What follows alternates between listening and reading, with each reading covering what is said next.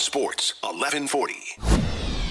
The Carmichael Dave Show. He's on the microphone when he's not on the microphone. He's playing a song, and when he's not playing a song, he's on the microphone, and then boom. With Jason Ross. No, he didn't. Yes, he.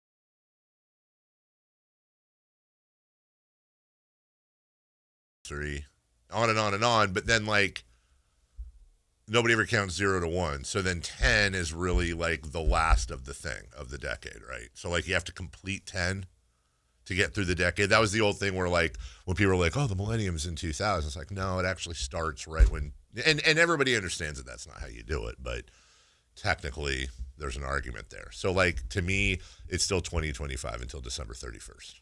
You're not allowed to comment on that. That's a setup for Chris. But you said the decades ended the 10? Wasn't that the thing people were yammering about when it became 2000? But like if someone says the 90s. Yeah. Are you saying 91 to 2000? Right. Like, don't you have to complete count 90? Like you have to complete the 10 for it to be 10. So the 10 would technically be 2000, right? But the 90s is complete with the 90. It starts with 90. 90 to 91, 91 to 92, 92 to 93, 93 to 94, 94 to 95, 95 to 96, 96 to 97, 97 to 98, 98 to 99, 99 to 2000. No, you didn't count 90. 90, the first thing I said 91, was 90. 92. Right, but the argument was that 90 was the end of the 80s because that's the 10. It's not a complete 10 until you get to the end of 10. So the end of 10 would have been 90. So then it starts at complete 10 until you get to the end of 9. So if you finish 89 on December 31st, then you're flipping to 90, and now you've done the 10 years because you count 80. That sounds terrible. Wow, that sounds like you made it up. So that sounds wrong, but the 90s, including 2000, makes sense. Absolutely, and everybody thinks that way. You guys need to do your research. How many wins then do the Kings have? Right, exactly. Do they have one more or well, one like less? they haven't played their 82nd game after 81. They have to play 82. Right. So like there's no 0th game. Right. Mm-hmm. I'm so lost. Me too. But you get my point. Sure. Totally. So yeah. we agree. You could have gone with, I've just been saying 2025 for so long, I got to mix up. That's what I'm trying to, So we agree. We got to find a way to excuse the fact that I still feel like it's 2025. I have no idea. And I'm sure the chat is. Oh, it's today, Chris Guerrero, middle of the weekday. Did we never thought it was Thursday. Okay, so yeah, I was just going to say, did we make it? Is that the decision we made? Is that Chris Guerrero, like we have fresh today, as always. And then Chris's thing will be 8 a.m. Thursday. Is that what we're doing? Chris Guerrero's thing. Yes. To intro Sam. Oh, crap. Into Doug Christie? Oh, crap, because that's But it's really 0. It hasn't happened yet. that's funny because that is Maybe it kickstarts our weekend. yeah, maybe. Yeah, I don't Friday drop. because that clip we put out with Sam is generally the most viewed video on this station every week. Everyone watches the clip with Sam. Prime real estate. I don't think I want Chris Guerrero introing that clip. I don't think the audience wants Chris Guerrero. You say that. That's right. Maybe they do. Maybe they are clamoring for it. But I am not. Neither are you. So we'll move on. I have been very good, although I complain about my teeth a lot. A lot of just, I wish I had straight teeth. Well, can't you do something about it? Yes and no, and we only have we only have 4 hours. 18 more minutes in the segment, but This seems like a cash grab. it has a lot to do with the fact that, okay, for example, you have remarked sometimes when I eat a banana Yeah, it's allowed. that it's a loud banana. It's loud. There's a clicking. Yeah, which normally I would say can happen, but I wouldn't think with a banana. So I have something. Breathing is pretty distracting. My breathing? Yeah, like freaking like Darth Vader. Oh, wait, never mind.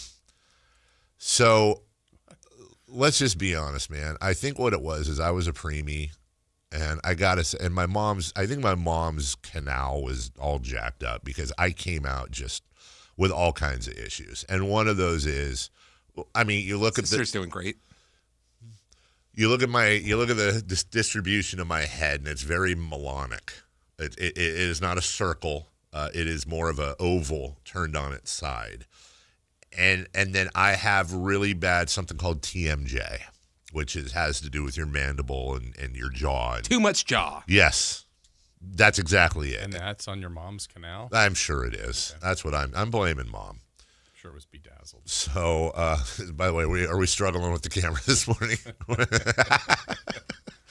I like it. That's the 2025 camera.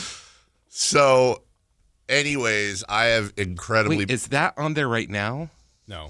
Well, there's a delay. Let me make sure. Yeah, it's live Okay. with the All delay. Right. There you go.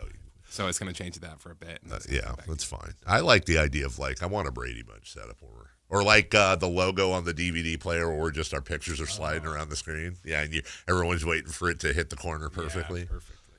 So I have really bad TMJ, which also make normal people would do braces or Invisalign. My problem is that in order to do that, I would have to have jaw surgery, and unless they advance the sciences.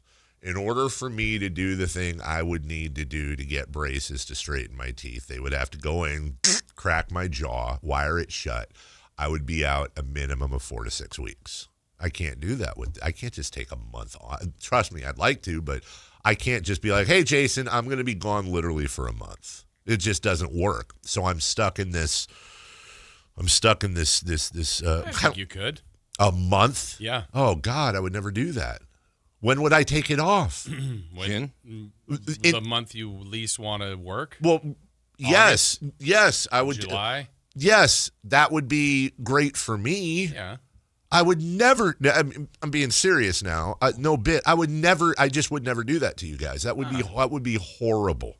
Yeah. I'm not trying to overstate I'm just saying. What a lame time to leave you guys. Well, now in our present day society, we have a lot more things for like paternity leave. I'm not saying you're having. Yeah. And people leave for weeks. I know, but they also just had a kid. Generally, yeah, they had a kid, and how often do we see that in the broadcast world? I'm sure it's happened, but that's. A month in August is a lot. That's a lot. And that, honestly, I would probably... Hey, we'll do it too. We'll all get surgery together. I would probably be more inclined to leave in December, where you have a ton of content, we have time off, and it's a holiday book. I've thought about it before, and that's probably... Hey, December 26th, or is that a 25? No. And I'm sending you guys a video. Jingle bells, jingle. I'm wired shut. Talking about technology, your buddy ChatGPT can talk for you. And do you think the full time you wouldn't be able to talk? Okay, this is really sad. I've actually tried. I've actually like closed my. Like, good morning, everybody. Carmichael Dave here. How you doing? Come on, dude. That would And be then horrible. if you just only had a puppet too, that would be the best. Yeah, but then after that, Yeah. you personally would have. Oh, let me tell you something. I would have. No, it's not just about straight teeth. It affects my migraines. It affects my sleep apnea. There's so many things that are it's tied. way more important to do that. It's affected. They tied that to the blood pressure issue. Like, there's a lot of things that ties into. Then that, why wouldn't you do that? For what I mean, this has been the thing I've dealt with or that's been on the table for a couple years, or for 5 years now since they first told me was, yeah, you can do it, but you're going to have your jaw wired shut for them. Also, great way to lose weight. There you go. Lots of milkshakes. I think, honestly, Yeah. there's way more positives. Well, for me, other than the surgery and the whatever pain is, all that. Yes, it's all positives. Yeah. If I was going to do it, I think, well, I don't know. It's something we'd sit down to. It would be like, I do think I've given it a ton of thought. And I think if I did, it would probably be December. What the flip? Can you see that thing floating in there? All I did was put coffee and creamer in there. Do you see that little thing floating? Yeah. Looks like a tooth. Ew. Really? Gross. It's a floaty. It's a big white floaty from one of the creamers or something. Just Gross. Gross. So, it just had curdled. all I can do with my life when it comes to that is practice good oral hygiene, which I do. I'm not Tom Maley, who used to freaking brush after every segment here. But, It really helped that he left his toothbrush in the bathroom dude, so often. so gross. So gross. So freaking gross. But I brush in the morning, and I brush when I get home, and I brush after dinner before I go to bed. And I have a little, I have the little flossy picks, and then I have about once a week I have a little water pick, like all the stuff they recommended. Right? I that's all I can do. So, anyways, Problem is, I went to the dentist yesterday. Hadn't seen. He's a friend of mine. He actually used to be. He's one of Kenny Thomas's golf buddies. Okay. Really, really good guy. And Canine. Looking at your canine. as a matter of fact. So they did the whole thing. Blah, blah, blah. Hey, I haven't seen you in a while, and I won't get into it. But like, there was also a really awkward moment because I hadn't seen him in a year plus, and again, nobody knows him, and I'm just going to protect his privacy. But at one point, because we are friends, and I said, hey, man, I haven't talked to you in a while. I said, so last time I talked to you, you were doing this, and this personal. Let me give you an example that isn't what happened, but I'll give you an example. Hey, how's your mom? Oh, she died 6 months ago. It was one of those things, but it wasn't it was something else. But he was very cool about it, right? How's your dad? Oh, died 6 months ago. Yeah, exactly. Yeah, that's what it was. I guessed it. So I heard a line at so they do all the initial x-rays, and then they go in, and he's taking the pokey thing and like, all right, 6'9", 9er, 5'4", to his little assistant and all that. And then he goes, hey man, I see you've been, good job. You've been really good with your, brushing and flossing. And I go, I have. I've actually really done well. He goes, yeah, but are you rinsing with Mountain Dew? And I go, what are you talking about? I'd never heard that line before. And I go, what are you talking about? He goes, seriously, man, are you like rinsing with Mountain Dew or something like that? And I go, no, purple Listerine. By the way, purple, like the bean, purple Listerine, right? And he goes, well, we're going to have to make he goes, we got some things to do. You got a few things here. Dude, I spent 40 minutes at the front desk having them lay out my upcoming treatment program, which consists of filling 3 cavities and getting 2 crowns. I've done everything right. Except for rinse with Mountain Dew. Apparently, he's like, your gums are healthy, everything's healthy, blah, blah, blah, whatever. I know you've been brushing, blah, blah. It said just some people just... So to everyone out there who has nice teeth, go F yourself. That's what I say. Who's been blessed with that, Love you. You're great. Lucky.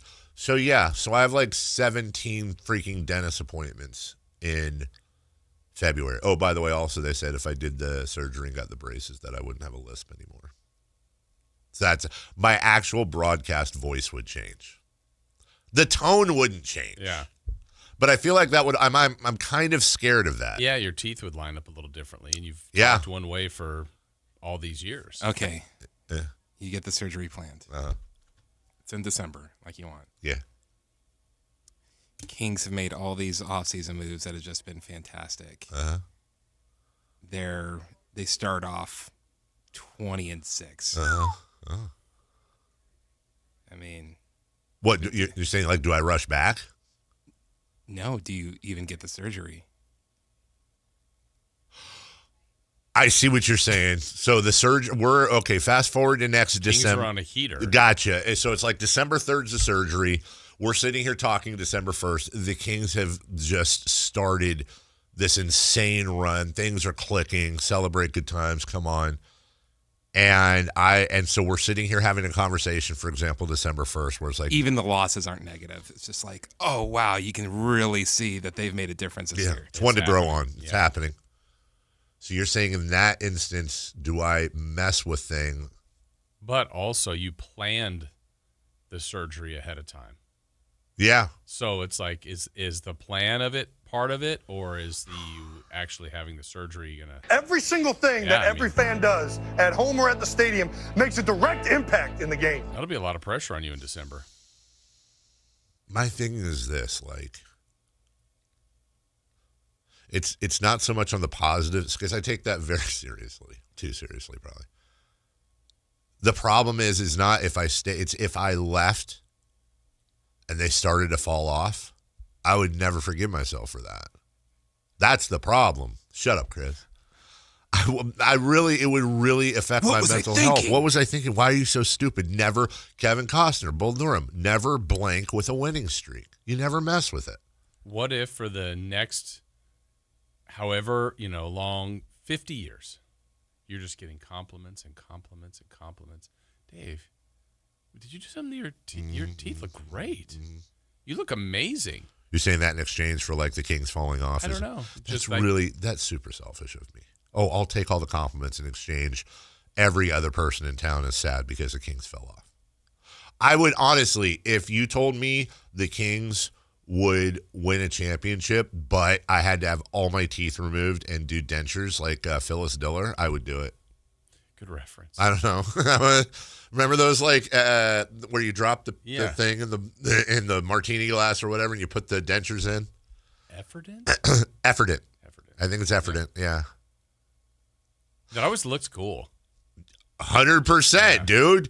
You take your teeth out, throw them in a glass. You throw some Alka-Seltzer in there, and you wake up in the morning, they're bright and shiny. Yeah. They fall out of your mouth. They start chattering on the floor. Yeah, you go, hey, everybody, how you doing? My grandfather on my dad's side passed in when I was 8, and my sister was 4, and so she didn't get to know him that much. But there's pictures of it. I don't remember, but apparently when we were quite young, he would do this thing where like he'd take the top dentures out. I don't know. He did some sort of thing where he'd take his dentures partially the way out and be like, hey, everybody, how you doing? And we absolutely loved it. Sounds freaky to me now. Good bit. Great. Hey, Pop had bits. Yeah.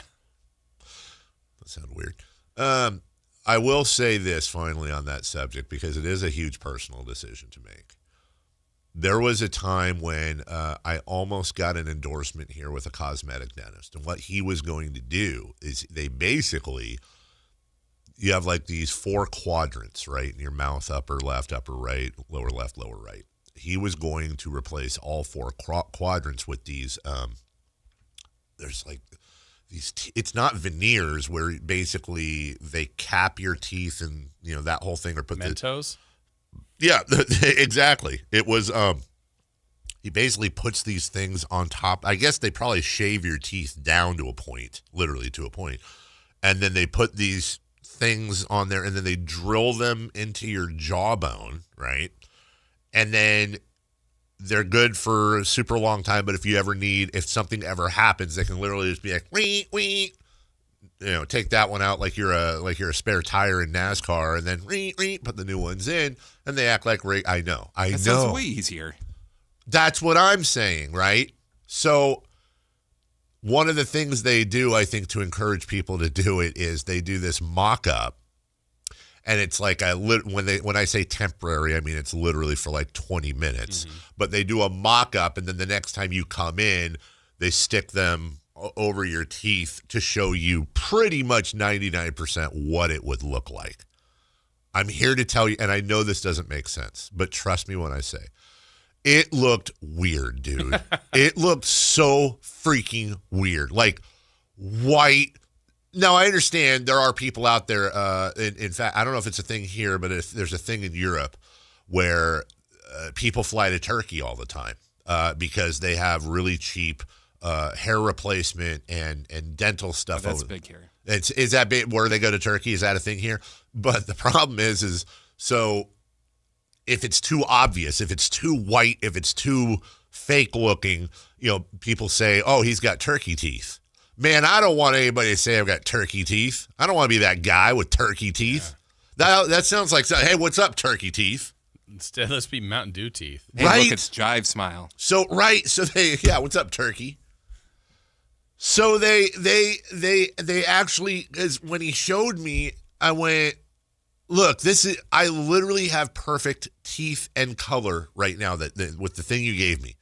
It looks, he goes, it looks fake. And I go, I just feel like it. He goes, well, first off, you're used to seeing it one way your whole life. Right. So he goes, secondly, you can actually get shades. Yeah. Give me a little yellow. That's exactly what it is. It's like a little wear. So you pick darker teeth a little bit so that you're not hurting people's eyes when you smile. But he also said, you got to learn how to talk again. Not know how to talk, but you have to learn how to enunciate again. He goes, you're going to be sitting in front of a mirror trying to smile and you have smiled the same way your entire life. Now you have to smile completely differently. That's a big thing, man. I don't know. Plus, okay, honest question. I'm just asking everybody. And if you've had this done, right, then I don't mean any disrespect. I also kind of have an internal dialogue where I'm like, is it kind of loserly to like give up on your regular teeth and just go the easy route? Like, am I giving up? Am I being defeatist? Am I shortcutting? Am I the Kings when it comes to teeth, where I refuse to do a complete rebuild, which I'm trying to shortcut? Is that is that a stupid thought? As opposed to what? Keeping? Like just, getting the surgery, getting the braces, getting everything straight, then having them capped. I don't really see what the difference is. Well, the difference is one takes like 2 days. And they get rid, basically, or shave down all your natural teeth in your entire. I wouldn't do that one. You wouldn't do the surgery one? No, I'd do the one that you the braces. You said could literally like change your life. Yeah. Maybe get rid of migraine. I'd go through that thing. I'd do it. So that would involve. That's the tear down. That's the full rebuild. Yes. That is the TMJ surgery jaw break. Yes. Absolutely. Recovery into braces for 2 to 3 years. Braces for 2 to 3 years. You can say all this now. Sorry, but that's the only way to do it naturally. Okay.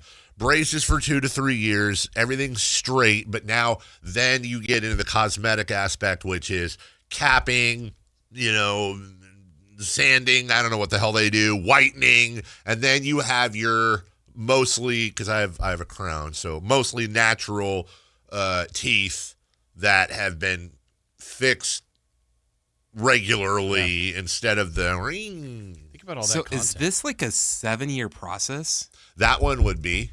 Oh. That one would be, well, let's just say 2 years on the braces, about a year on the jaw. That's 3 years. 4 to 5 years. Who knows? Kyle Shanahan. I might not be alive. And then the other one is just like, oh, how terrible would it be if like you're getting your last brace, like everything's perfect, and the dentist is just like kind of talking. He's like, we've actually come up with a process now where it takes about 2 weeks for everything that you've gone through. Okay, did you think? Yes. I am 100. I think everybody thought you were going a different route. How terrible would it be? Like 4 years, you get all that stuff done, you're on like your last tooth and all that, and then you have a heart attack in the dentist's office and die. Like that's where I thought you were going. Me too. I try to keep it positive. Yeah, you do. The other one, as we break here, is simply you go in on a Friday, they shave all your teeth down, and then on Monday they install your teeth, and then you're in pain for a week, and then you're done. Will that help with your migraines? No, I'd sell the TMJ issue. But I could do the TMJ surgery, recover, and then do anyways. So, hey, look, that was a by the way, that's a great thing about going over to England. I have great teeth there, dude. Oh my God. I'm like a crest model. We'll take a break. Hey, look, Coach Jim Les on. Yeah. He's coming on. Him. And you know what we're gonna do today? UC Davis basketball. Yeah. Remember that from last week? We're gonna basketball out with Jim Les. They had a great week last week. 2 big wins. Wonderful week last week, and dare I say that people are buzzing. Mm-hmm. They are buzzing. Not to So we're gonna do that. Also, Kate Christensen at 9 a.m. will join us, TV analyst for your Sacramento Kings. We'll talk about that. Don't forget Doug Christie tomorrow at 8:30, following Sam Amick at 8 a.m. We got NFL. We got a Kings game last night. We got so much more, and a word from Gonzalez Law, right? Meow. You never know what you might hear when listening to a Sacramento Kings game. Out of Keegan, going for another triple. Man, is he feeling it. Keegan, can he do it? Yes, there's number 11, Keegan Murray. Keegan steps back. He just knocked down his 12th three-pointer, a Kings franchise record. He's got 45 points. Never miss a moment of Sacramento Kings basketball with Sactown Sports and the Sactown Sports app. Hey there, Jason Ross here to tell you about Gonzalez Law. Jonathan Gonzalez, a lawyer right here, downtown Sacramento. He is local. He is someone you can reach, and you can reach him at 916-304-9187 or go to saclegaldefense.com. And his experience and being local, I think, is something that's really valuable for anyone out there that's looking for some representation. As you know, no case for him is too big or too small. He is a dedicated trial lawyer with an undefeated record and results from 2016, 17, 18, 19. It's just goes on and on how impactful and effective he has been, and he literally can help you as well. Whether you're going through a auto accident case, maybe a something like a wrongful termination case, sexual harassment case, maybe it's something like an expungement that you'd like to have removed from your record. He has done that. He has been very effective in that, actually has specialized in that and helped people get back on track, get their rights going back forward to what they would like to do. So, again, someone you need to consider, someone that can help you, someone that's been very good and effective here that is local that you can reach. It's Gonzalez Law, Jonathan Gonzalez, saclegaldefense.com, 916-304-9187. At InShape, we have a place for every kind of mover. The Sometimer, the early riser, the after-work grinder, the yogi, lifter, bodybuilder, walker, runner, swimmer, spinner, stretcher, rower, climber, jumper, dancer, boxer, sauna seeker, recoverer. Basically, if you walk, lift, stretch, or sweat, you belong at InShape. So whether it's your first time or your first time in a while, start the year strong and join today at InShape.com. Find a location nearest to you. Sactown Sports 1140 fans, here's a win you don't want to miss with H&R Block. Join us for a ribbon-cutting grand opening with the Chamber of Commerce at the new H&R Block office in Folsom this Thursday, the 22nd, from 11 till 2 p.m. The first 150 guests score free tacos. Plus, you can enter to win gift baskets from local Folsom shops. And new clients filing at this location receive a special discount. Celebrate, win, and save at the new H&R Block in Folsom. A smart play for tax this year with H&R Block. Guys, if your energy is low, your strength isn't what it used to be, or your drive feels off, it's not just getting older. For many men, it's low testosterone. At Revive Men's Health Sacramento, you can start with a free T-check, exam, and consultation so you get real answers about your testosterone levels and overall health. And this month only, qualified patients may receive 25% off testosterone replacement therapy. This isn't guesswork or one-size-fits-all treatment. Revive specializes in personalized, closely monitored testosterone care designed to help men feel stronger, sharper, and more like themselves again. With over 120,000 patients treated since 2011, Revive Men's Health is trusted for results, not hype. If you've been putting this off, now is the time to act. Claim your free T-check and consultation and see if you qualify for 25% off TRT. this month only. Call 916-619-3000. That's 916-619-3000. Or visit ReviveMen'sHealth.com. Terms apply, must medically qualify. The following is a test of the emergency alert system. This is only a test.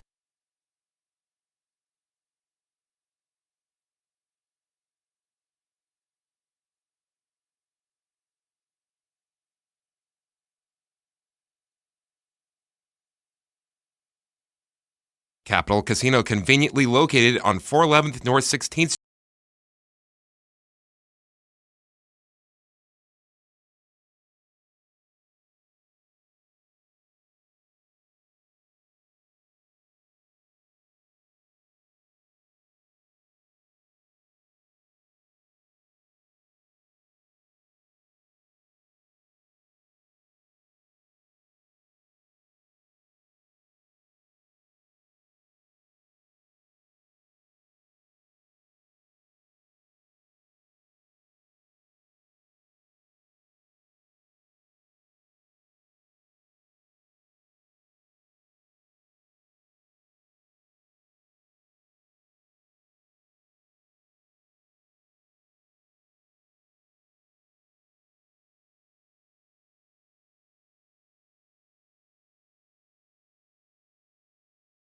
No, the other teacher in summer school with Mark Harmon.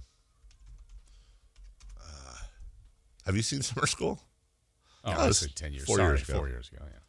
Golly, she was 71? Wow. Okay, am I the only one that thought she was like in her, I guess when you really think about it, but crap, I thought she might have been in her like early 60s or something. No. Yeah. No. Yeah. Early 60s is like Dr. Dre now. How weird is that? I think Snoop Dogg is close to 60. Dr. Dre is 60. He turned 61 February 18th. That is. You'd think like at this point he'd have his PhD, wouldn't you? He's been in the business a long time. What up, Doc? From the 916.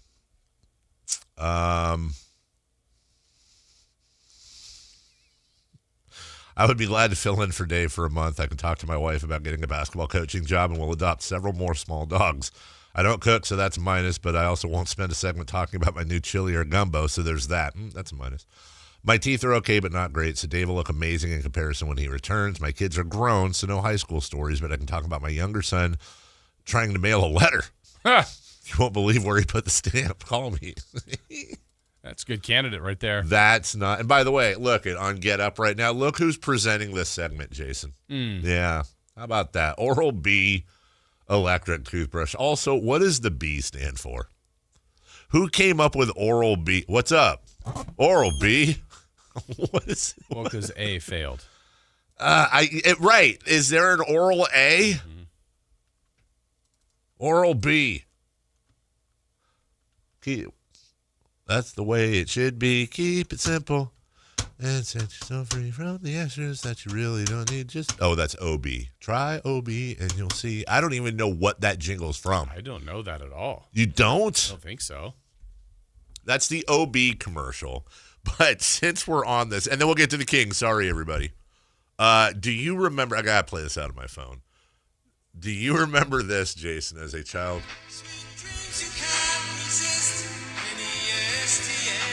Yes. This is the most dramatic commercial ever. It's a real commercial. Watch the lady come in. It's a banger. It's a banger. And I forgot about it. Bring it home.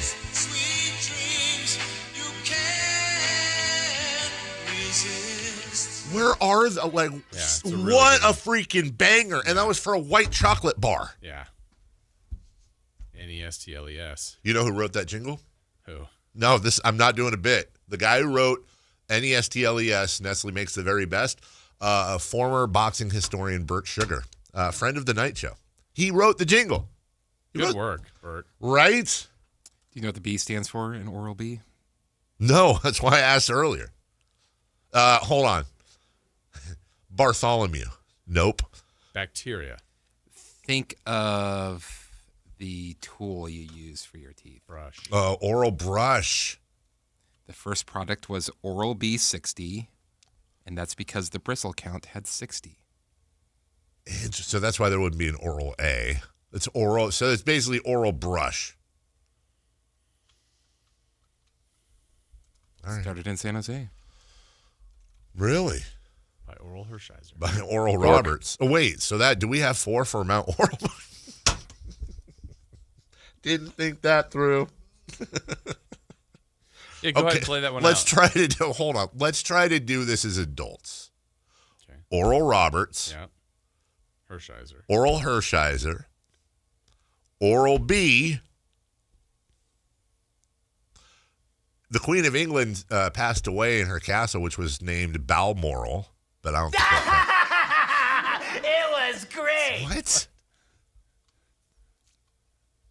All right. If anybody has a Oral. I feel like there is one. Isn't there? What, no, but like a real one. I mean, not a, you know what I mean. Isn't there something in school? Oral report? Oral presentation? Oral test? Kings last night took on the Miami Heat, and Bam Adebayo Back blocked. to Renault, mishandles it, 1 on the clock. Tried to get rid of it, rejected by Bam Adebayo. Here comes Pelle Larsson, gives it up, run to the rim. Andrew Wiggins. Boy, Miami quick. They move the floor very, very quickly. 10-4 in favor of the visitors. My goodness gracious, they sure do. Zach LaVine, though, here's a 3. Swings to Clifford, ball fake left, drives right, Euros left, and feeds it out to LaVine. Steps into the triple and buries it. 7 points for the Zach attack. That was good. Hey, hold on. This might be it. Let me see here. Hold on. A tampon without an applicator? Not me. But that woman got a call. Sorry. That wasn't an accident. The OB jingle I was singing, that's what they are. And so this said OB jingle. Well, you didn't let it play long enough. Oh, you think that's what it is? I don't know. All right, well, let's see towards the end here. Hold on. I think it's just some chick talking about it. Yeah. Tampon protection, pure and simple. Yeah, see, it's no jingle. Not jingle. It's a good jingle. Where the hell is the jingle, man?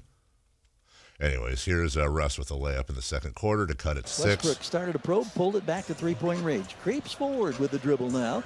Now he accelerates, drives, reaches to the rim, around and down. There was a moment of doubt there, but it did fall in. 6 points now for Westbrook. Kings just couldn't. It's like they started out and Miami took a lead and they just couldn't. They never did. It's like where the little kids swing in on you and they keep trying. Yeah, keep trying, kid.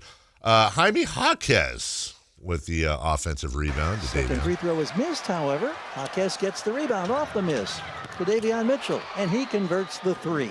And just like that, it's a 14-point lead for Miami, which is the biggest of the ball game. They're on top, 72-58. That was a 4-point play. That was a 4-point play. Rebound after a missed free throw. And there's a lot of differences between me and Chris. Here's one of them, though. Had the positions been reversed, it's a guarantee. There would have been some smarmy-ass gif in our chat, right, about, let's say Jaime Jaquez had 20 points. Now, we'll get to this a little bit later, but let's just say, as I predicted, he fell well short of his season average. Did he? Thought he did. Did he not? 2? Did he make it? Field goal? No. You know what? Short. That's a lot. Doesn't matter. I'm honestly, look, I didn't want to say this, but since you're arguing it, he kind of embarrassed himself last night. Miami won, and he, despite him, didn't even pull his own weight. They had to make up his lack of contribution somewhere else on the roster. Oh, the Kings lost by 2? No, I'm just saying in order for them to score, they scored. Like, did he? He probably should have just stayed in the hotel, if I'm being honest with you. So he fell short, despite Chris thinking he would go above that. And now, did I gloat in that? No. I mean, I was closer than you were. I didn't say anything. I didn't say a word. Close doesn't count except in the horseshoes and what. I mean, you were wrong, too. No, it was not wrong. I said you weren't. I said he'd fall short of his season average. We will find out. Oh, Oh. Is that what he said, Jason? We will find out. I thought that's what I said. Nope. Well, that's what I meant. Here's DeMar. I actually predicted what was going to happen. I can't hear you, Gary Jones. DeRozan in traffic, and he converts. Splitting defenders low right. 102-91. Debo's up to 18 points. Hey, here's Debo. All right, let's see. Is this it? Set yourself free from the extras that you really don't need. Just try OB and you'll see. OB tampons are rolled in layers. See? That sounds... It's kind of a banger. That sounds like something different. Really? Like I've heard that same... That is a different version of that. Yes. No. It's the exact lyrics. It's the exact tune, but it's more light and ethereal. Yeah. Like, yeah. No, it's a different product. Really? Yeah. Well, maybe. I mean, that's going to drive me crazy now. Everything sounds the same these days. But yeah, there is a more like, I can't find it. Apparently, there's a lack of OB tampon jingle songs on YouTube. But what a shame. But, well, look, I personally always appreciated when, like Juicy Fruit or Big Red Gum, like when they go the extra mile or lasts a little longer. Longer with Big Red. Yeah. To this day, I probably haven't heard the commercial in 30 years. That Big Red freshness lasts right through it. Your fresh breath goes on and on while you chew it. Say goodbye a little longer. Make it last a little longer. Kiss your girl a little longer. I don't know. Big longer Red. with Big Red and Juicy Fruit and Double Mint. So keep that handy. Yeah. I know exactly where I've heard that same type of jingle before. Ooh, I don't know if we could play it because it's alcohol. Oh, man. I'll play it for you. Can't we play? I mean, we're not playing it to advertise alcohol. We're doing historical we're research. Literally playing a advertisement for Do alcohol. they still sell that type of alcohol? Yes. Oh, damn it. It's very new. Oh, really? Okay. Look. If you got it, I will admit it. Here's how the game ended, by the way. So the 3-game winning streak for Sacramento against Miami is now history. The Heat dominate in California, much the way the Kings dominated in Florida. Final score is 130-117. Miami averaging 119 plus a game, easily surpassed that number tonight, protecting their top 5 spot among NBA teams in the scoring column. Sorry. I didn't expect it. Derek and Tacoma, his guess was Orenthal B.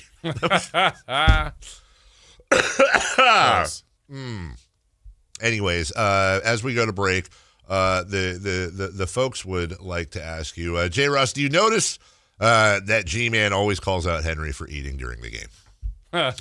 He was eating chicken fingers last night. Oh, was he really? Yeah. Yeah. Well, he was about to go to him, and Henry was in mid-bite. He was just in mid-bite. Yeah.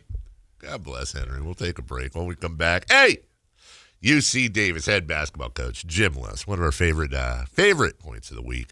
He will join us right after this. 2 new voices join the midday. Matt George and Kayla Anderson. Weekdays 10 a.m. to 2 p.m. Watch online at SactownSports.com, on the app, or in your car. Listen to the latest on the Sacramento Kings, the San Francisco 49ers, and all breaking news. Northern California is covered. 10 a.m. to 2 p.m. The best in the middays during your weekdays are on your local sports leader. Sactown Sports 1140.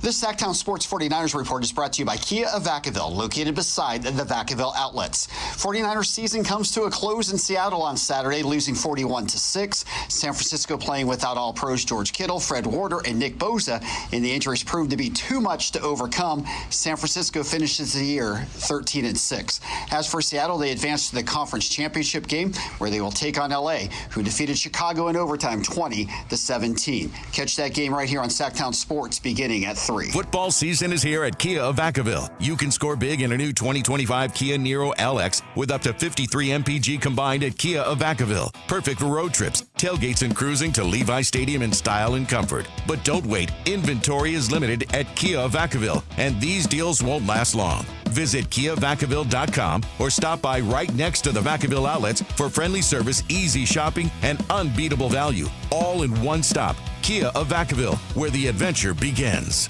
When life calls for a little extra, a kitchen upgrade, paying off debt, or that dream vacation, Valley Strong Credit Union is here to help. With a Valley Strong home equity loan, you can tap into your home's value with competitive rates, flexible terms, and local guidance you can trust. Get approved in as little as 5 minutes, with funding in as few as 5 days. Your goals are within reach. Visit valleystrong.com to get your offer today. Valley Strong Credit Union. Grow your possibilities. Equal housing lender, NMLS number 456506. Hey, it's Carmichael Dave here for Capital Casino, Sacramento's #1 poker room, inviting you to come join them every Wednesday for their midweek madness drawing, giving away $2,000 in total cash starting at 6 p.m. It's a safe and friendly environment, plenty of well-lit parking available, and it's conveniently located right there in downtown Sacramento. And remember, best food, best service, best games, 411 North 16th Street in downtown Sacramento. For more information, log on to capital-casino.com and gamble responsibly. 1-800-GAMBLER.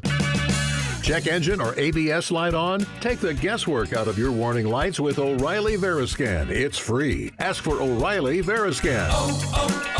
O'Reilly Auto Parts. This is the story of the one. As an HVAC technician, he and his digital multimeter are in high demand. So when a noisy office HVAC turns out to be a failing blower motor, he doesn't break a sweat. With Grainger's easy-to-use website and product information, he selects the product he needs to keep everything humming right along. Call 1-800-GRAINGER, click Grainger.com, or just stop by. Grainger, for the ones who get it done.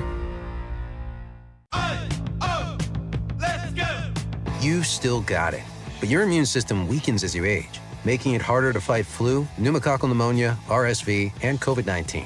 Ask your doctor or pharmacist which vaccines you need.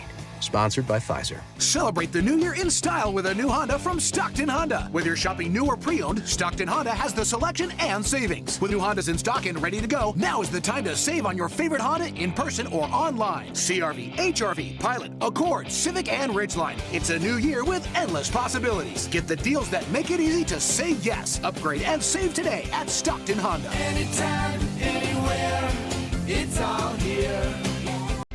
StocktonHonda.com.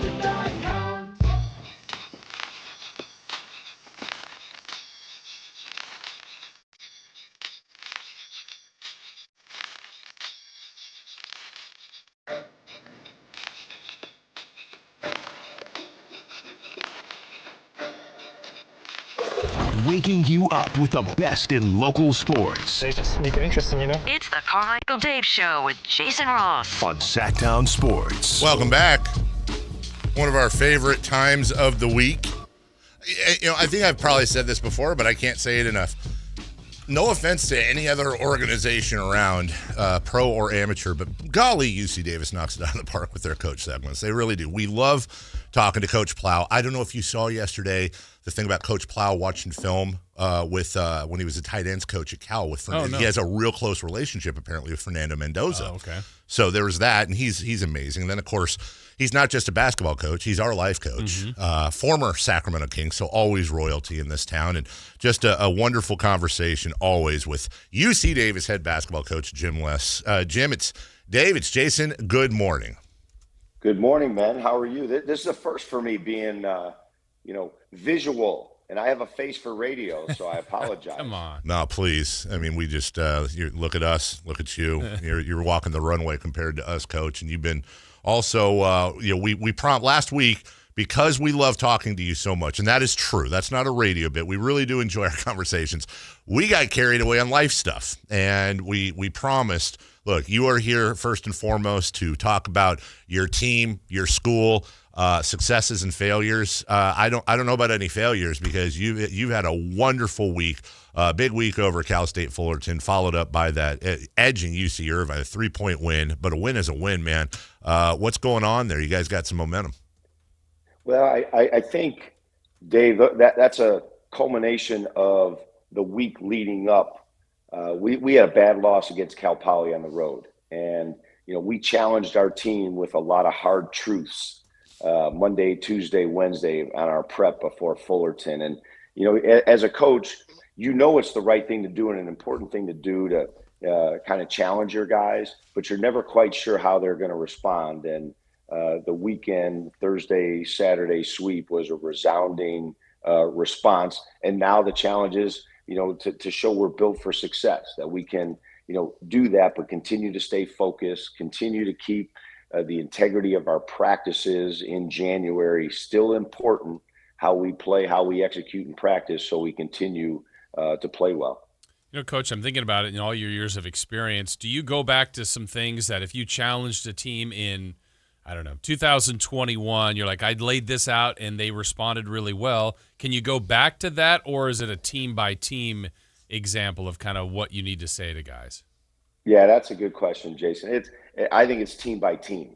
You're judging their temperature. I talk to them all the time about it. Hey, I'm taking your temperature, and I do that individually as well as collectively with some conversations. And we have really good leadership within our team.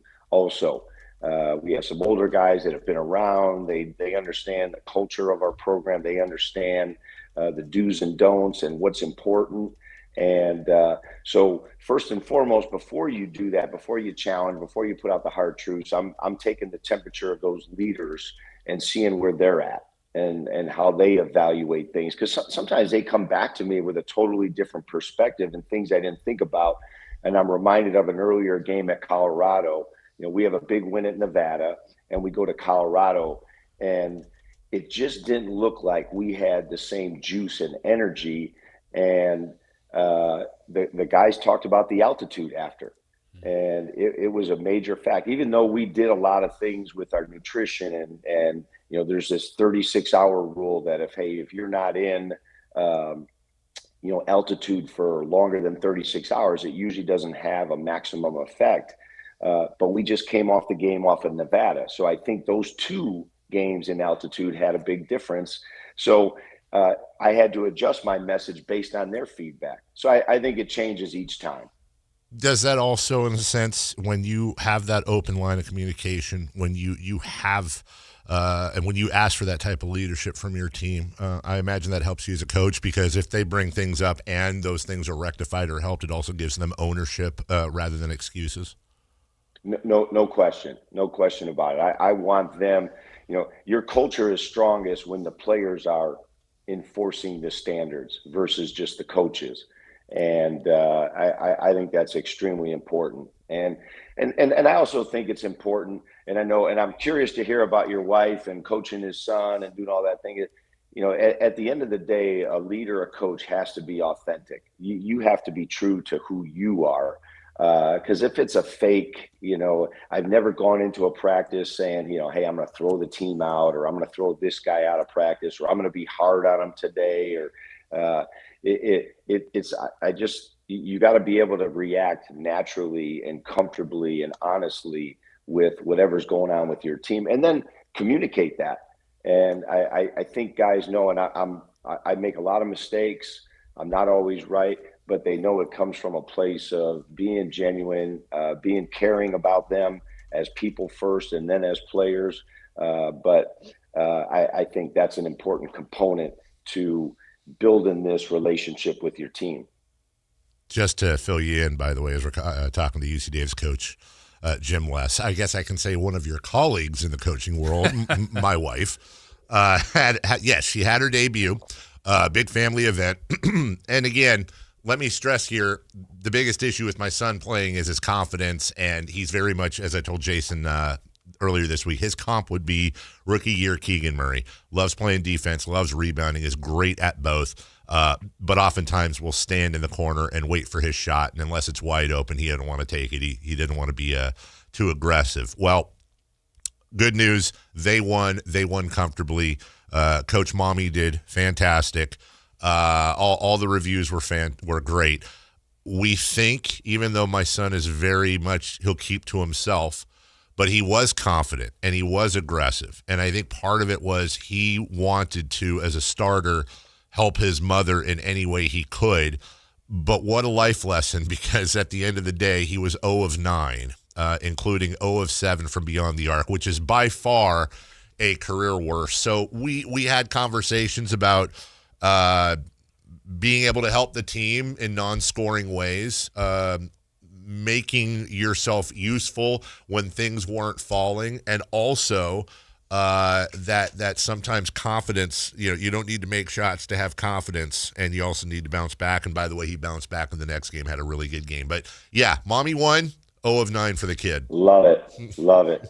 That's great. And it does remind me, as you say that, Dave, because Billy Donovan has some great quotes, and I've been fortunate to be around him in some different circumstances. But, he talks about statistically when you ask players, how much of a game is the ball actually in your hands? And, when kids find out it's 2%, 3% of the game, his big mantra is, how do you impact the game without the ball? And there's 97% of the game you're playing without the ball. What are you doing in those minutes versus the time you have the ball? And that puts some perspective in it. And the kids mostly, they don't realize that. Yeah, and now, Coach, one last thought on your team, because you had the 2 wins at home. Now 2 more at home. We talked about this being 4 in a row at home. San Diego coming in Thursday. That's going to be a huge challenge. And then Riverside as well. Just a quick thought on the matchup with San Diego. Yeah, 2 big games this week. And I encourage anybody, if you love basketball, in particular college basketball, come out to the UCU Thursday, 6 p.m., Saturday, 2 p.m. Two really good games for us. San Diego's had a lot of success lately. They're well coached. They're just really solid on both ends of the floor and don't beat themselves. And so a big challenge for us. And then Riverside comes in on Saturday. It's an ex-Aggie, Gus Arginal, coaching that basketball team. So I know he's going to have his guys ready to come back home to try and get a W. So just continuing on that mantra of impacting the game without the ball, especially on the defensive end. Our defense the other day against Irvine, who's a perennial power in our league, it was really the first time all year, and I told this to the team, that I felt like when we really absolutely needed to get a stop, we could get one.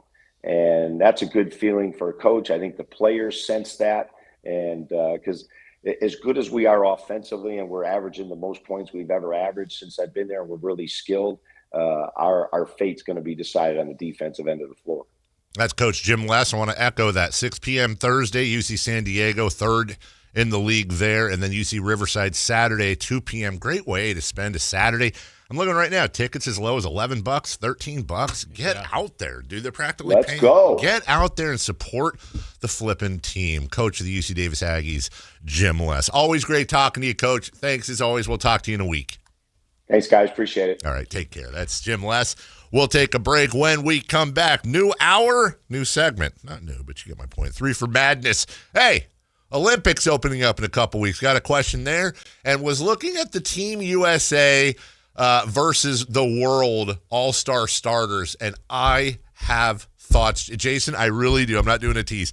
I got thoughts, man. I think this could be one of the most influential things to happen in the NBA in the last 25 years. I'll explain it next. Cisco 49ers play on Sactown Sports 1140. Touchdown 49ers! Every game on your #1 sports station. Don't miss the action on your local sports leader. Sactown Sports 1140. This is the story of the one. As a safety manager at a manufacturing plant, he does everything he can to keep his coworkers safe. From finding ways to reduce risks to keeping safety supplies in stock. And for that, he relies on Grainger. Grainger offers a broad range of quality products and next-day delivery, so he can always play it safe. Call 1-800-GRAINGER, click Grainger.com, or just stop by. Grainger, for the ones who get it done.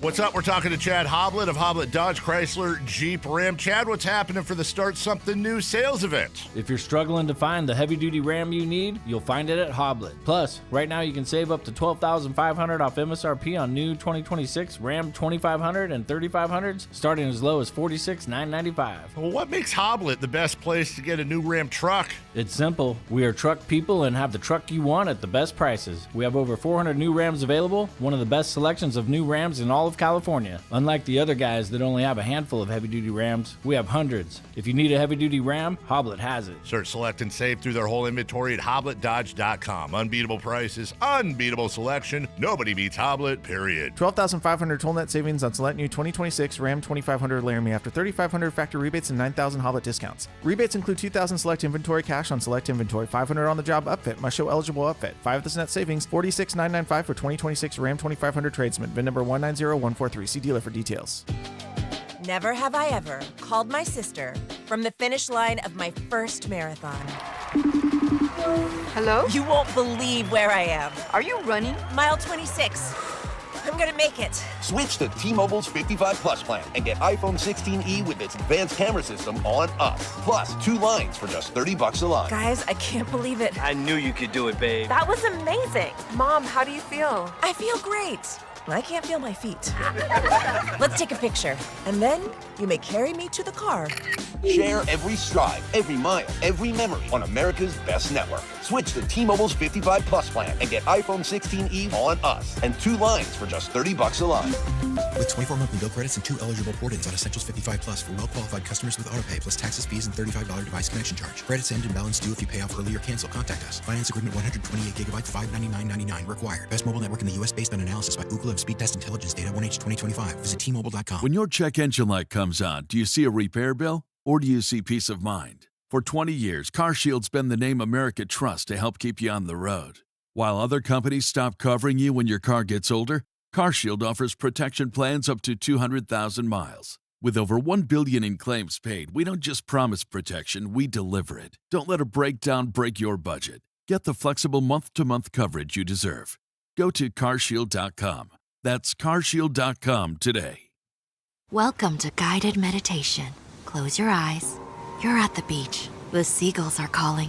You take out your iPhone 16e you got from Cricket and use Apple Intelligence to clean up that selfie you just took. It's a good one.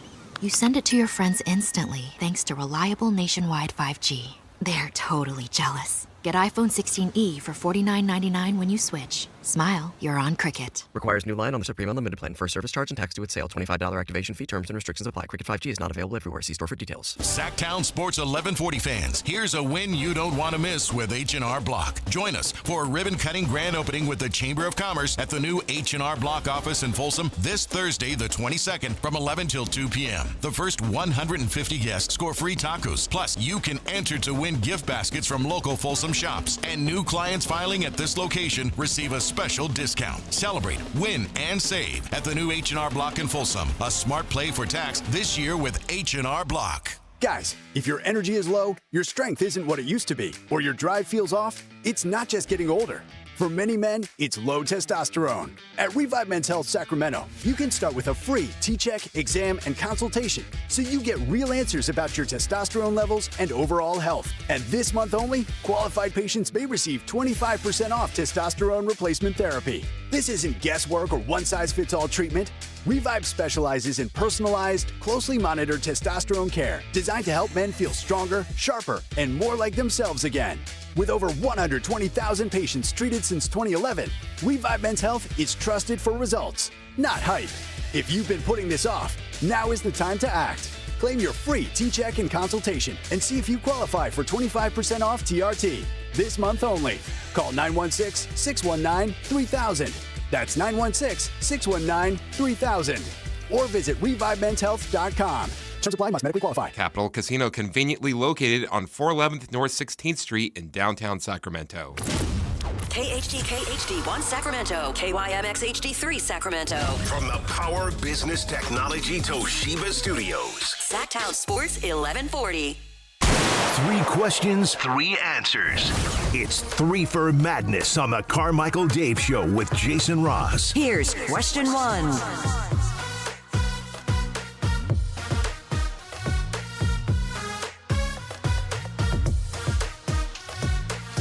Just a reminder, I'm in tomorrow, and then Friday's a travel day for me, going across the pond for the weekend. And going to Turkey? Yeah, I'm going to go get some turkey teeth. Why is it every time I travel over there, there's some sort of insane I don't know if you've been reading about this. There's this like ridiculous winter storm moving in on the East Coast. Winter. I know, but it's like this is the bomb cyclone. Oh, yeah.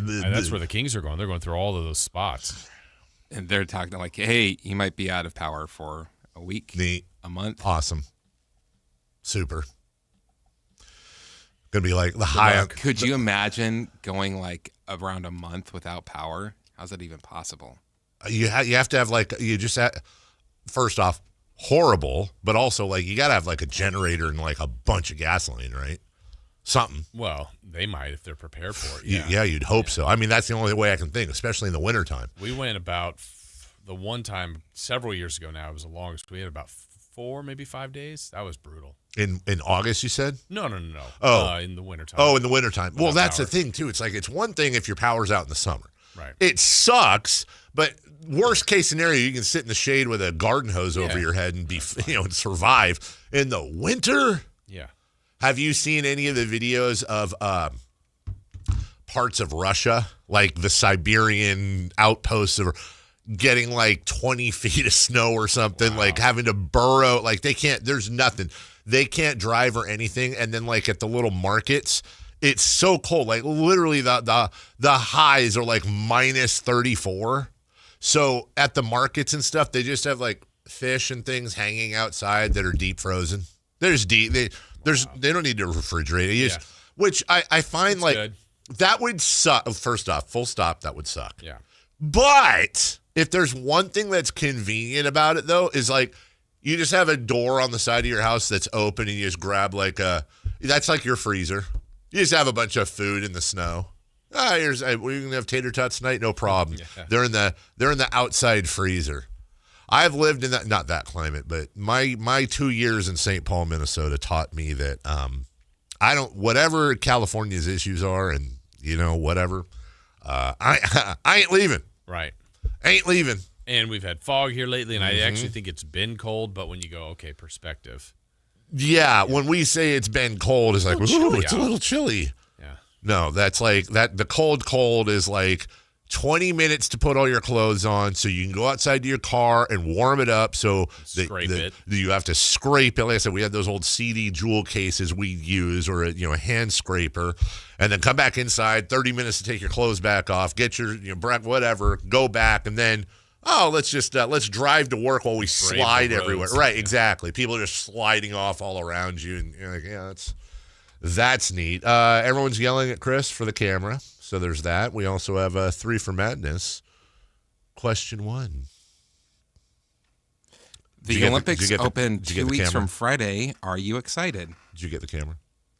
I did. Okay. Well, no, I didn't know if you heard me. You could have waited the 5 seconds for me to finish you didn't question. acknowledge the camera thing. I was just asking. You just kind of rolled over that. Because you asked me the question. But you didn't say, oh, I got it, or there was like no reaction out of you. So I didn't know if you heard me. That's all. That's why I was following up. What was your question again? How do you sleep at night? The Olympics open 2 weeks from Friday. Are you excited? I am. I love the Olympics. I do. I love the Winter Olympics. I love the Summer Olympics. Dork. Why? Why dork? Hold on, Chris. Are you okay? Scale of 1 to 10. This will be a fun road trip. Scale of 1 to 10. How excited are you for give me a real answer. How excited are you for the Olympics? 0. You really? Yeah. Why don't you? Is it some? Okay. Before I ask, I always got to peel the onion with Chris. Is your reasoning for not being excited sports related, or is it a Chris thing? They just steal people's money. Okay, so it's all right. So it's all right. I am aware of all the things that are bad about the Olympics. I also don't really care because I like the bobsled and I like the luge. That's how they get away with it. And I like the skeleton and I like the biathlon. I love curling. I wonder if should check in. Is friend Jim Cosmore doing Olympics this year? I know he usually does. Well, but he's done badminton in the Summer Olympics. Does he do? I thought he did curling. Yeah, you might be right. Yeah, I don't know. So, and I like the pageantry and the this and the that, and I like to put myself in a mental place that I know is completely fake. But I'm like, for 2 weeks, there's no issues internationally. We're all friends. We're all competing as one. I get it. And by the way, the hockey.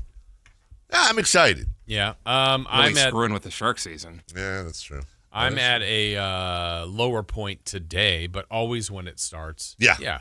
And look, the one thing, and we can never fix this with the Olympics and the way we are in society now, but I don't know. Let me see. Lindsey Vaughn's making a comeback. Right. So we will likely know, through Twitter, Lindsey Vaughn comeback succeeds and wins a gold medal, and then we see it 10 hours later on TV. But that's the part we can't avoid. I just wish that could be done differently. I don't know how, but for example, some of the mornings will be in here, and I'm sure we'll have the Olympics on because of the time difference. It'll be cool to see the different events. I like that. It's sports all day long. Yeah. And it's sports that we normally – the thing I love the most about the Olympics is that for 2 weeks, we care about a bunch of sports we could not care less about for the other 3 years and and then they'll 10 do months. some, heartfelt piece on the speed skater That's that right. went through this, and that, and then I'm like, I'm so attached. They've 100%. You know what it would mean for them to win? And I'm like, I never met this person, never even heard of this person before 10 minutes ago. But I'm into them. And then they'll have a Subway commercial in like a month. Right. And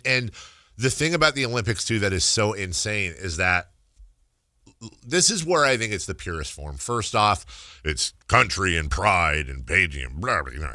But also, with all the very understandable issues we have with overpaid athletes and all the things that are going on in the business of the basketball, baseball, football, most of these people are like living damn near paycheck to paycheck so that they can go do biathlon, of which you're not making a ton of money doing biathlon. And the stakes are so freaking high because you're basically doing it to, and a lot of these sports too, you have this very finite, like you might have 1 or 2 Olympics, probably max, to do your thing, and then you're done forever. So if something happens, you get knocked off the podium, or you're figure skating and you fall on your ass or whatever. Like when that emotion, like all that work, all that time, all the sacrifices the family made, all the money volunteer that they have to raise to come in or whatever, which they shouldn't have to, but they do. And then one mistake, one slip up, and it's like, oh, you can't just come back tomorrow. Like you're done. You're done for another 4 years if everything goes right. Next time, when someone comes up to you, next time. No. Next time? That's the best part. I'm saying it's the best. I'm not saying, well, yes, because I was just explaining what the stakes were on the bad side. Now, where it really becomes the best part is, so there are stakes, right? But when they do succeed, when they do get the top of the podium, when you have the anthem playing and they're crying in the medal, or they're wearing around there, all that stuff, right? Like, and you're just like, wow, that is like, they have most likely dedicated, from the time they were 5, 9, 12, all the way till then, like sacrificed everything because they want to wear this thing around their neck, and you just see all the emotions come out, and that's just. It's a lot more, from an athlete point of view, it's a lot more pure than, hey, we won the championship. Let's go party. Yeah. We got $40 million in the bank, whatever. Chris loves it. I don't like the Olympics. They They all steal come back money. with psychological problems. Fine. I don't care. That's their choice. And a medal. And a medal. They got psychological problems and a medal. It's a great band. Number 2. Question 2.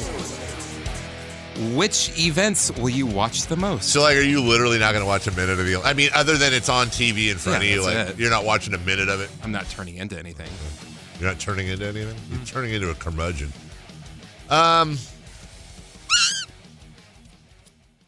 Bobsled. Okay. Skeleton. That's the one where they're face first. Curling. Ice skating doesn't really do it for me.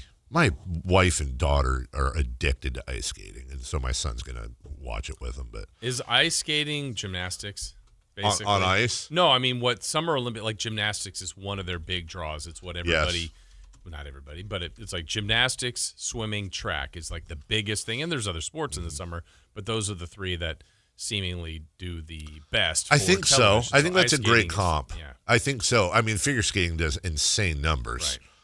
Right. I'll do the short track speed skating. I love that. Who was the guy that was like, was it Juan Apollo or is Anton Apollo Ono? Juan. Why? Curling. Juan can't ice skate? We talked about that. Snowboarding's fun. Yeah. Is Sean, what's his face, still doing it, or is he too old now? Sean White? You love the Olympics. Hey, man. The half pipe? Right. Exactly. I like ski jumping. Yep. I do. Ski jumping's kind of fun. Anything to watch. skiing, I think, is pretty cool. Yeah. What's the one where they go, Moguls? Is that what it is? Yeah. Where they're constantly twisting back and forth? Right. Who is it? Yeah, when they're going down the hill and they got the bumps. Looks like they're breaking their knees. Right. And who was the guy? Alberto Tomba. Remember him? Spilled? Was he? Oh, no. I was thinking the guy was really good at that. Okay. Johnny Mosley? Was he the guy that spilled? Inventor of the butter roll. Is that a Moguls thing? It is. Oh, see? Noted Olympic historian Chris Ralad. Butter roll. Now I'm thinking of the wide world of sports. Wasn't it the ski jump that was the agony of defeat where the dude fell off the jump? Just stuff flailing everywhere. Yeah, oh, man. Who what a Mount Rushmore this would be. Who had it worse? And I'm not talking about the actual incident. I'm talking about the aftermath. Agony of defeat ski jump guy or Frederick Weiss, who got dunked on by Vince Carter in the Olympics? Oh, I think agony. You think agony of defeat guy? Well, at least he's more injured. No, that's what I'm saying. Not the event itself. I'm talking about, and when I said the aftermath, I meant you're the guy. But the fact that we know Frederick Weiss, we don't know the other guy. That's true. Is that good or bad? I want to say that it kind of psychologically broke him. That's what I wonder is I guarantee you there has been a piece about, Juan Petro, Bonjour, whatever I don't know who he was, but he's the better known as the agony of defeat guy. By the way, kids, Wide World of Sports was a show that was shown, I believe, on Sundays on ABC, hosted by Jim McKay. And that was back before, ESPN was a huge deal. And they would go around and talk about the week in sports. Kind of a second cousin or maybe a great uncle to the George Michael Sports Machine, which used to air Saturday nights. Yeah, got that now? You never watched the George Michael Sports Machine? No. Used to come on. All for the buttons. All the buttons, the whole thing, the setup. And then once a year, he'd do some stupid show in Cheyenne for the rodeo, and I hated it. It's he would come on Saturday nights. It was either wrestling, Saturday Night Live, or George Michael Sports Machine in that quadrant. And then once a year, he's we're live or not live, but we're in this week. The machine goes to Cheyenne, Wyoming, and he'd spend the whole freaking show on the rodeo. And you just weren't having it. I know how you feel. Monday Night Raw would miss a week for the dog show. Oh, the worst. Dog show, 1 trillion% more entertaining to me. 1 trillion% more. Way more entertaining than you. To me. Hey, you just did the other thing where you mixed up a word. I didn't make fun of you. Yes, I did. Question 3. Question 3. The Team USA versus the World Starters have been set. Who has the edge? He's from Ireland, so that should be the world, right? The edge? Yeah. I see what you did there. The only part about the dog show I don't like is when they feel the dog's nuts. That's just weird. Do you really need to feel the dog's nuts? Why? I'm sure there's some do that? Yes. I'm sure there's some dog owner reason they're going to chime in and be well, part of it is the breedability of the dog, and you have to make sure the testicles are in the right angle of the dangle. You don't need to sexually harass. Does the dog like it? I mean, nope. 20 comebacks, and I'm not going to do it. Here's the deal, though. You don't need to sexually harass the dog at the dog show. You're sitting there, and it's Fifi, the golden retriever, and she's pointing her tail and doing the thing. Here, instead of good point. Good point. So Fido, not Fifi. Well, Fifi is actually a derivative of Fido. I don't know if you knew that or not. It's a female Fido is a Fifi. You don't need to feel up the dog. It's like if it's a girl, you're not checking the teats. You know what I'm saying? You're letting it go.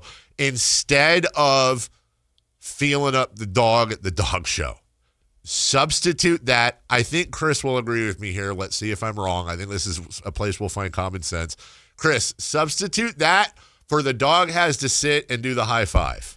Like the judge goes up, and instead of going, the judge goes up. The dog is in and put champion in sitting position, and the judge just simply goes up and goes high five and puts his palm out. And if the dog goes bork, it passes.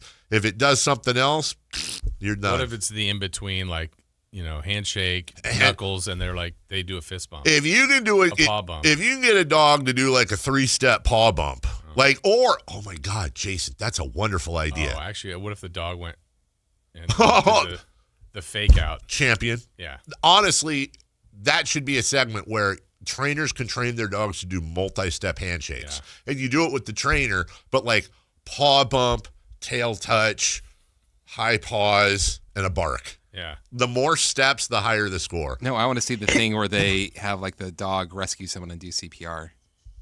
Oh, the St. Bernard thing? Yeah. Well, let me ask you this, Chris. Would you still be like, hey, they're explaining the dogs? Or would you be into I would love to watch a dog Olympics.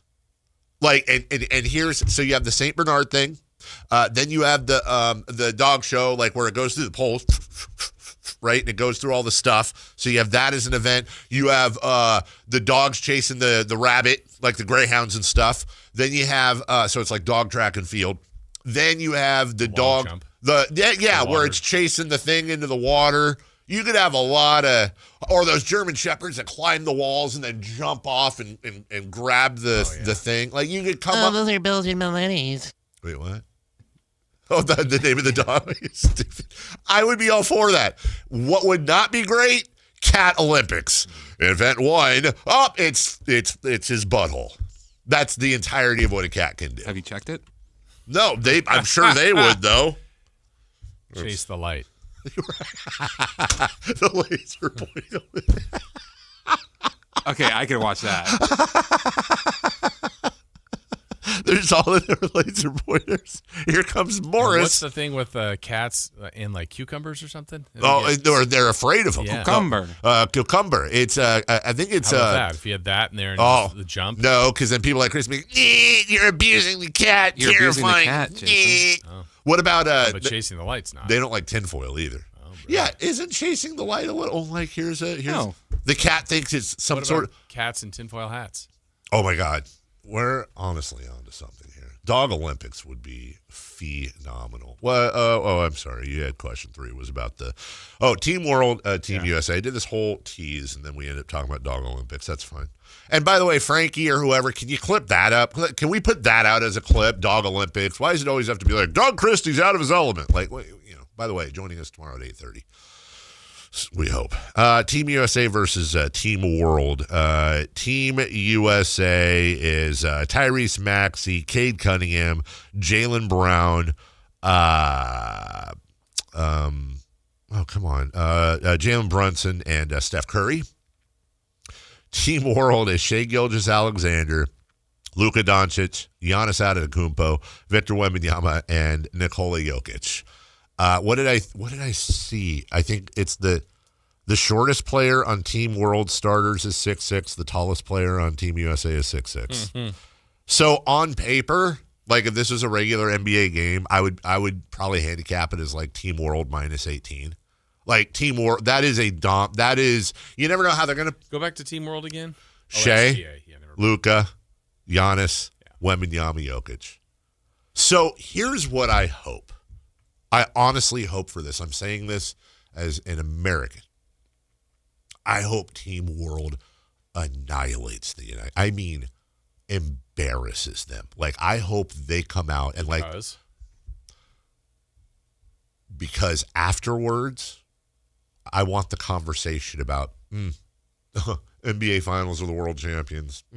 Sure they are. Yeah, there's that trope again. Look at what Team World just embarrassed you on your home soil against the best USA has to offer. Europe has taken over the world. The world has taken over basketball. You suck. You have Adam Silver going into Europe now. Teams like Real Madrid and other massive soccer and or other sport giants are now coming in. Here's what this is why I think this could actually, in my dream world, this could be one of the most influential things in the sport in the last 25 years. Because America hates nothing more than being told they're not as good as the world at certain things that they think belongs to them. It'd be like in England, us going over there and beating the hell out of them in soccer. The team world should kick the hell out of Team USA. And I would love for that to galvanize this USA versus the world rivalry now. And what that could eventually lead into is true world championships that actually people care about and true mid-season cups that people actually care about, where 5-10 years down the road, there is that cup going on through the year where it's like, oh, Real Madrid, last year's defending champions, are going to be taking on type of thing. I think this all-star thing could, if it's not going to happen, if something will be stupid. Will they play? What we mean, like, will they play hard? Mm-hmm. That's the question. That's why I really hope Team World gets together and they're like, these arrogant asses have been doing this for way too long. Let's teach them a lesson.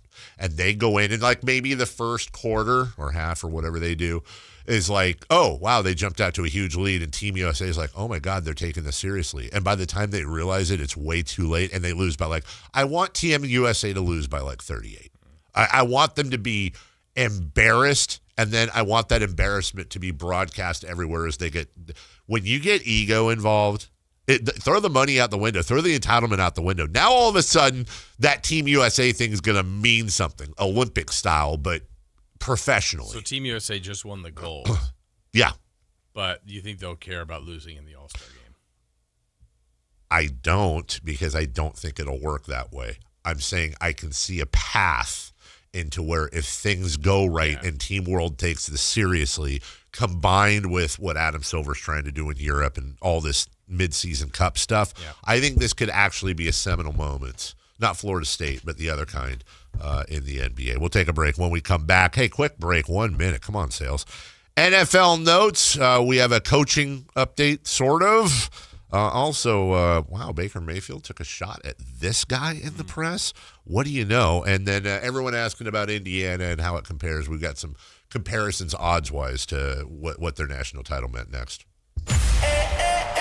Two new voices join the midday. Matt George and Kayla Anderson. Weekdays 10 a.m. to 2 p.m. Watch online at SactownSports.com, on the app, or in your car. Listen to the latest on the Sacramento Kings, the San Francisco 49ers, and all breaking news. Northern California is covered. 10 a.m. to 2 p.m. The best in the middays during your weekdays are on your local sports leader.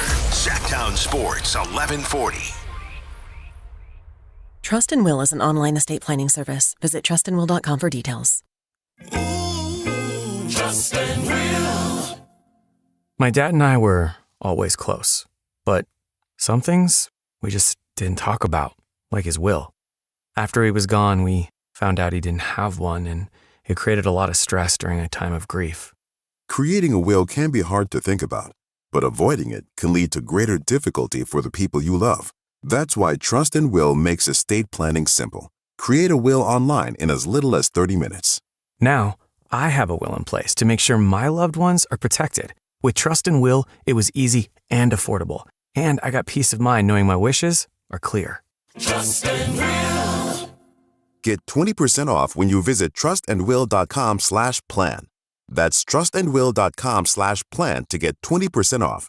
trustandwill.com/PLAN. Big savings are back at Folsom Lake Honda, your one-stop Honda shop. Looking to own or lease? We have options for everyone. Plus, lower interest rates at Folsom Lake Honda make for lower payments. It's no wonder Folsom Lake Honda is your one-stop Honda shop. Get an instant cash offer for your trade at FolsomLakeHonda.com. We'll buy your car whether you buy from us or not. Visit us today at FolsomLakeHonda.com. Folsom Lake Honda. Yeah, your one-stop Honda shop. Everybody loves the season of giving, but now the season of paying for it is upon us. That not-so-wonderful time of the year when millions of Americans open their credit card statements, stare in horror at the balance, and resolve then and there to find new ways to save money. If you're among those Americans, why not start by cutting your wireless bill in half right now with Pure Talk's Saver Plan? It's easy. You'll get unlimited talk, text, and 3 gigs of high-speed data on a super-fast, nationwide 5G network for just $20 a month. Just dial pound 250, say Mike Rowe, and you'll save an additional 50% off your first month. Ho, ho, ho! And if you're active or former military or a first responder, you'll save an additional 20% every single month. That's pound 250. Say Mike Rowe for the gift that keeps on saving from America's wireless company. Pure Talk.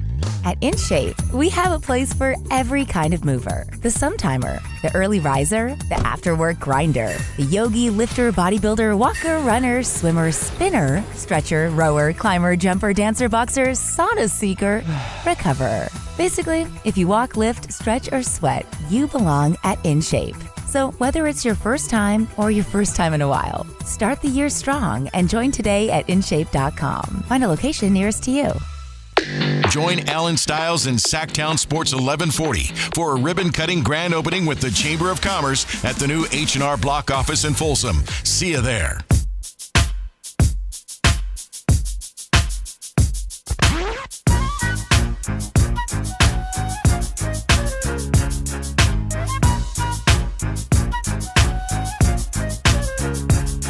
Chris, where are you, Chris? The only place in the morning to get your sports fix. Live and local. The Carmichael Dave Show with Jason Ross. Checking on the YouTube chat. They're having a conversation about crying. Dwayne hasn't cried in years. MC, didn't expect this from him. Crying is physically healthy. Society is what says it's weak. I couldn't agree more with that. I'm trying to think of the last time, because I cry a lot. Yeah. Me too. I can weep at a movie. Yeah. At some great sporting moment or something, or I don't know. Yeah. I'm Dude, I can get teary when like an awesome part of a song hits, or I'm watching a commercial, or oh god, well, anything military reunion, anything like that, like Cats in the Cradle type kid thing, that gets me. It's a guarantee. There's a commercial right now that it almost every time it's like, so my mom passed a little over a year ago. Mm-hmm. And there's a lady that reminds me of her in this commercial, and then I'm like, oh, man. Mm-hmm. Like, gosh darn it. Right, here we go. Yep. Or I could be at an event. Let's say, I don't know. I don't even know of a good example, but we went to a press conference that it didn't even know the person really very well, and then they just started getting super emotional. I'm like, yeah. I'm like, I don't even know them. No, I'm getting. Dude, crying is like, honestly, crying and yawning are contagious. Yeah, they really are. Yeah. Like yawning is full on contagious. It's weird. Same thing. Like if somebody's getting emotional, I don't know. I'm trying to think. Like what's other than like snot and stuff. Like what's the negative to crying? I don't know, but here's one for you. When was the last time you cried because you were physically hurt? You know, like when you're a kid, you fall down. And it's like, are you really hurt? And then parents sometimes will go, you know, if they don't react, then maybe the kid doesn't react. I think 7th grade basketball when I dislocated my kneecap. Which is understandable. Yeah, I think that was the last time I remember It's crying. more of the reasons to cry. But yeah. Well, okay, and then we'll move on here. Actually, that's wrong. I don't know if this counts or not, but like this might have been 2 or 3 years ago, and I was talking to my wife, and I'd had a migraine for like 4 days. Set the screen. And I was talking to her. I don't think frustrated. I was frustrated. Yeah, I was just beat down. I hadn't been sleeping. Well, it was, but right. It was the accumulation, Yeah. and I was just like done. I was just like, I can't handle this. It's been 4 freaking days. I can't get rid of this headache. I had that with the kidney stone a little bit. It was that's a painful thing, but it wasn't because it was just like, I just want to be better. Yes. You know, like what's the next step? I know this is painful, right? But yeah. Okay, so what do you think the Macho Man Randy Savage's thoughts are on men crying? I really hope it's something like, real men cry, brother. Let's hear it, Chris. Has Macho Man ever cried? Oh, yeah. Really? It's okay for macho men to show every emotion available right there, you know, because I've cried 1,000 times, I'm going to cry some more. But I've soared with the eagles, and I've slithered with the snakes, and I've been everywhere in between. And I'm going to tell you something right now. There's one guarantee in life, and that there are no guarantees, yeah.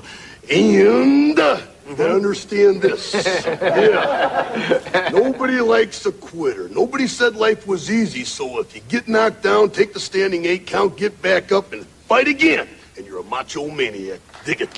Dig it. Yeah. Look at that. Great words. That was like the early 90s. That's awesome. Way to go, Randy. That's awesome. That is freaking awesome. Good for you. Good for you, Macho Man Randy Savage. I soared with the eagles and I slithered with the snakes. So fantastic. And from the 916, a final roll call on a cop show makes me cry. I mean, I'm not laughing at the event, but that is random. Is he saying like what? okay, I someone think passed? I think this is what he's saying. This is the example I'll use, and the texter can let me know. Hill Street Blues. I don't know why that popped into my head. Cop on the show, that character dies in a shootout. And then they had the thing where it's like the final roll call for that cop on the show, and that always brings the texter to tears. Okay. I get that. Yeah. That's legit. From the 916, Dave, didn't you cry at the Kings-Blazers game when they got the 3rd seed? Yeah. Yeah. And it was super awesome because pretty much the entire time I was crying was on television. Yeah. In a rare moment where I did not have my phone because it ran out of charge. So I had no idea until after the game was over and got back that they kept going to me, blowing my nose and picking boogers or whatever I was doing. But yeah, oh my God. Yeah, I was a freaking mess that night. I was a mess the next morning. I'm just a mess in general. That's a happy situation. Those are happy tears. That was 100%. Mike McDaniel had several head coaching interviews, including, I believe, one with the Raiders. Mike McDaniel pulled out of all of them, and he is teaming up with Jim Harbaugh, not John, but Jim, with the Chargers to be his offensive coordinator. Okay. Interesting decision. Yeah, I think obviously he's got a lot of skill in that area. It was great with the Niners, and it's interesting that I don't know how serious of a candidate he was as a head coach, but I think he has a sense of humor. he opted for this, so good for him. So I was looking. He's got a good quarterback. He does. He was an intern with the Broncos, an offensive assistant with the Texans, running backs coach with the Sacramento Mountain Lions, wide receivers coach with the Redskins, wide receivers coach with the Browns, and then here we go. Falcons offensive assistant, Niners run game coordinator, Niners offensive coordinator. So he was with the Niners from 2017 to 21. So what, 4 or 5 years? And then he's been the head coach in Miami, and now he is teaming up in what I'm sure is a hell of a payday, by the way. He's got to be, if not one of the highest paid coordinators in the entire league. Yeah. So he's going to team up with Jim Harbaugh in San Diego. Jason, I think Mike McDaniel is a weather guy. I think he went to Cleveland in 2014 because he had to. Yep. And said, didn't like it. If I can help it, never again. Yeah. Atlanta, San Francisco, Miami, San Diego. Yeah, interviewed with the Raiders. That's right. Yeah, I think he's purposely doing that. Okay. I think L.A. will be nice for him. Weather is a big factor for him. Baker Mayfield. Ooh. My goodness gracious. Evans to Betsy. He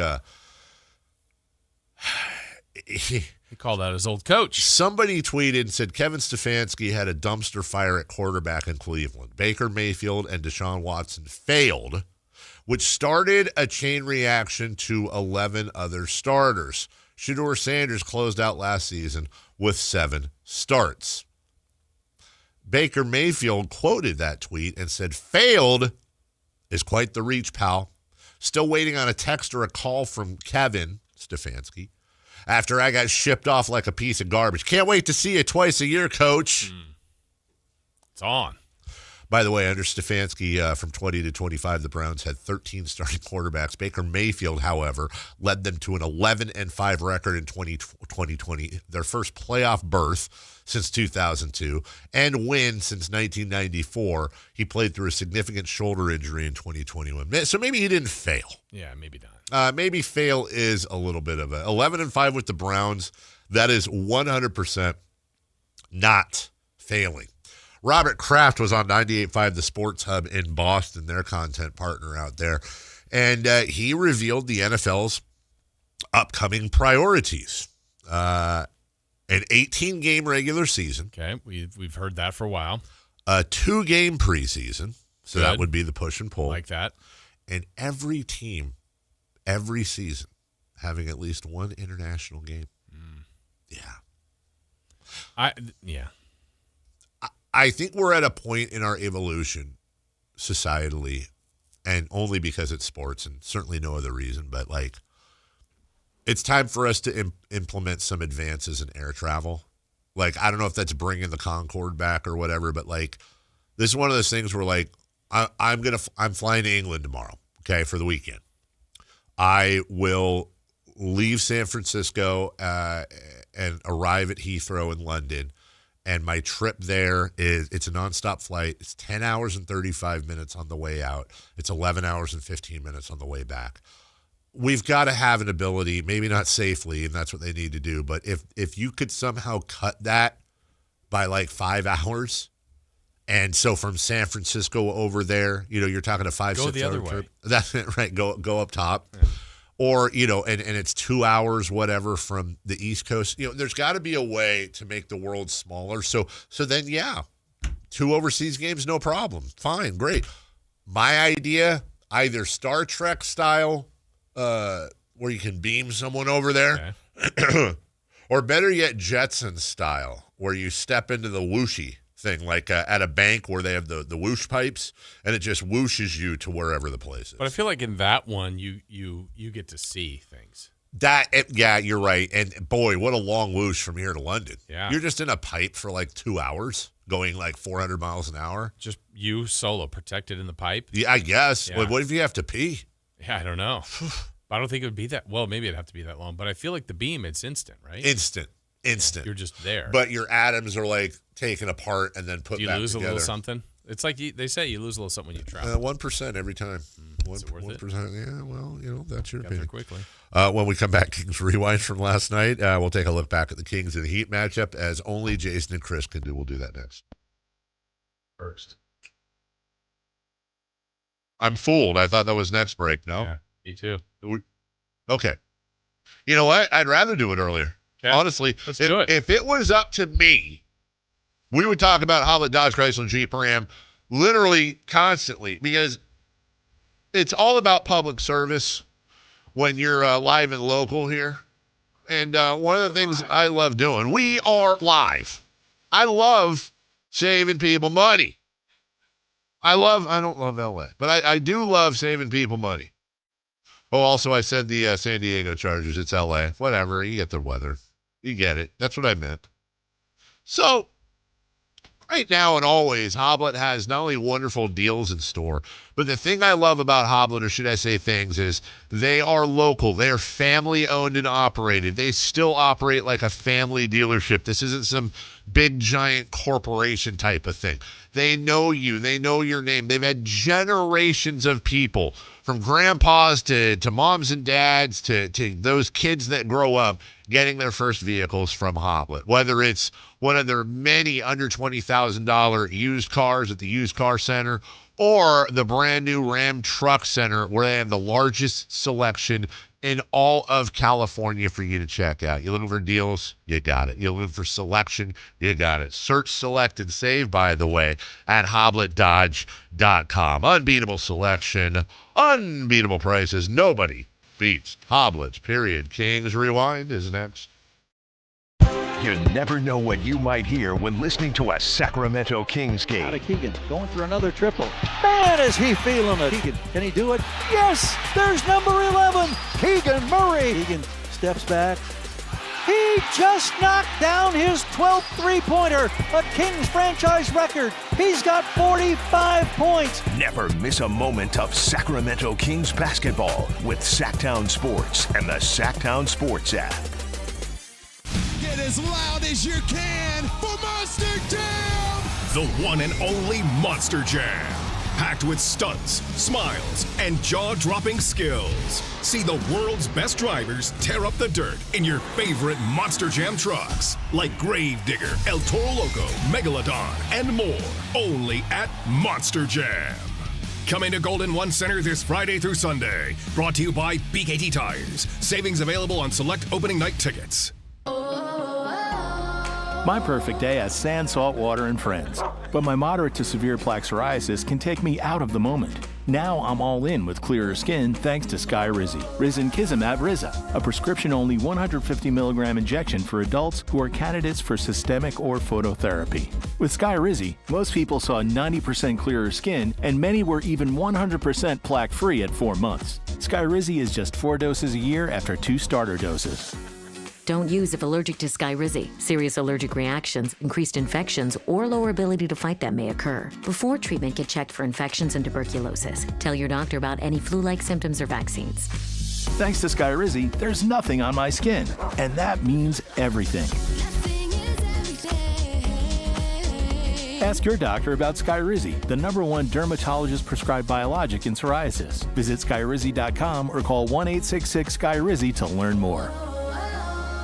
When life calls for a little extra, a kitchen upgrade, paying off debt, or that dream vacation, Valley Strong Credit Union is here to help. With a Valley Strong home equity loan, you can tap into your home's value with competitive rates, flexible terms, and local guidance you can trust. Get approved in as little as 5 minutes, with funding in as few as 5 days. Your goals are within reach. Visit valleystrong.com to get your offer today. Valley Strong Credit Union. Grow your possibilities. Equal housing lender, NMLS number 456506.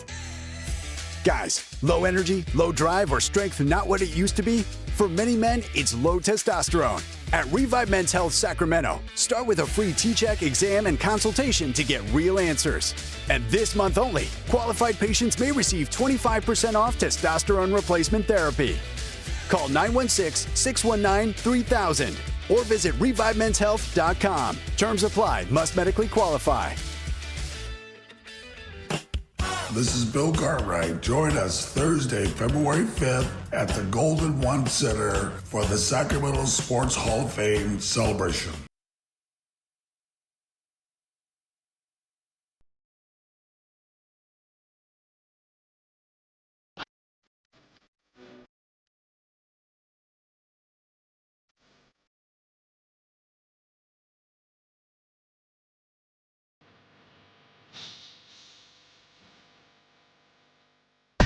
Carmichael Dave. He has very good sources, and he just kind of tells it as it is and gets to the point. Jason Ross. He has a lot of pretty smart things to say. He's good at what he does. On Sactown Sports. Oh, breaking news from the house.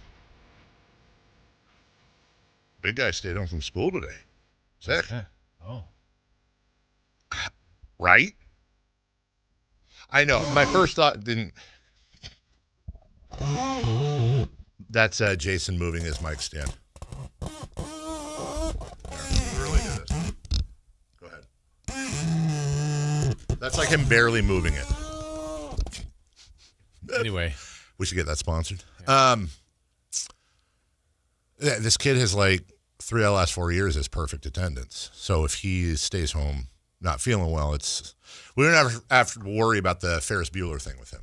Do you think word around school is spread about the 0 for 9? Ooh. Maybe it's a mental day. Or he bounced back. He bounced back in the last game. You think it's his? Yeah, but that was over the weekend. Ooh, we had a chance to talk about it. Monday was a day off, so Tuesday he was back. Missed the Palm Springs tournament. It's really one day. Yesterday was the first day. Yeah, I guess that 0 for 9 wasn't the first time he didn't show up. Wow. So, to be continued. But yes, my first thought was for my child. My second thought was oh, God. I feel great. Take that with you. What are you walking into? That's what I'm saying, man. I've never been sick. I don't want to jinx anything. To this point, I have yet to have, oh no, I was really sick. Oh no, I had COVID. Never mind. No, that's actually, I think, true. When remember when, I think you know this, we went to New Orleans and we were there for the beginning of Mardi Gras in February of 2020. And then the wife of the other couple we travel with, she and I both had 103-degree fevers in New Orleans before we flew back. And that was literally the week before they were COVID, it's happening and spreading everywhere and all that. So we're pretty convinced we're probably patient A and B that spread it to the West Coast. Being sick on a plane is the freaking worst, dude. It is the worst. No, dying is the worst. But it's on that right below the pyramid thing, man. Kings Miami last night. The Kings' hope for a one-game winning streak passed away last night. That did not happen. Spoiler alert. But as always, we're going to look back fondly on this game between Jason and Chris and Kings Rewind.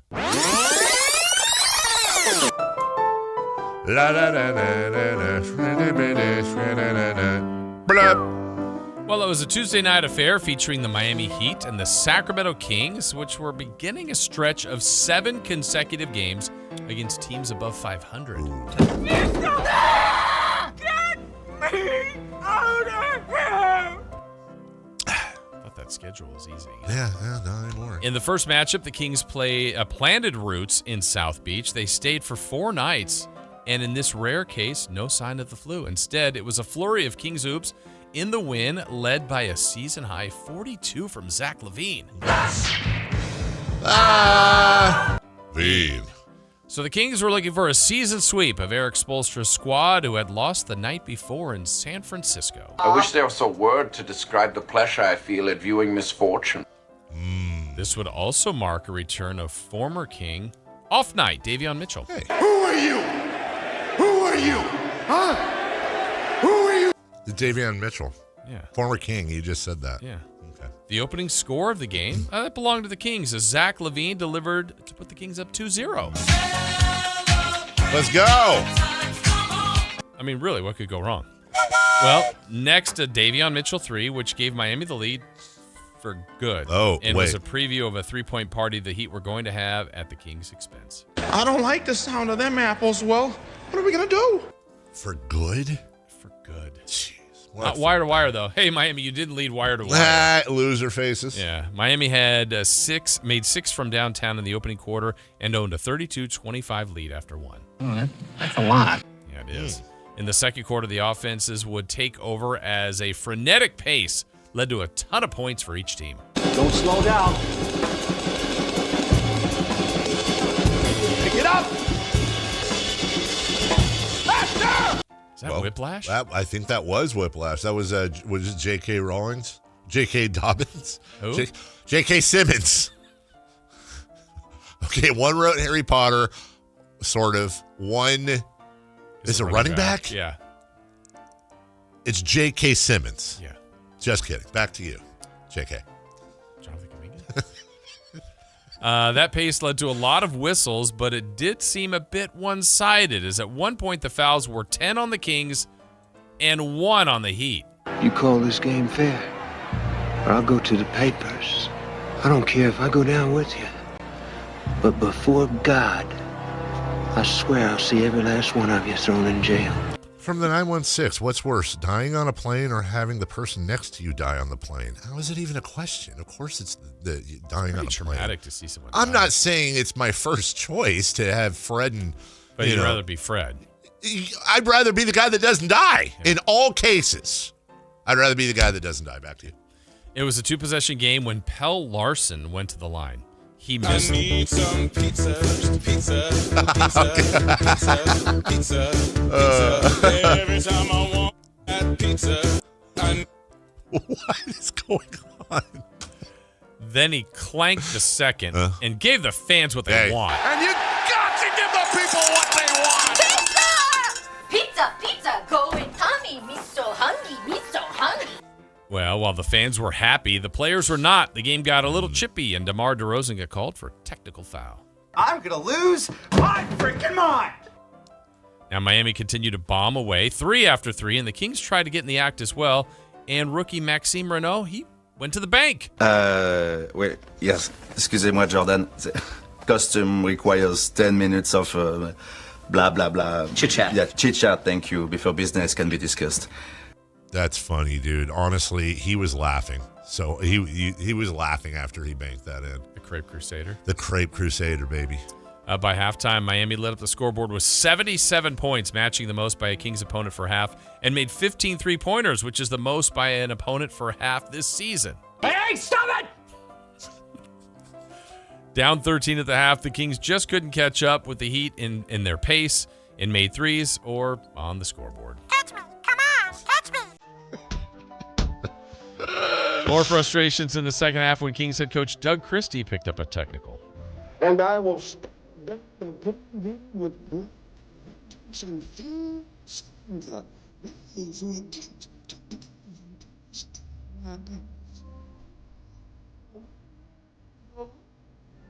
when I lay my vengeance upon thee. Yeah.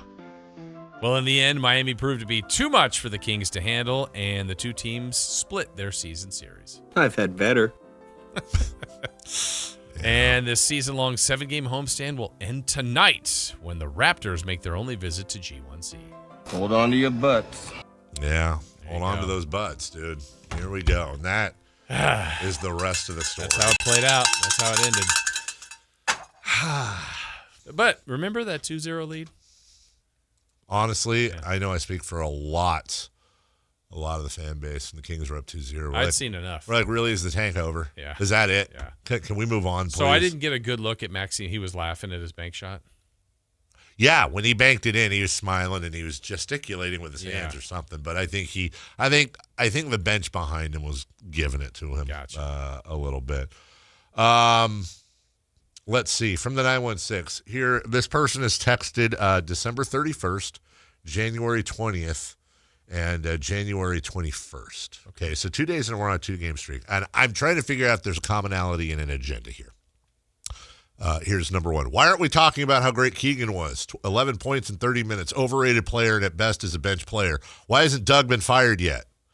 January 20th. Doug Christie is an inexperienced coach, and the Kings will not have long-term success if they don't fire him. He should have been fired already. That was yesterday. Okay. Today, Doug needs to be fired. Not playing Sonia much. And they will be losing tonight. Okay. I feel like I think there's an agenda there. I don't know. Here's my idea. Man, just maybe watch Top Chef. Okay. Right? You're just winding up, man.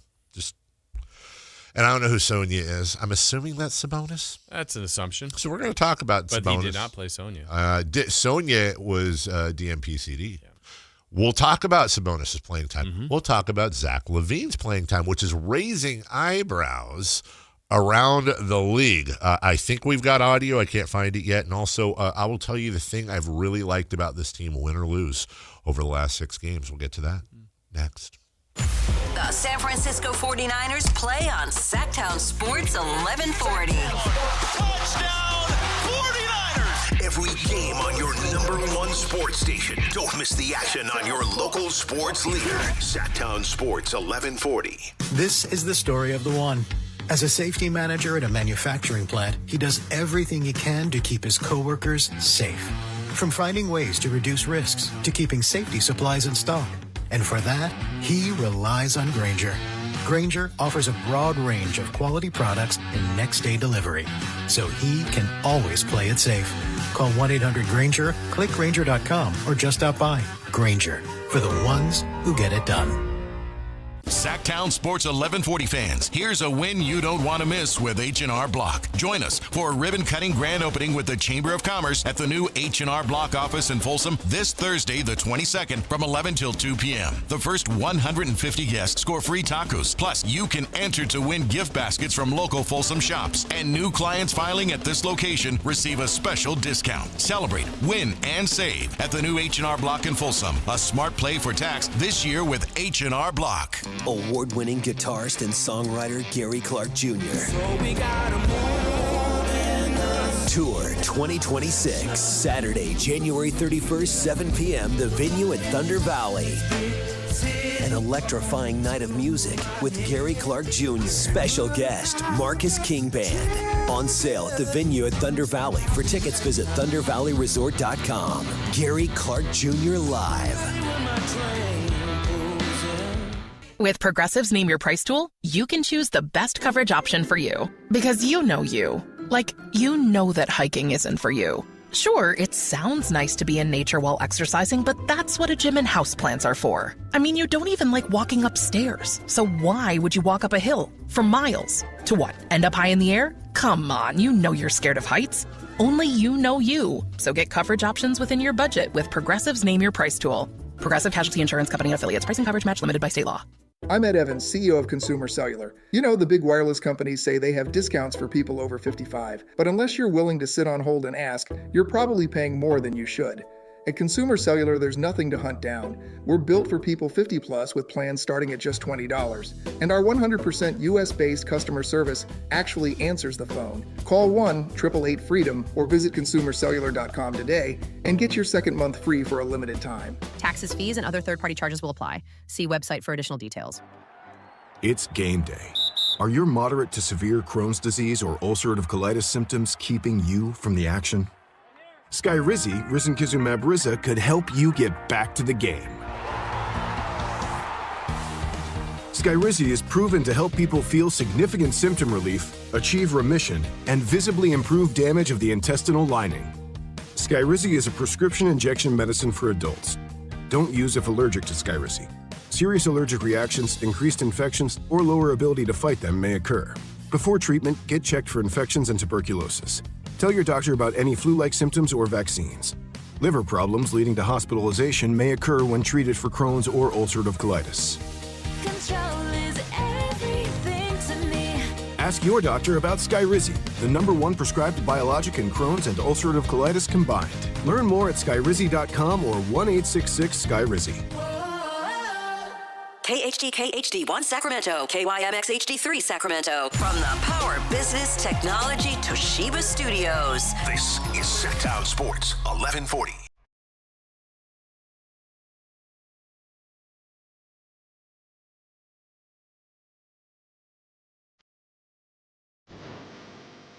Ladies and gentlemen, we are halfway through the week. Your week! So right now, I need every single listener on their feet. Callers, texters, YouTubers. Make some noise for Sacramento's favorite sports morning show. Carmichael Dave, Jason Ross, and the man behind the glass, Chris Verlawn. Yeah, we know on YouTube when we stand up, as Scott Freshour asks, you can't see us. But is that a bad He thing? asked us to stand up. Well, can you see us? Or do you He's not asking you guys to stand up. Oh, he's asking everybody else Yeah. to. Well, what if they're driving, Chris? It's dangerous. We're standing for those that can't. Yes. We stand up for those who cannot. We stand for you. We're going to do Kings in this segment, but I want to alert you guys to a very interesting developing story going on in the NFL about 40 minutes ago. In Buffalo, GM Brandon Beane and owner Terry Pegula they're having their end of year press conference wrap up.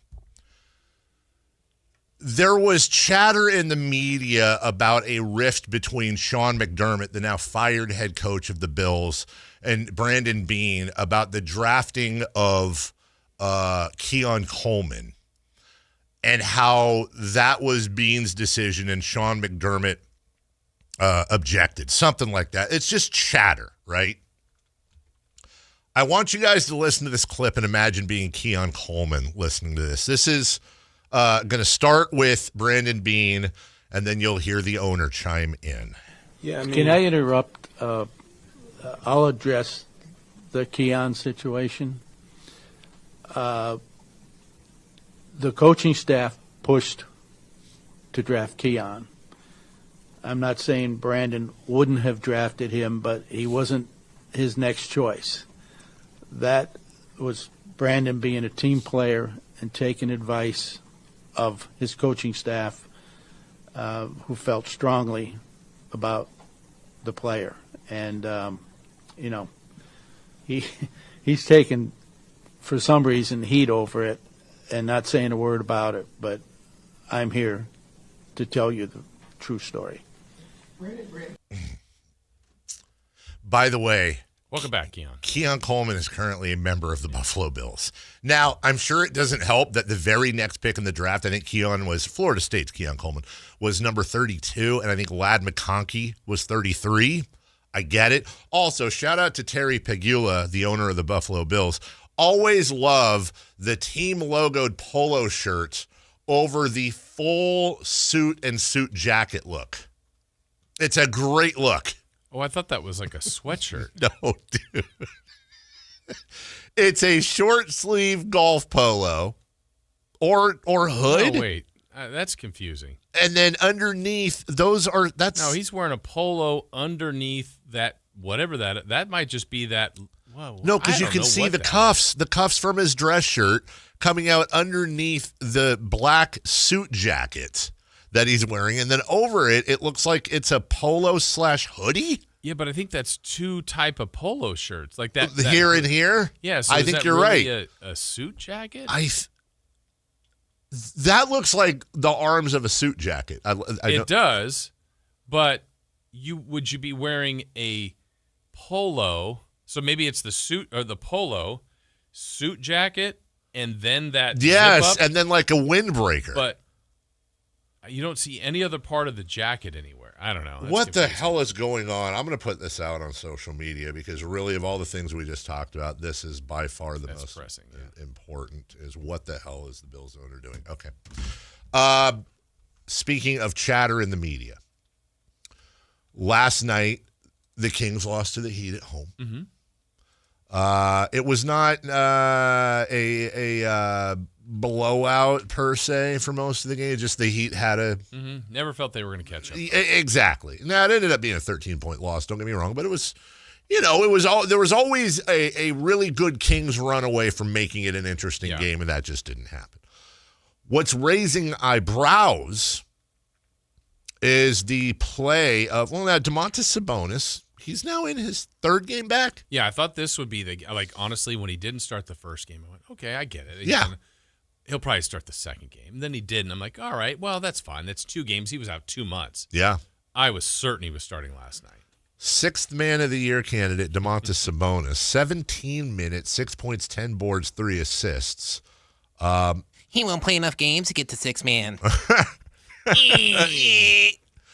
So, now, by the way, Maxime Reynaud, 7 points, 8 rebounds. Now, you combine those, by the way, and your center position, that's 13 points and 18 rebounds. Don't forget Cardwell. Oh, my God. That's, holy crap.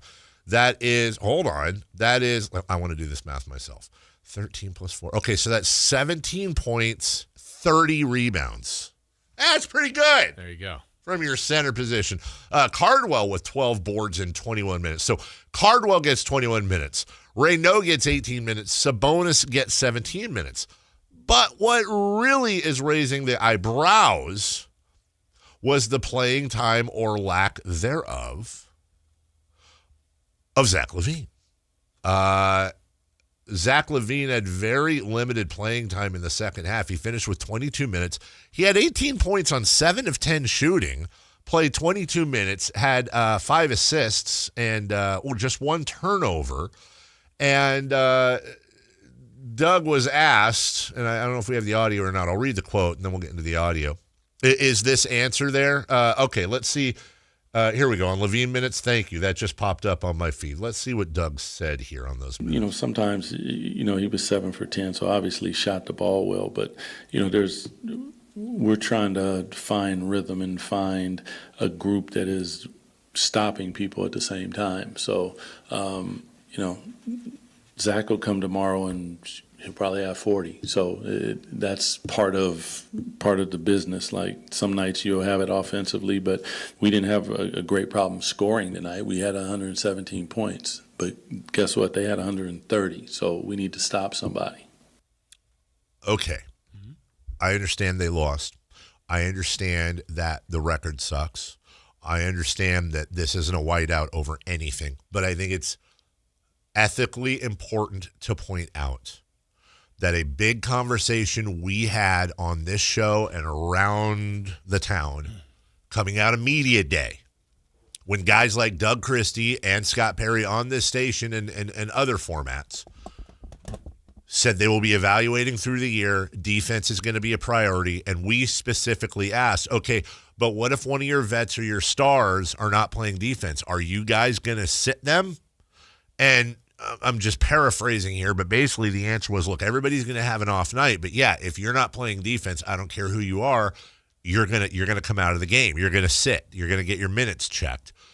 And we had a very deep conversation coming out of media day before the season started about, Are they really going to do that, or is that just PR and media? Okay, well, here you go. And I'm not saying it's the first time, but you now have the coach basically publicly saying, I know he didn't say it like this. I'm not trying to put words in Doug's mouth, but this quote is making it around the league. I don't think there's any other way to take this at its core than, yeah, Zach was shooting the ball, but we don't have a problem scoring. We needed to stop people. Well, if you're taking Zach out because you need to stop people, I think the very understandable implication there, I'm not trying to start fires, is Zach's defense wasn't good enough, so we sat him. Well, there you go. There is an absolute example of the highest paid guy on the team getting sat because he wasn't playing defense. There you go. Yeah, and I think there's some good in that, but I also think there's some inconsistencies in it. Because I think if you and I, or maybe the masses, were trying to create from this current roster the way it's constructed,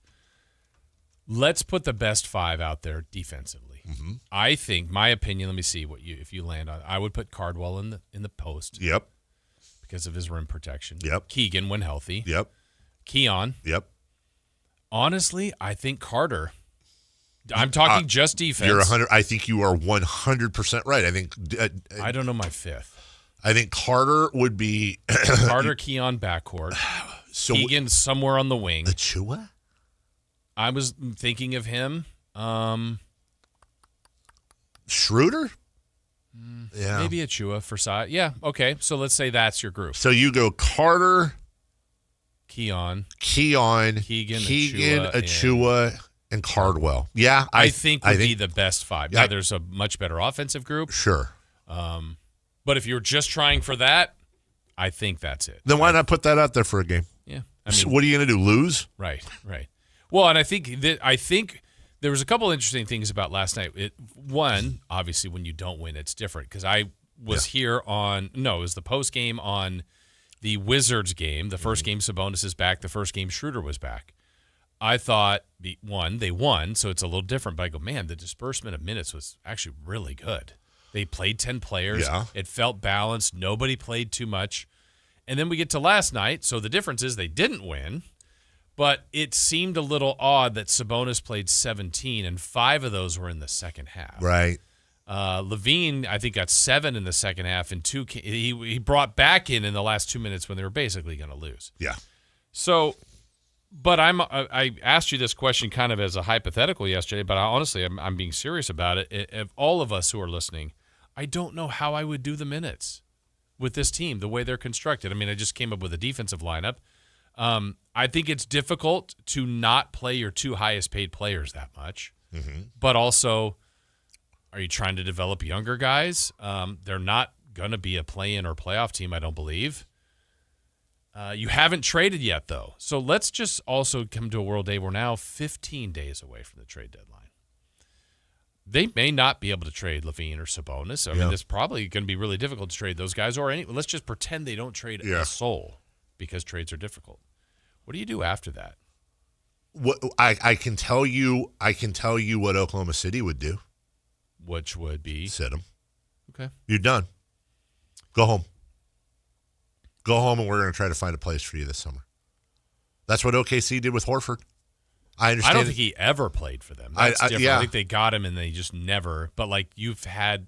I think you're talking. Technically, Sabonis and LaVine are still signed. That's the thing, and here's they're not expiring. Here's where it's interesting for Scott Perry because he's going to have a decision to make. This is assuming you can't trade Zach LaVine by the deadline. Okay, right. Now you're looking at an opt-in, opt-out. Well, does that take a buyout off the table? Because what would motivate LaVine? Maybe LaVine's thinking of buying out, of opting out. Excuse me. Which would be good. Which would be great for the Kings. Yeah. But what's his motivation in opting out if maybe they're angling for a buyout? You get a buyout, you get most of your cash, and then you go back and you sign a new deal. You're talking $20-30 million more dollars perhaps. But I think buyouts are something.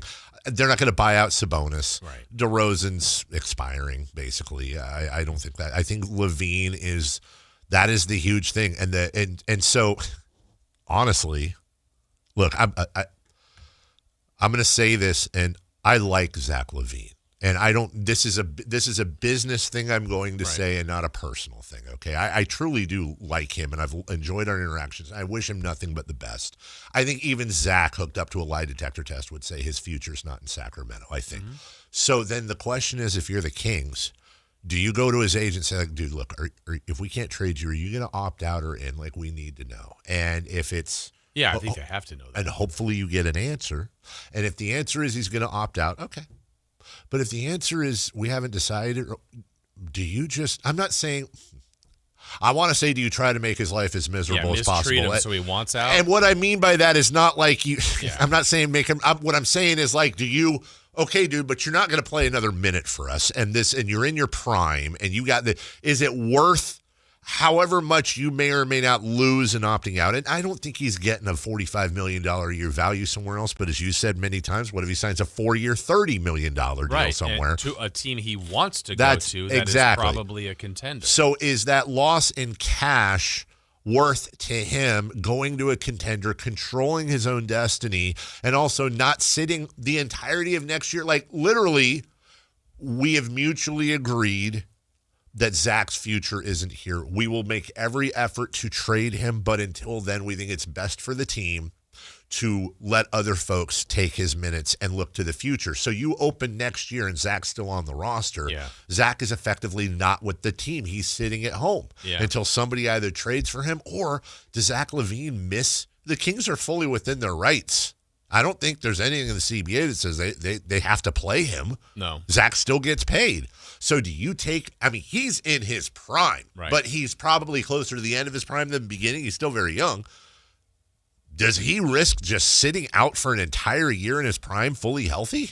That's the type of stuff I think that's on Scott Perry's table. Yeah, right I mean, I think every player and every player's agent is different because some players will be like, I'll stay and play me, but then some won't want to play 10 minutes a game for averages. Ego, like, wow, you only averaged 14 points that year. Well, it's because the last 10, 20 games I played 10 minutes. Right. And some others are like, just don't play me at all. Yeah, I don't know how that'll all we're not there yet, but we could be. Well, and to your point, that's where you also have to run that fine line between we can talk about Zach LaVine, and I don't want to pick on Zach. You can talk about a number of players, but we're talking about Zach. His minutes, do you play him, do you not, this, that, whatever. Here's one very clear thing about Zach LaVine that you have to tip your cap to. He's been incredibly professional. Oh, absolutely. You know, you had that little blow up with the guy on the sideline, but the guy was, I don't count that. Yeah. What you don't want is a Kuminga situation. Right. You can't have that. And that word spreads. And about how organizations treat you and how, and players and agents know that. I just think they're getting into a tricky spot, in which we've said for 2 months now, which obviously I know it's difficult to trade, but I feel like a trade or trades would really benefit them for multiple reasons. Yes. And I think they know that, but haven't been able to execute it. I think it's difficult. I really, really think that Jimmy Butler thing is going to I'm waiting to hear the Kings made a trade with the Warriors. Well, it's interesting. So last night, the Warriors finally play him. Yeah. And here he is, 20 points in 20 minutes off the bench. Yeah. It's like, because he can play. Yeah. But now they need him. Yes.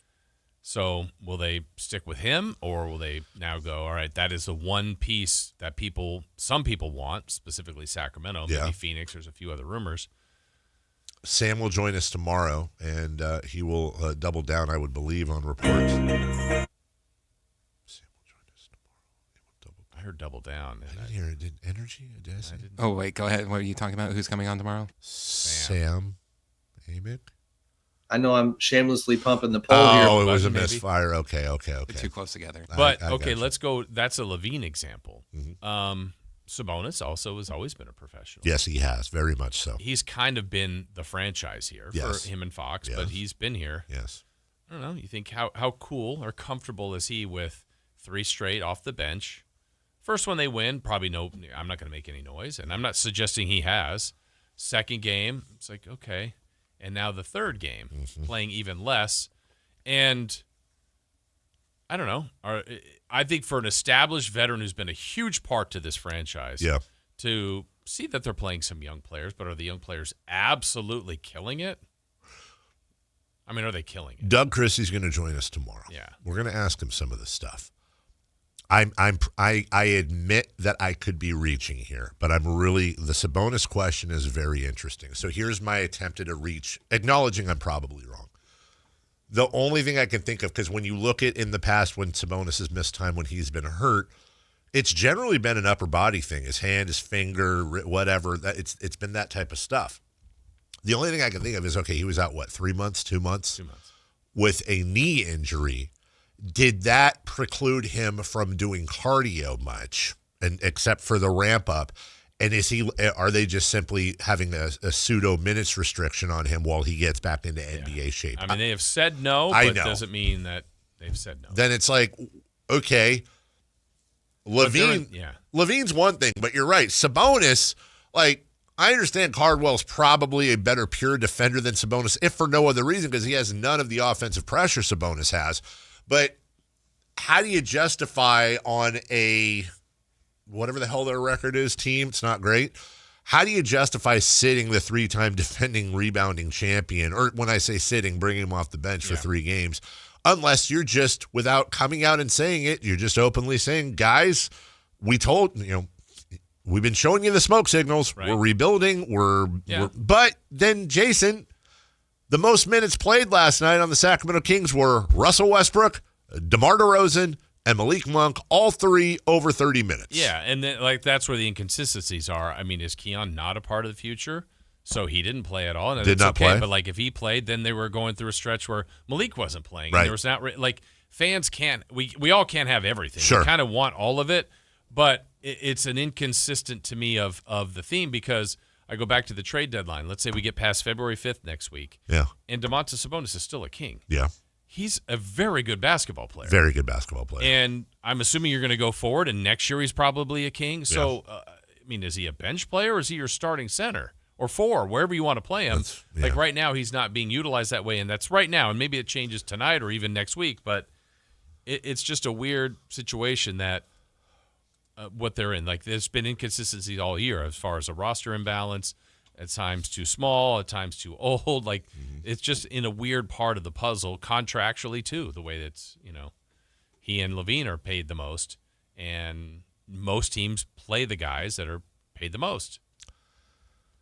I understand the apron is an issue. Mm-hmm. I just really feel like all 3 of those guys are going to be gone by the time we start next year, one way or the other. LaVine, DeRozan, Sabonis, probably Monk. I'm just waiting for the Shams tweet. I really am. I really am waiting for it. No, okay.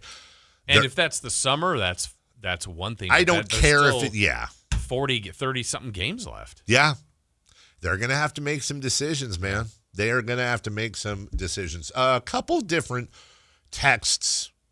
And, real quick, before we get to the text, I want to go back to a point you made. If Doug's talking about defense, then why are your 2 best backcourt defenders not getting any playing time yesterday? If you're having trouble scoring the ball, I think Doug's dead on with that. Right. But then why are Keon Ellis especially, and also Devin Carter buried? The Devin Carter thing is really bothering me. I need to understand. Look, if there's a legitimate reason, and I didn't hear this, and I'm not saying this, but if it turns out Devin Carter, he's folding his arms in practice, he's got an attitude problem, he's yelling at people. I haven't heard a whisper about that, but it would have to be something like that, because I don't get it, dude. If he's not going to get any playing time here, why is he not in Stockton again? What put him down in the G League if his agent says no? Screw his agent. Yeah. Better to play somewhere now. I'm happy to be corrected if they're out of options or something, or one of those deals, but I don't think they are. And then Keon, dude, you got to make a decision on him this year. So either way, if you want to re-sign him, you're not doing a good job of making this a place he wants to be. Yeah. And if you're not going to re-sign him, you need to trade him because he has value, and God, you're not playing him. Yeah, and that's the one that almost every week when Sam comes on, we ask him about the trades, we ask about the veterans, and Sam's like, well, the number 1 target is Keon Ellis. Then trade him. But one is, yes, trade him. Yeah. 2, you're 12-31. If other teams are coveting him, how are you not playing him? That's a great question. Right? I mean, and again, it's like, I don't think it's a confusion like, well, they're going to win too much if you play Keon. It's like, well, figure out if Keon is a part of your future. And if he is, then he is. And you go forward. He's your guy. You keep going forward. If not, trade him. You are a team that is 12-31. You are a team that constantly bemoans. Or 12-32? Or whatever, yeah. I got it right I think they have 12-32. If they win out, they'll get to 50. There you go. Hey. 40-game win streak. 38-game win streak. Never say never. Yeah. Your defense is an issue. Mm-hmm. And you have one of the better backcourt defenders. After, by the way, last night we saw one of the better backcourt defenders that you let go to Miami. I don't mean to keep comparing Davion Mitchell to Keon Ellis, but I'm telling you, compare Davion Mitchell to Keon Ellis because Keon Ellis will end up probably being on a very – if you don't think that there aren't going to be, oh, my God, look what Keon's doing for the Bucks, Celtics, I don't know. It's going to happen. They have him right now. If defense is – so do Keon Ellis and Devin Carter have attitude issues? I don't think so. Then why aren't you playing them? Yeah. Why are you not playing? I mean, if Keon ultimately is going to get traded, maybe there's a, hey, don't get him hurt now. But I mean, that's then you better sit DeRozan. Yeah. And look, I don't mean to keep picking on it, but it's the only thing. It's the only thing I got in front of me, right? I need somebody to explain to me if Neat Clifford's getting minutes, why Keon Ellis isn't. Other than the fact that the backcourt is a little bit more clogged, I understand that. But, Neat Clifford last night, that was like a great game for him, and he had 9 points on 40% shooting. Mm-hmm. And he was shooting 25% from beyond the arc. This month, he's averaging 36, 30, and 40%. Those are his splits, 40% from the line. Now, granted, on not a lot of attempts.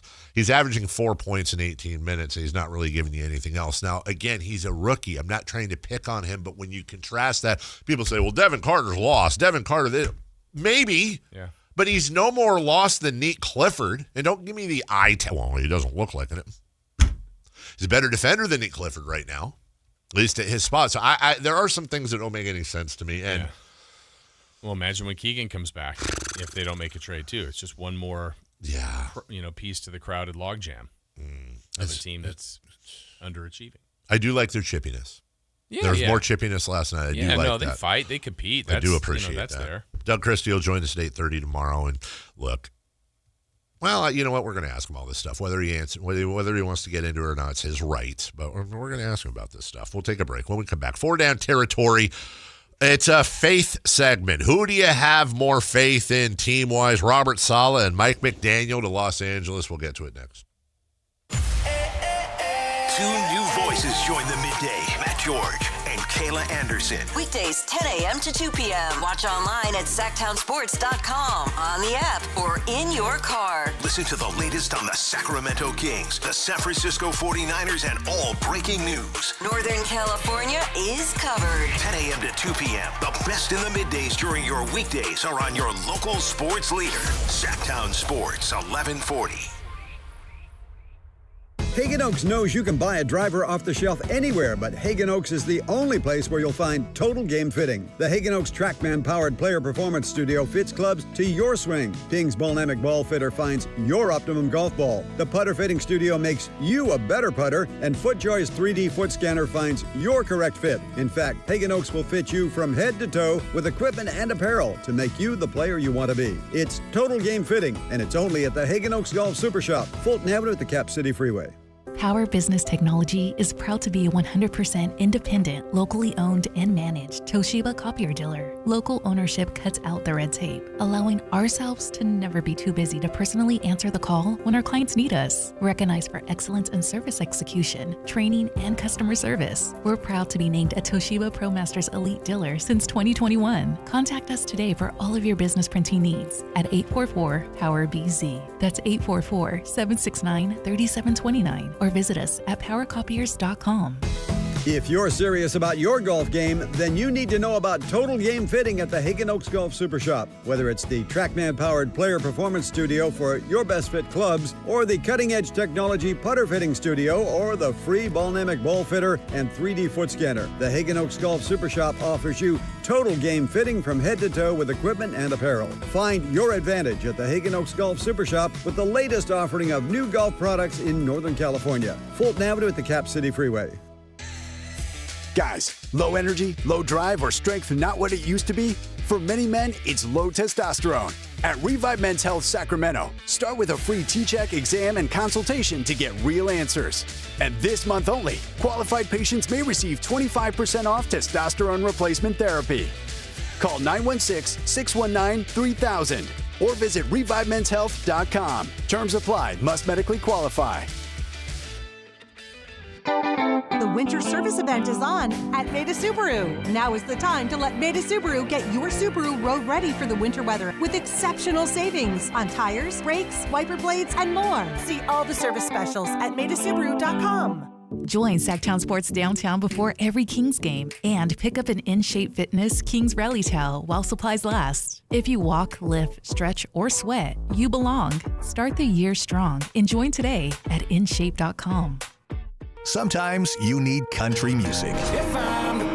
Next time you have that feeling, check out New Country 105.1 KNCI, where you have 4 opportunities each weekday to win $1,000 and double your paycheck. New Country for Sacramento, 105.1 KNCI. Come check out Capital Casino, Sacramento's #1 poker room with the most variety of table games in the region in a safe and friendly environment. Plenty of well-lit parking available, conveniently located in downtown Sacramento. And remember, Capital Casino has the best food, the best service, and the best action. 411 North 16th Street in downtown Sacramento. For more information, log on to capital-casino.com, and please gamble responsibly. 1-800-GAMBLER.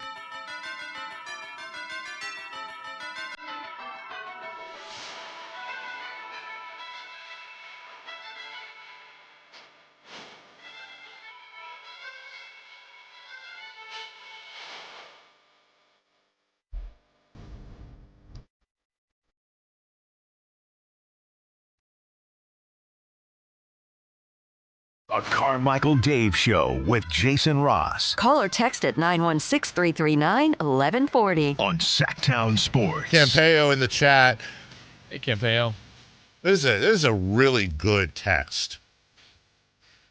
The peanut butter jar confuses me.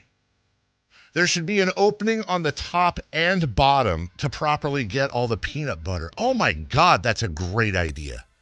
Why not put lids on the top and bottom? They're both flat, and then you don't have to stick it. Same thing with mayonnaise, man. That way you don't have to stick we've all done it. We've all stuck the spoon in the even the long spoon in the peanut butter jar, and you get peanut butter all over your knuckles. Peanut butter is the perfect one to do it because you could just turn it over. Like mayonnaise might slide down the other way. Yeah. Peanut butter's not going to move. It ain't moving, dude. And that's actually brilliant. I think that's absolutely brilliant. I think look, deep peanut butter needs to pay attention. The Peanut Butter State, Skippy, Jif, hell, Laura Scudder. Get in here. Even you with your weird peanut butter. But then Jimmy Carter. Then you got to do it right because you got to still go the way you normally would to get it near the bottom. Yes. And then flip it, because if you get it stuck in the middle. That's exactly right. You can't get that. You just got to. That's exactly right. And also, come to think of it, why not make a double-sided capped toothpaste? Yeah. You know, so you don't have to do the rolly up thing. Right. On $1.34 That's like a toothpaste. Pressure push. Yeah. Would it? You can't. I guess. I guess you can't unrelease the other. Yeah. It's still. I mean, to be honest, peanut butter really is the perfect one. We all have smooth peanut or crunchy, either way. Either way. Yeah. Are you a smooth or crunchy guy? Both, honestly. Yeah, I like both. I don't mind crunchy, but I'm generally a smooth guy. Oh, I have smooth more often. But crunchy's good. It is. It's fine. 3 for Madness was earlier. 4 down territories right now. Chris. Who do you have more faith in getting back to the playoffs? The Bears or the Niners? I'm little Chris. I'm going to ask a question. I'm Chris. I'm at the bottom of the window. I love little Chris, as opposed to big Chris. I know this isn't the answer you're looking for. I would say off the top of my head, both. But if you're asking me to, I'm going to rephrase your question to help. I want to answer it in the spirit I think you asked it. If you told me one of those teams was going to miss the playoffs next year, which would it be? The Niners. I think so. I think the Bears, they're in locked and loaded mode. They're going to do their draft thing, maybe make a couple of moves, fill some holes here and there. They're very young. Guys like Loveland, Caleb Williams, Monungai. They got a lot of youngsters on that team that are just learning. They learned a lot of lessons, you would think, this year. Oh, and by the way, a first-year head coach. I think they're locked and loaded. I don't think there's a secret to the Bears they're going to figure out over the summer. The Niners, you could make an argument. Unfortunately, Brock Purdy is young and in his prime, and they're paying him a ton of money. But, man, you got a lot of guys, whether it's Bosa, Warner, McCaffrey, Juwan Jennings is perhaps gone, as Matt Barrows talked about yesterday. Trent Williams. Like, if this was basketball, you could make an argument that the Niners need to not tank, but – they need to rebuild a little bit here. I don't think that's generally what Jed York and John Lynch do. They're going to try to add, and I do expect them to make the playoffs next year and perhaps be really good. But if you told me one of them was going to miss, I'd say it would be the Niners. Yeah, if I'm putting more faith, and usually I would rely on the team that's more consistent, that's done it for years, that's been, and that's the Niners. Yes. But based on injuries, based on kind of other factors, age, I have a little more reservations with that, though I don't know if the Bears are a one-hit wonder or not. Yeah. I want to see it again. There's been teams that have come in, had a great year, and then kind of disappeared again. But if I'm picking one, I'd have more faith in the Bears. From the 916, Deep Peanut Butter is not a Cinemax movie, and really, I'd appreciate it if you kept those comments to yourself. Secondly, yes, I'm aware of the rubber spatula.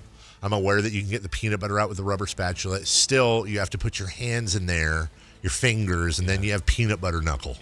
Did you also know, a movie. Did you know, according to the Tampa Bay Times, a 9-year-old inventor, Jason Stoner, great name. Nice. At Mitty P. Lock Elementary School, won first prize for a two-lidded peanut butter jar.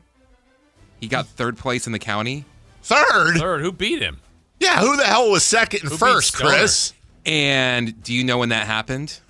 Like, please tell me 1946. Right. How old do you think 9-year-old Jason Stoner is now? 29. R.I.P. He's 36 because it happened in 1998. Where the hell is peanut butter on this? Money? Oh, it's going to cost us an extra half a cent. If Let we me start tell making you double something. digit. Okay, fine. Then give me the option. I can go cheap and one lid, or I can go another $1 and get dual lid. Jason Ross. Branding for Skippy. Two-sided thing. Yeah. Called Flippy. Skippy Flippy, now in stores. I'm almost out. No, I'm not. Flippy. Skippy Flippy, keep the peanut butter off your knuckles. Yeah. Yeah. Boom. Just did a jingle. There you go. And we brought jingles back, and we saved peanut butter. I think we go with our old jingle. Skippy, it's fun being Flippy. Everybody's doing the flip. Aaron says, peanut butter knuckle, are you entitled to compensation? Do you suffer from peanut butter knuckle? All right, Aaron, you're done for the day. It's not going to get better. Nope. Peanut Butter Knuckle, by the way, wonderful 90s alternative band. Yeah. Well, only one hit, though. Only one hit wonder. Two caps. They didn't stick. Second down. Oh, nuts. Who do you have more faith in getting back to the Not playoffs? Bills or Texans? I don't know. Peanut butter. Thought they were more of a jam band. Damn it. That's really good. I don't want to give credit. That's really good. They're in peanut butter knuckles and jam band.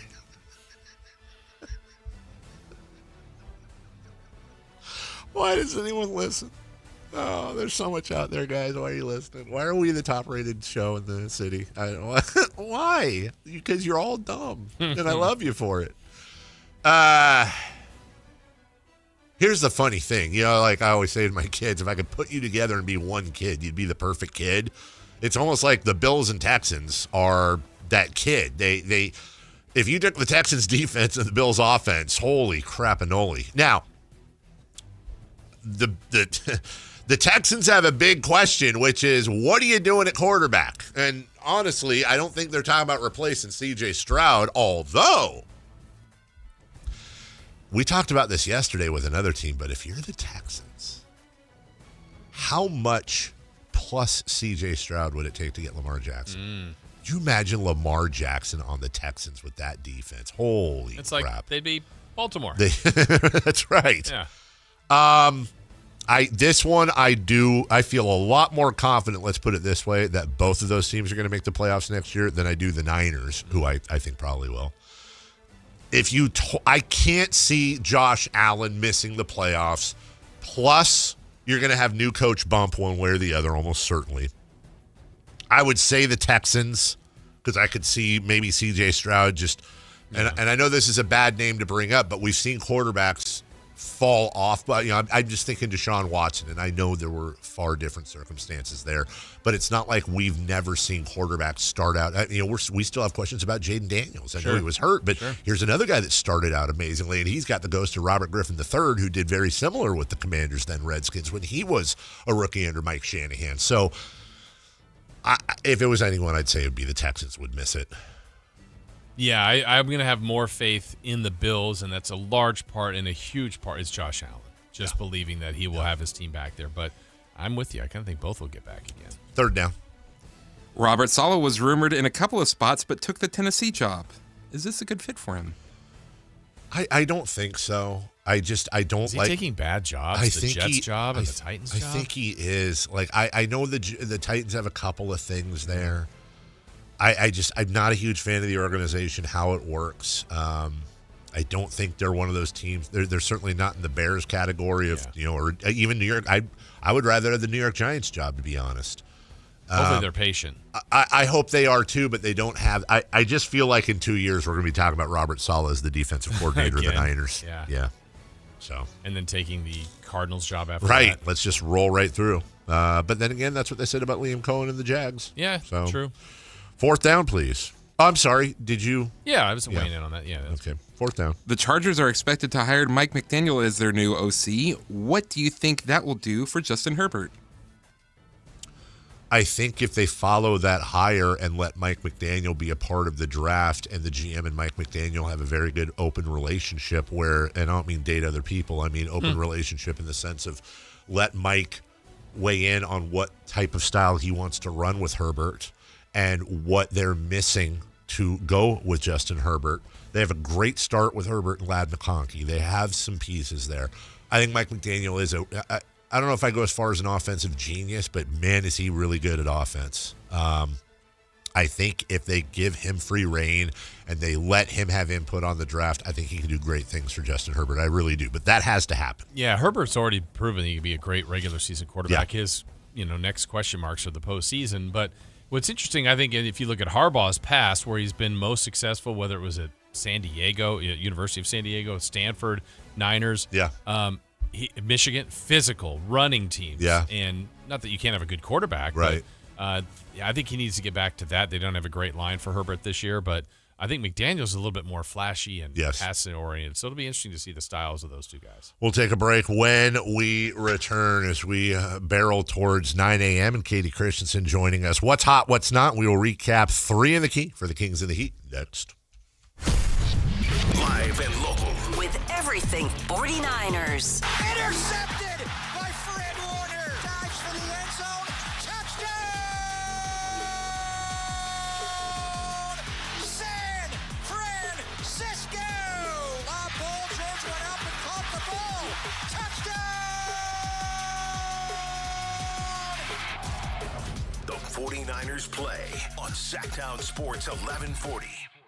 What's going on? We're talking to Chad Hoblet of Hoblet Dodge, Chrysler, Jeep, Ram in Woodland. What's happening, Chad, for the Start Something New sales event? There's no better way to start the year than in a new 2026 Ram 1500 Crew Cab. And right now you can save up to $14,000 off MSRP or save thousands with 0% financing for 60 months and still get the $7,000 Hoblet discount. Wow. I love that you still have 0% financing available and that you still get the Hoblet discount. That's why Hoblet has won dozens of customer service awards. And as a fifth-generation dealer, when you buy from Hoblet, you become part of the family. You will not find a better combination of savings and selection with over 400 new Rams available. Search, select, and save through the whole inventory at HobletDodge.com. Unbeatable prices, unbeatable selection. Nobody beats Hoblet, period. 14,000 total net savings on select new 2026 Ram 1500 Laramie after 7,000 factory rebates and 7,000 dealer discounts. Rebates include 2,000 select inventory cash on select inventory, 1,000 SFS bonus cash, must finance through Stellantis, and 500 on-the-job upfit, must show eligible upfit. 5 is net savings, see dealer for details. When a person is seriously injured, there's no substitute for the personal legal relationship offered by the local NorCal firm of Ashton & Price. From the first attorney meeting, every important decision is made with a direct consultation with, and I can't believe I have to say this, a real, live, experienced, flesh and blood local attorney. It's called Home Court Advantage for a reason. Ashton & Price, serious local attorneys for serious people with serious injuries with no fee until we win. For the best local advice, don't think twice. Call Ashton & Price. When life calls for a little extra, a kitchen upgrade, paying off debt, or that dream vacation, Valley Strong Credit Union is here to help. With a Valley Strong home equity loan, you can tap into your home's value with competitive rates, flexible terms, and local guidance you can trust. Get approved in as little as 5 minutes, with funding in as few as 5 days. Your goals are within reach. Visit valleystrong.com to get your offer today. Valley Strong Credit Union. Grow your possibilities. Equal housing lender, NMLS number 456506. Hey, Sacramento! Roosters on Carlson Drive is celebrating the holidays with great Mexican-inspired food and legendary mimosas. And now, college students and faculty get 15% off all food purchases through the holidays. Enjoy amazing food and great vibes at Rooster Sacramento. See you soon! Tune in every Thursday, Friday, and Saturday for the Toyota Tahoe Report with Johnny Mosley and me, Elena, bringing you the latest weather conditions up at Tahoe. Brought to you by your local Toyota dealers, Toyota. Let's go places.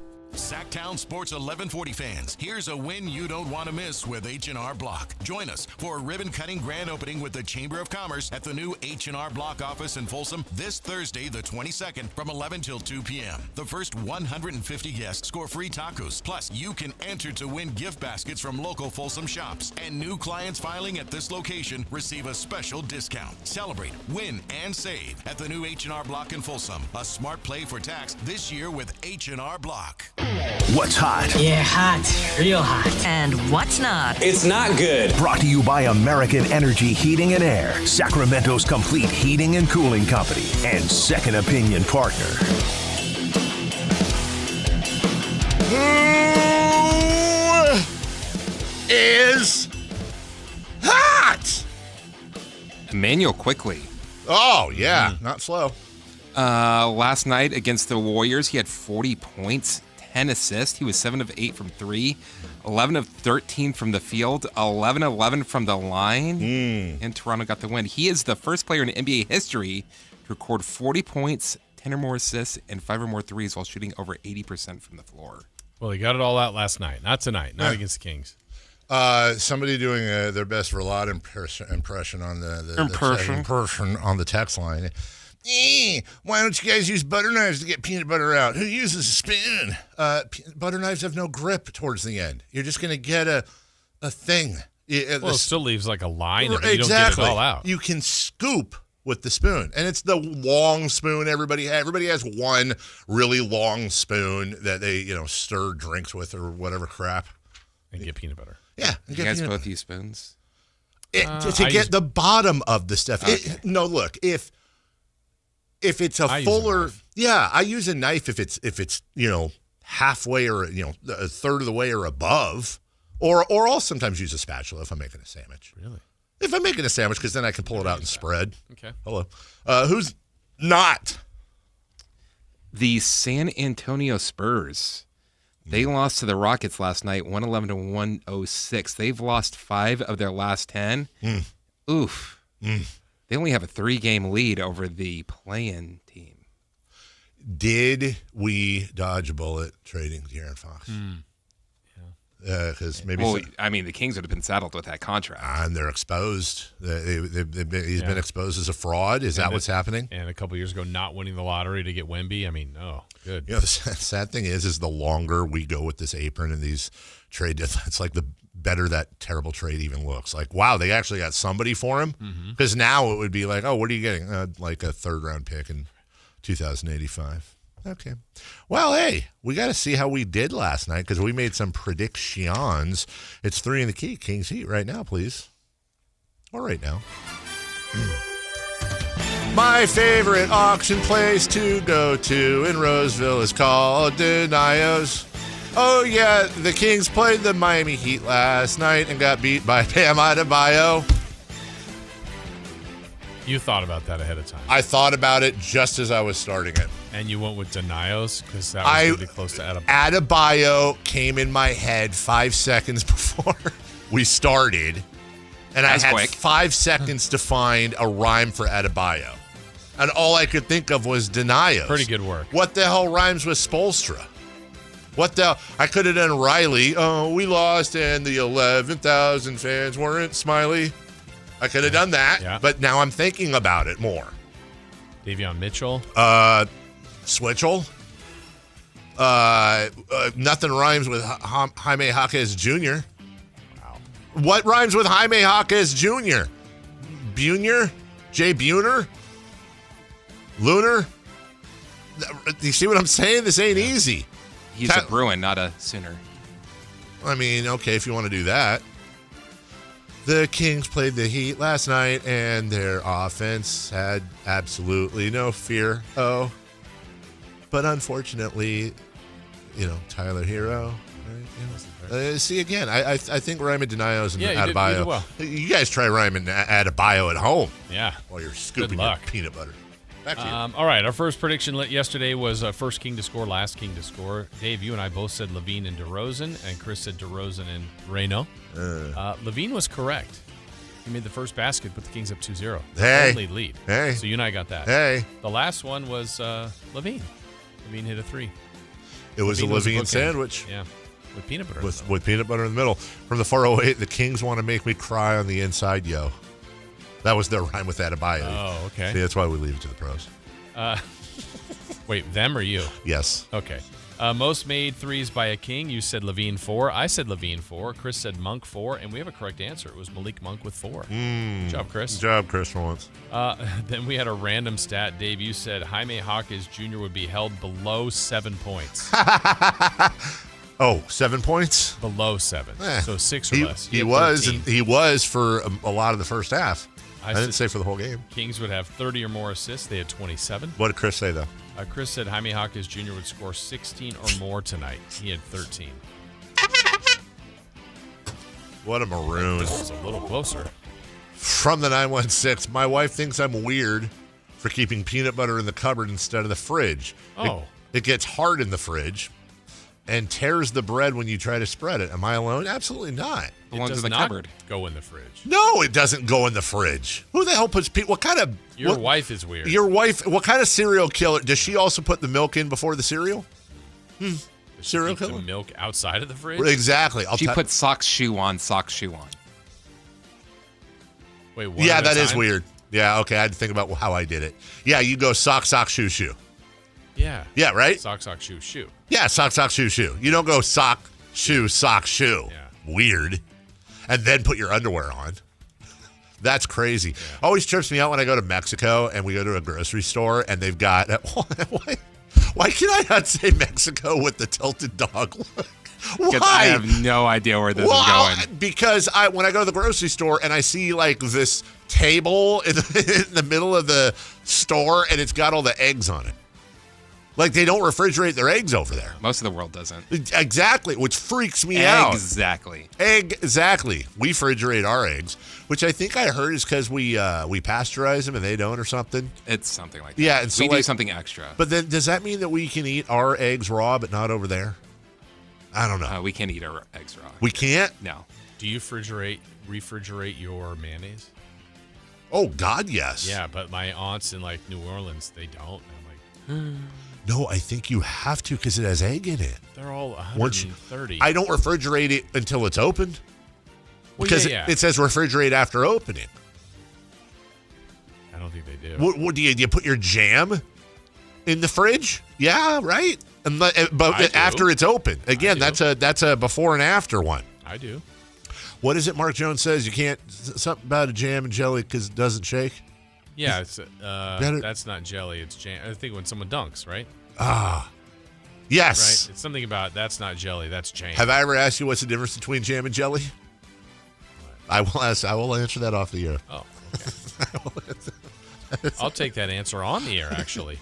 Have I asked you, Chris? Someone has. Are you familiar with that I think question? You have, but I forgot.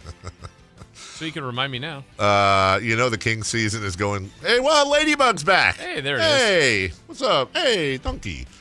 The Kings season's going great when the hot topic of the day is do you refrigerate your mayonnaise? I would say it's more about the peanut butter.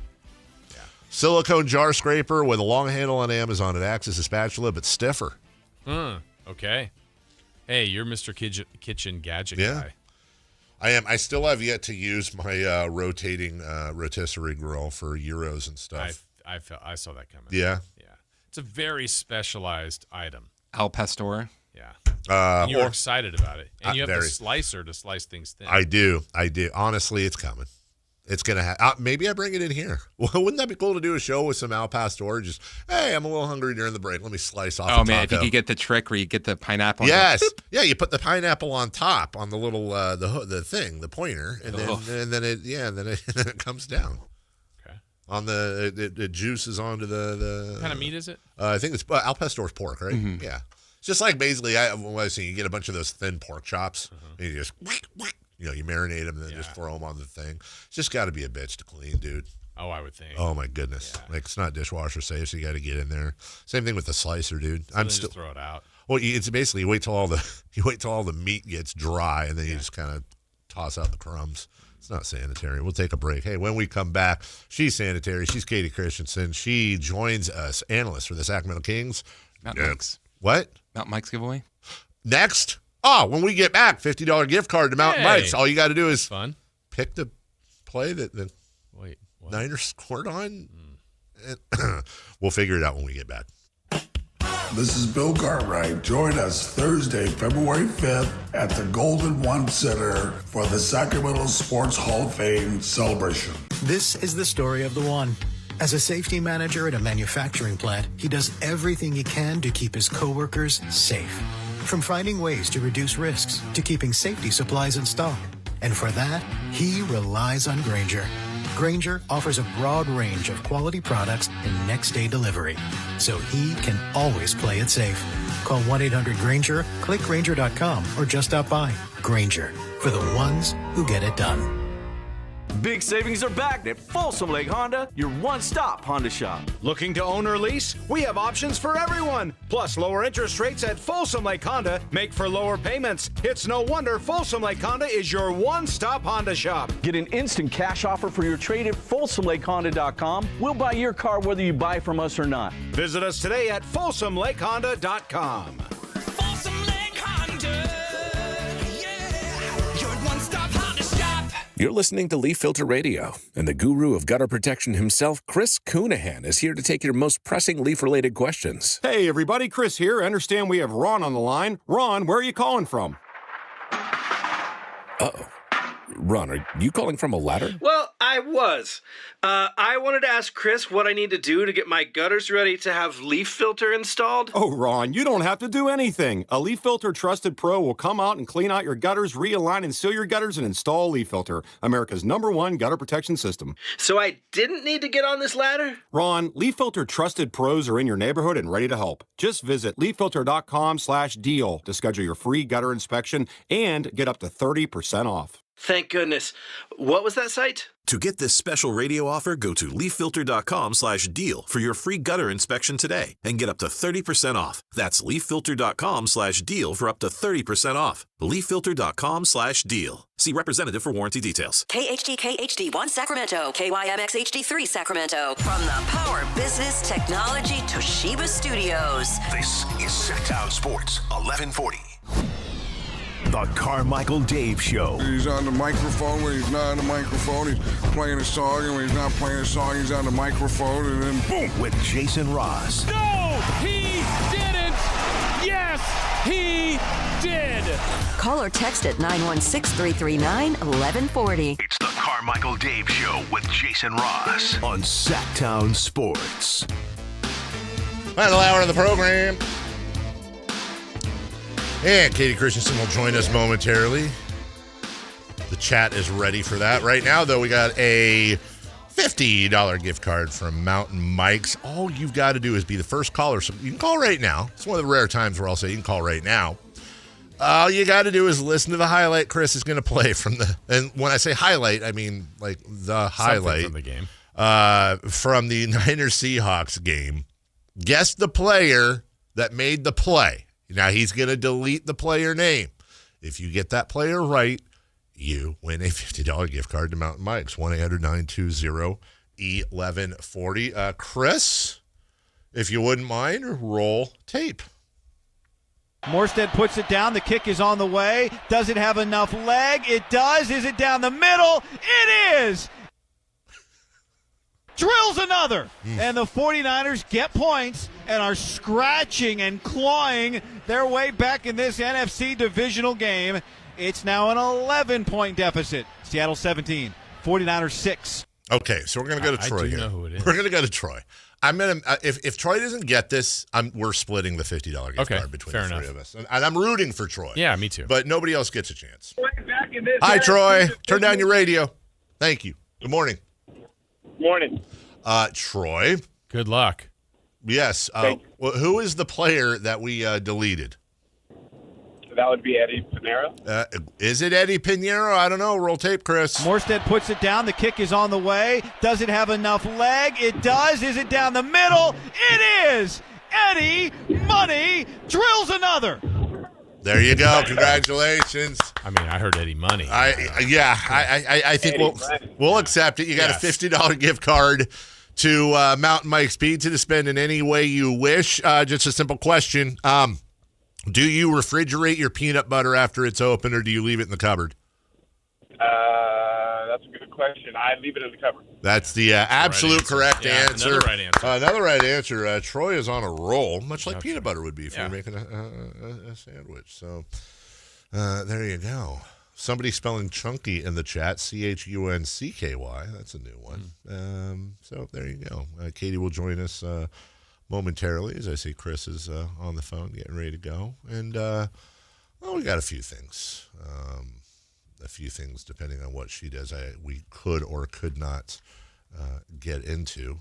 We talked about the Keon Coleman thing earlier also. Congratulations to Andrew Jones and who the hell's the other guy? Damn it. Andrew, why am I blanking? Because I just did too. Okay, hold on. I know Katie's waiting, but Andrew Jones. It was another center fielder.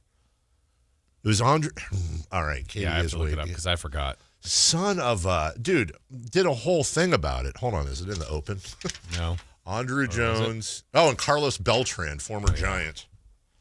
God, we're idiots. All right, joining us right now. She knows we're idiots, or at least I am. Katie Christensen. Good morning, Katie. Good morning. How are you? How are you? Doing all right. How are you fellas? Good. A couple things to get to real quick. Number one, how would you feel if you were grocery shopping for your family, and you saw on an aisle 3, you were getting peanut butter, and it had 2 lids on it, one on the top and one on the bottom, so you could get the peanut butter at the bottom? Would you pay an extra quarter for that? Let's say. No. No. Wow. Okay. And then secondly, do you put your peanut butter in the fridge after you open it, or do you keep it in the cupboard? In the cupboard. That's the right answer. Katie Christensen, analyst for But your you didn't Sacramento think her Kings. first answer was right. I did not, but Katie is never. Let's just say Katie, unless it's on decorations, Katie is pretty good at. She's a lot better at spending money than I am. Let's put it that way. Gotcha. So I completely understand that. Right. I'm just saying. You're you're smarter at that than I am. I'm complimenting you, Katie. Oh, okay. Yes, I am. So look, full transparency, when we bring you on because you analyze the team and we love your basketball mind and we want to talk about it. At the same time, we also understand that you don't know everything, that you're not in the locker room every night, and we can only take your best guesses. So this is one of those questions, I don't know. We were looking at Zach LaVine's minutes in the second half last night, or lack thereof. We've been looking at the fact that Domantas Sabonis, now in Game 3, is coming off the bench. On the surface, Katie, it would seem as one of those things, hey, we want to get the youth a little bit more. Doug said last night Zach wouldn't, he needs somebody to play defense. That's the surface. But do you think that's the answer? Do you have any other insight as to why those minutes aren't where they normally would be? Well, I don't have any insight. I mean, Doug is making his decisions with, his coaching staff. And I know that, when you play Miami, it is, my keys to the game were, your one-on-one defense and multiple efforts on that end, because they don't run hardly any pick and rolls. They don't run hardly any screen action. I mean, it really is just relying on their offensive players to break down their individual defender, and they get you in rotation and they find open shots, and or they get to the rim. And they did that really well last night. It did not work for them in Miami when we saw them in early December. And so, I think that is a sound explanation coming from Doug in terms of, Zach's minutes. He didn't feel apparently that he was, playing the type of defense that they needed, and they were, basically on their heels the whole game. They were trying to fight back from a deficit. And, I'm sure that played a role in it. I thought Zach had some good rotations, but, during the course of the game, you're not focusing on just one person. You're kind of, trying to follow the whole thing. And in terms of Domas, it's interesting. I didn't know if he would be starting or not in that game. You kind of wait for the lineups to come out 30 minutes before the game. But I can say this, earlier in the season, Victor Wembanyama missed 12 games. When he came back, he didn't start for 6 games. He came off the bench for 6 games. And then, a period of time later, he missed 2 games, and then he came off the bench for 3 games. Domas missed, I think it was 27 straight games, and I think that, kind of the thing that Doug is dealing with is when you look at it in the first 11 games that Domas did play, they never found any real offensive continuity with him on the floor because their offense has changed so much. They're not running it through Sabonis anymore. And so it's one of those things where, while he was gone for that extended period of time, he had, tried to find that with different lineups, and that lineup that he's been going with recently, they finally started to find some offensive continuity. Now, do I think that means that, he's not going to start moving forward? No, I don't think that that's the case. Maybe it is. I'm not sure. But, he's also now, because of the way that Cardwell and Precious and Max have played in his absence, Doug really wants those guys on the floor because they've been playing well. So now it's dealing with how do we play 2 bigs, which is something they haven't done. So there's a lot of stuff you've got to try and work out when you kind of implement that piece back into the rotation and lineup. Katie, in your experience, what's more difficult, what they've gone through, all the injuries and just the roster playing multiple people and just trying to find things that'll work? What's the bigger challenge on that? The offensive continuity to get that, or the defensive continuity when you're mixing things up so much? Well, it's a good question, Jason. I think both are kind of an issue, right? With Domas back, they've been, prior to him coming back, they really have been switching all 5. And they've done that with Domas since he's been back, but that's not something they've traditionally done. They might switch 4-5, but not 1 through 5. So, you're seeing them try to get him in those rotations, especially with him at the 4 spot instead of the 5 spot. And then, from the offensive standpoint, that's been the real issue all season long because, at the end of the day, your defense doesn't have to be spectacular, but your offense has to be if your defense is not. And their offense certainly hasn't been either. So that's kind of the issue that they're dealing with. Katie Christensen joining us. You saw the 4-game win streak, right? And then you've seen now with Portland and Miami, arguably, by the way, both worse teams than at least 3 of the 4 that they beat on that streak. Does that tell you that it's less about quality? For example, here's where I'm going with this. They have this long road trip coming up, some tough teams. Yeah. But, Katie, when you look at the wins for this team this year, I think we figured this out last week or earlier this week. It's like 85% have come against teams that will almost certainly make the playoffs. How can we explain this team being as bad as their record is, having the bulk of their wins against great teams? Dave, it's matchups. It's matchups and other things like are they shooting the ball well? Is the 3 falling? One thing you will find in every single loss is they have not shot the 3 well. I mean, it is. I haven't looked at every single game, but I can say with 95% certainty that they have shot incredibly poorly from 3. And I've said it multiple times kind of on the broadcast over this home stretch is that really is the difference for this team is their ability to knock down the 3 with like a consistency and have it be a feature, like a featured element within their offense.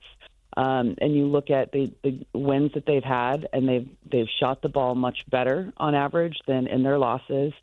And it's matchups. It's matching up against a team, and that just can be a better matchup.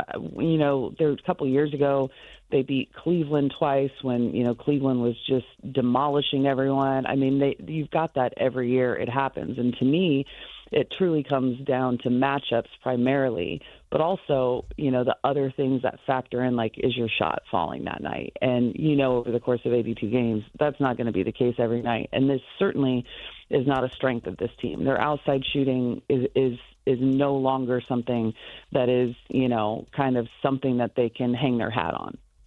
Okay, I'm going to ask you another one, kind of back to your playing days, to see what you think on this of right now where we are. We're about 15 days away, 2 weeks away or so from the trade deadline, and a bunch of these players have heard their names. I mean, they just have, whether maybe none of them get traded, maybe all of them do. We just don't know. But what's more difficult, do you think, to not maybe know your playing time or your exact role per night or your actual future in the league? Like, I feel like both are difficult, but what do you think is a bigger challenge for these guys right now? I think just kind of given the circumstances here, I imagine maybe it's the looming trade deadline. But, I think both are difficult for a player, right? And again, I look at it this way. I think it's been very clear since the beginning of the season and the, insertion of a new front office during the off season that I think it was even clear before the season started that a lot of these guys were completely aware that their names were being floated, that there was, this is not like a permanent landing spot for them. There's not a lot of longevity, right? And that's just because, the makeup of the team doesn't necessarily fit like the franchise's, kind of direction moving forward. So I can only imagine as a player that it's got to be challenging in multiple ways because of all of the various circumstances. Katie Christensen joining us. Dylan Cardwell, he's interesting. He plays with joy. He's made an instant connection to the fan base. The Beam Boys, those young guys, and Precious, who I still think is young. He's 26. Have these things that happen organically are always, I think, the most fun for the team. But what is it beyond the smiling and the hand gestures and all the fun stuff with Dylan Cardwell? What do you see in him as a young player? Well, he is a lot of fun to watch just because of the energy he plays with, right? But he does a lot of the little things that, certainly, aren't necessarily going to be featured in a box score at the end of the game.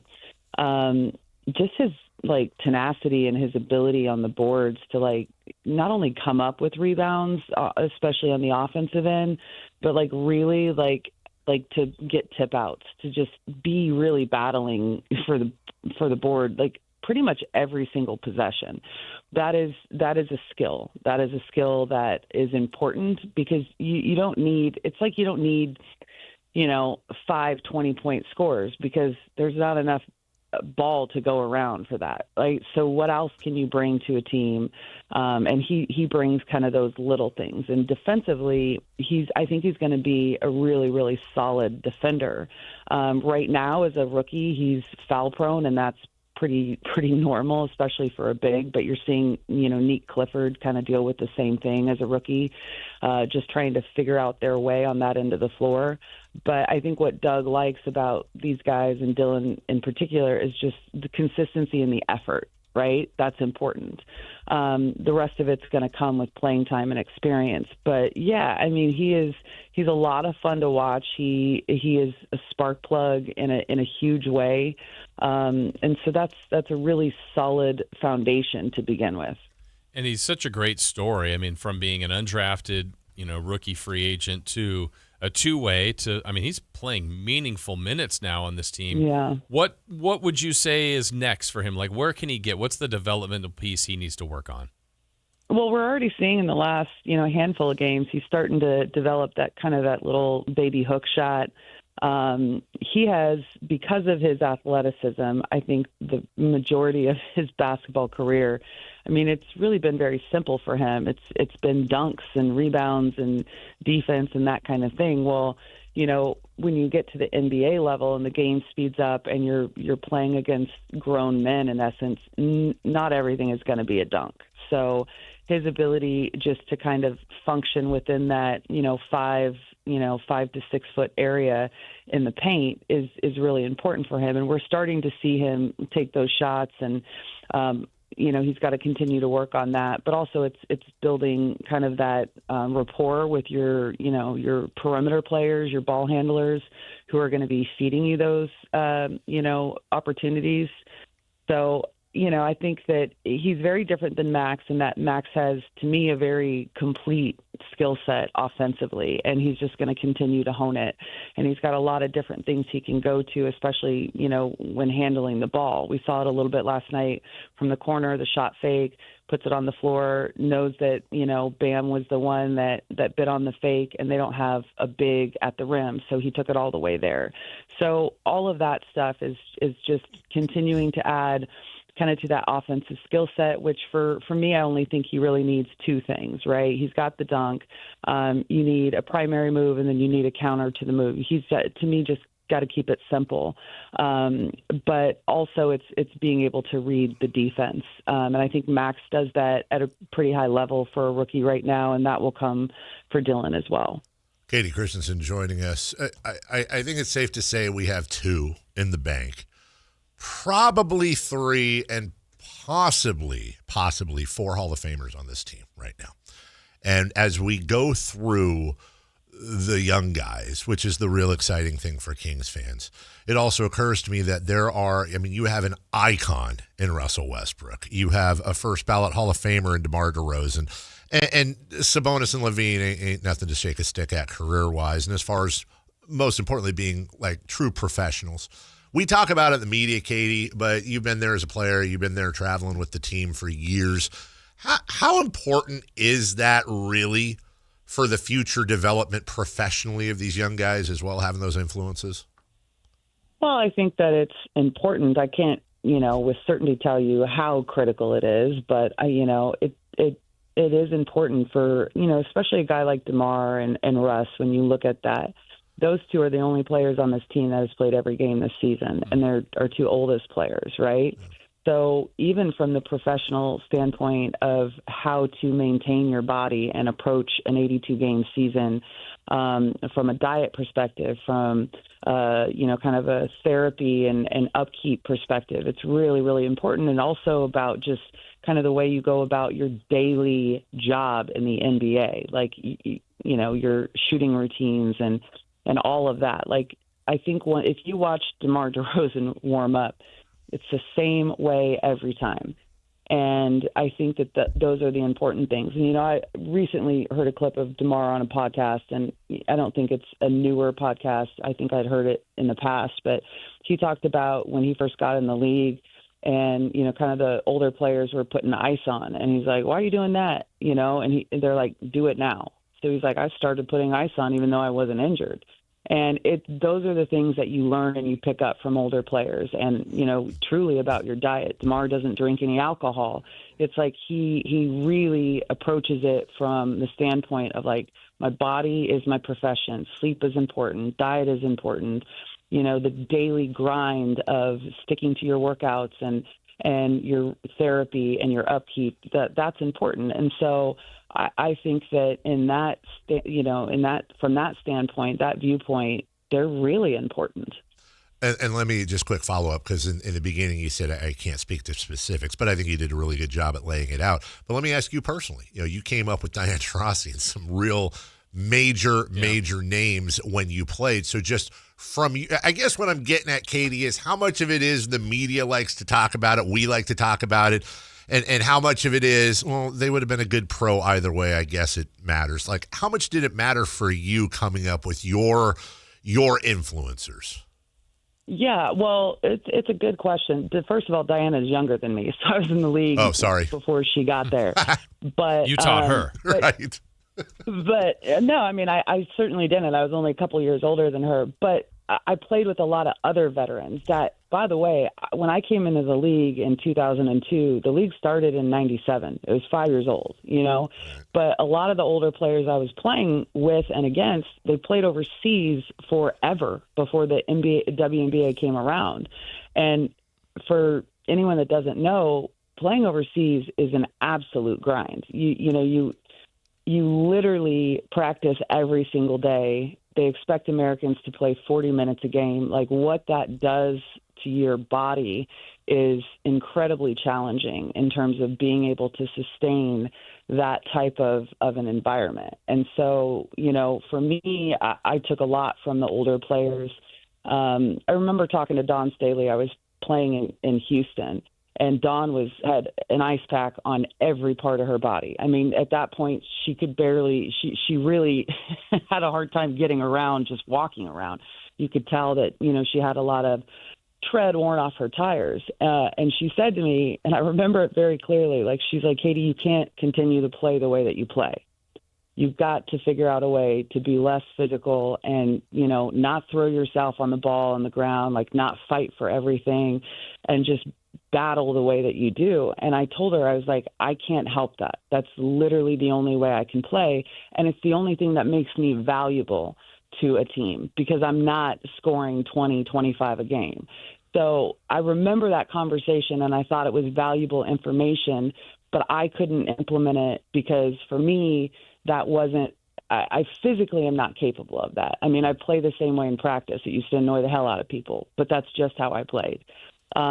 But I understood the value in it because I did go out with an injury, and I'm still dealing with it, as a 45-year-old woman, the repercussions of playing the way that I did.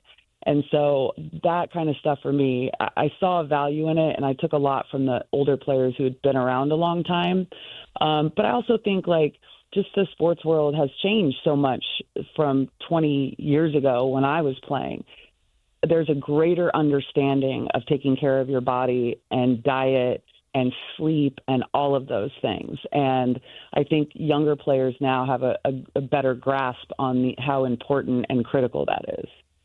Katie Christensen joining us. Katie, I was thinking about something from last night, and you, where we sit up in radio, you're closer down there to have maybe a better vantage point of this.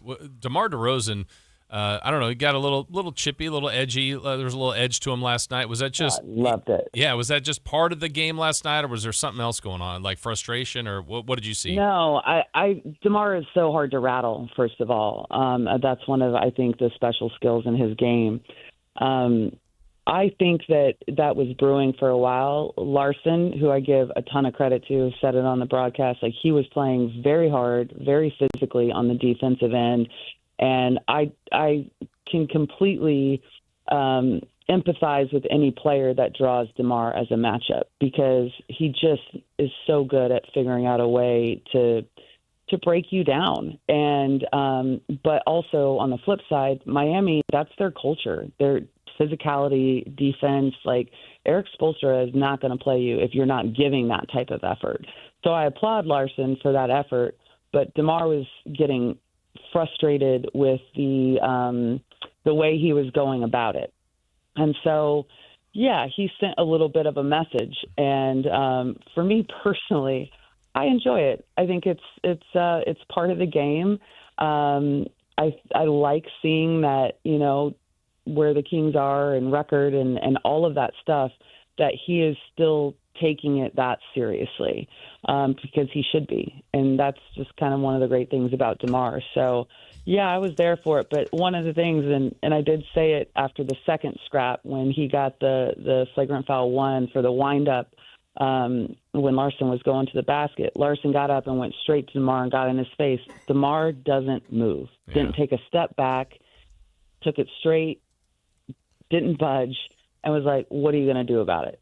And I was like, oh, my God, it gives me chills. Like, I'm here for that. I appreciate that kind of approach to the game. Yeah, you're not intimidating DeMar DeRozan. Yeah. No. I know it's early as we go, because we haven't done this. I don't know if we've done this ever or a long time. You mentioned playing overseas as a grind. So as we go, special trivia question for you. Can you recount the teams you played for overseas? Because for those of you who don't know, this is actually really interesting. My first time was in Slovakia. Okay. And that did not go well. It was my understanding, my agent made it, the deal was it was a 1-week trial period for both parties, and if either one didn't think it was a fit, that I could leave. It was not a fit. But the team I was playing for was on a military base, and then they threatened to throw me in jail, in military prison, for breaking my contract. Jesus, I didn't know And my this. agent was trying to sneak me out of the country, and I was like, I'm not sneaking out of the country. Like, figure out another solution, and eventually got me out. But that was my first experience. I was like, I don't know if I ever want to do this again. I certainly did. I went and played in Turkey and Istanbul, and then I played in Moscow, in Russia. I played in South Korea, and then I finished in Thessaloniki in Greece, right on the water there. How cool is that? So that was my experience overseas. Which one's the jersey you had that had the what's it? Didn't it South have like Korea. the flowers Yeah. or what? Yeah. Oh yeah, I looked like I was about to be laid on a funeral casket. Yeah. Do you still have your jersey from each of those teams? No, I only have the one from South Korea. Yeah, I don't have any of that. Interesting. Well, sneaking Katie out of the country. God, I didn't know that story. That's crazy. Woof. Yeah, it was pretty terrifying at 25 years old or whatever I was. Yeah. You're kind of there by yourself. You don't speak the language. It was. I'm surprised I went back overseas after that. Well, it's not like you grew up in New York City either, so you go from that to you're in Slovakia and getting snuck out of Jesus. Well, hey. That's fun. See, story time with Katie. Yeah, that was good. I don't know that too many people realize how many different freaking places she played. That's awesome. She joins us each and every Wednesday at 9 a.m. Enjoy your week and your weekend. Pack for that road trip, and we'll talk to you next week. All right. Sounds good, fellas. All right. Thank you. Bye-bye. That is Katie. That's crazy. Yeah, that's weird. She doesn't have the other jerseys, though. Yeah. I would just say, if I played elsewhere. You collect them all? Heck yeah. Have one of them little frames. Yeah. We'll take a break. When we come back, what's on deck? Brought to you by Trex Decking and Railing. And we got a 3 in the key again. Kings and Raptors. We'll do all of that next. On the move? Got somewhere to be? Take Sacramento Kings basketball with you. The Sactown Sports app will let you stay connected to your passion. Never miss a moment of Sacramento Kings basketball with the Sactown Sports app. Never have I ever called my sister from the finish line of my first marathon. Hello? You won't believe where I am. Are you running? Mile 26. I'm gonna make it. Switch to T-Mobile's 55 Plus plan and get iPhone 16e with its advanced camera system on us. Plus, 2 lines for just $30 a line. Guys, I can't believe it. I knew you could do it, babe. That was amazing. Mom, how do you feel? I feel great. I can't feel my feet. Let's take a picture, and then you may carry me to the car. Share every stride, every mile, every memory on America's best network. Switch to T-Mobile's 55 Plus plan and get iPhone 16e on us and 2 lines for just $30 a line. With 24 monthly bill credits and 2 eligible port-ins on Essentials 55 Plus for well-qualified customers with autopay plus taxes, fees, and $35 device connection charge. Credits end and balance due if you pay off early or cancel. Contact us. Finance agreement 128 gigabytes, $599.99 required. Best mobile network in the U.S. based on analysis by Ookla of Speed Test Intelligence data 1H 2025. Visit T-Mobile.com. This message comes from Viking, committed to exploring the world in comfort. Journey through the heart of Europe on an elegant Viking longship with thoughtful service, destination-focused dining, and cultural enrichment on board and on shore. With small ships that bring travelers closer to the destination, there's more time to explore. And every Viking voyage is all-inclusive, with no children and no casinos. Discover more at Viking.com. Welcome back to Winter Hack Radio, the place for clever hacks to survive the season. Icy driveway? Well, try spreading sand or birdseed to help with traction. Snowy puppy paws? Well, grab a whisk, brush it off, done. Catch COVID-19? Well, just get... Actually, there's no hack for COVID-19. But if you test positive, prescription medications for COVID exist. Ask your doctor if they're right for you. Visit PfizerForAll.com to learn more. Sponsored by Pfizer. There are many reasons to choose Gonzalez Law Offices as a dedicated trial lawyer with an undefeated record from 2016 through 2019, and you'll know that no case is too big or too small. Due to his success, hard work, and commitment to excellence, attorney Jonathan Gonzalez has been listed in Super Lawyers Rising Stars, as well as in the top 40 under 40 list by national trial lawyers. You can find Gonzalez Law Office online at saclegaldefense.com or call him at 916-304-9187.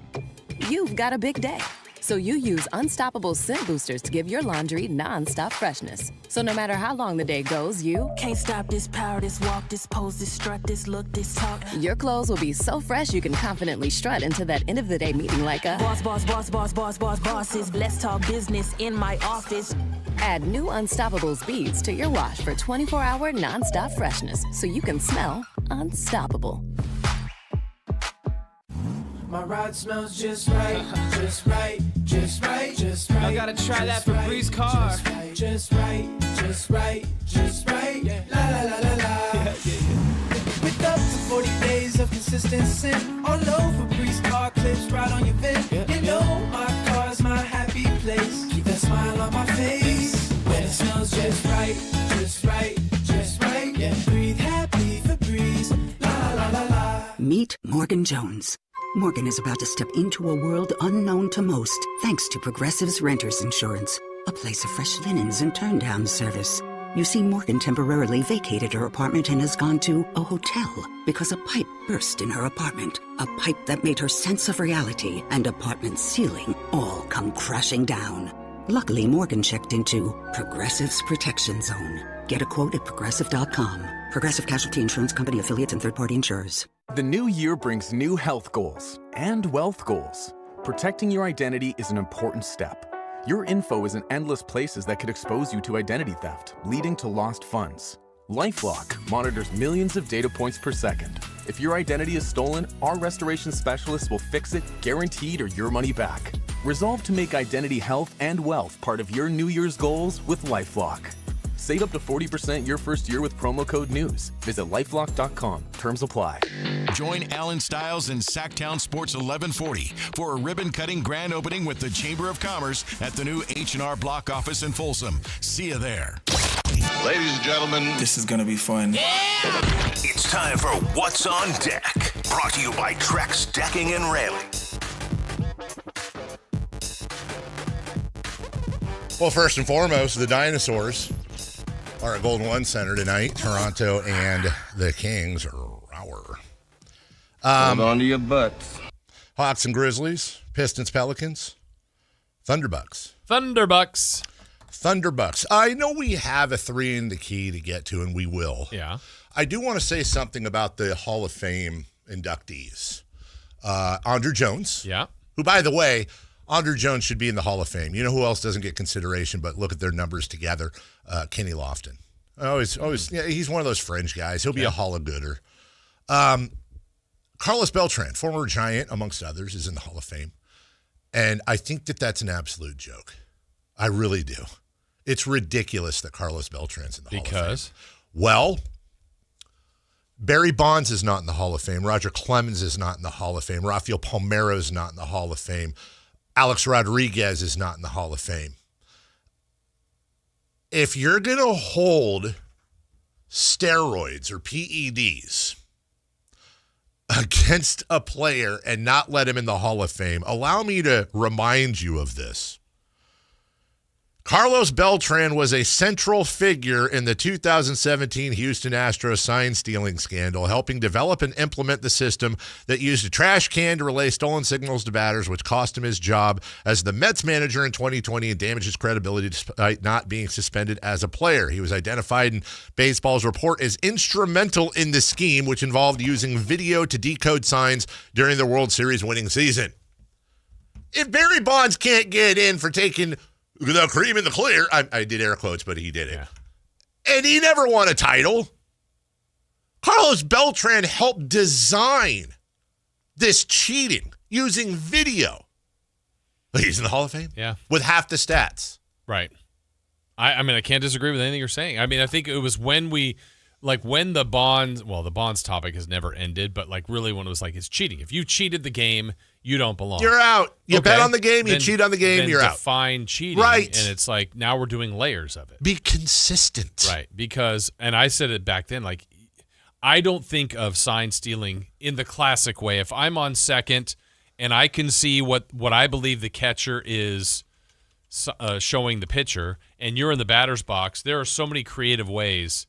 You see guys that maybe you move your right arm, maybe you tap the helmet, whatever. It's Dave, expect this. I'm getting knowledge. I'm helping you.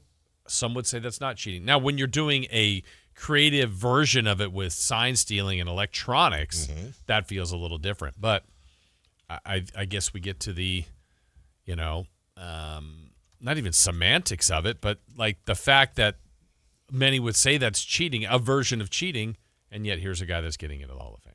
Meanwhile, baseball with McGuire and Sosa are coming off of a disastrous strike. Mm-hmm. Guys basically look like porcupines in the dugout. Right. It was an open and known thing. Yeah, and baseball highlighted it too. Chicks did the long ball. They were making did commercials. The long ball. We were breaking into every ESPN telecast to see Mark McGuire and Sammy Sosa's at-bats. Guys, to be fair, the commissioner at the time got punished as well. Oh, wait. He's in the Hall of Fame? Yeah. Yes, he is. And the managers that implemented these guys in the lineup for those teams, which I'm not saying they shouldn't be, because I think they all should be in, but they went into the Hall of Fame. Sorry, the ladybug is on the left side of your hoodie. It's about an inch from your neck. We still have the ladybug here today. It is, if you feel something on your neck, it's the ladybug. Friend. Hello. Should we release the ladybug? Is it going to... Gross. What would happen then, Chris? Huh? What would happen? What do you mean? Right. I mean, it's does cold it have out. anything to eat? It's cold outside. I don't know what the hell the ladybugs eat. A leaf? You know what? I'll bring in some. I'm going to find out. Don't they eat bugs? Aren't they the ones that keep bugs away? What the hell is it? Anyways, it's garbage that Carlos Beltran's in the Hall of Fame, and baseball is stupid about all this stuff. Or that they all. Or that's exactly right. Go ahead and start the music. We got a 3 in the queue. The fact that Carlos Beltran's in the Hall of Fame is a giant load of crapter. Oh, tonight the Sacramento Kings take on the NBA team called the Raptors. Oh, come on, I was focused on ladybugs eating, dude. What does a ladybug eat? Primarily aphids, mealybugs, spider mites, fruit flies, white flies, fungi.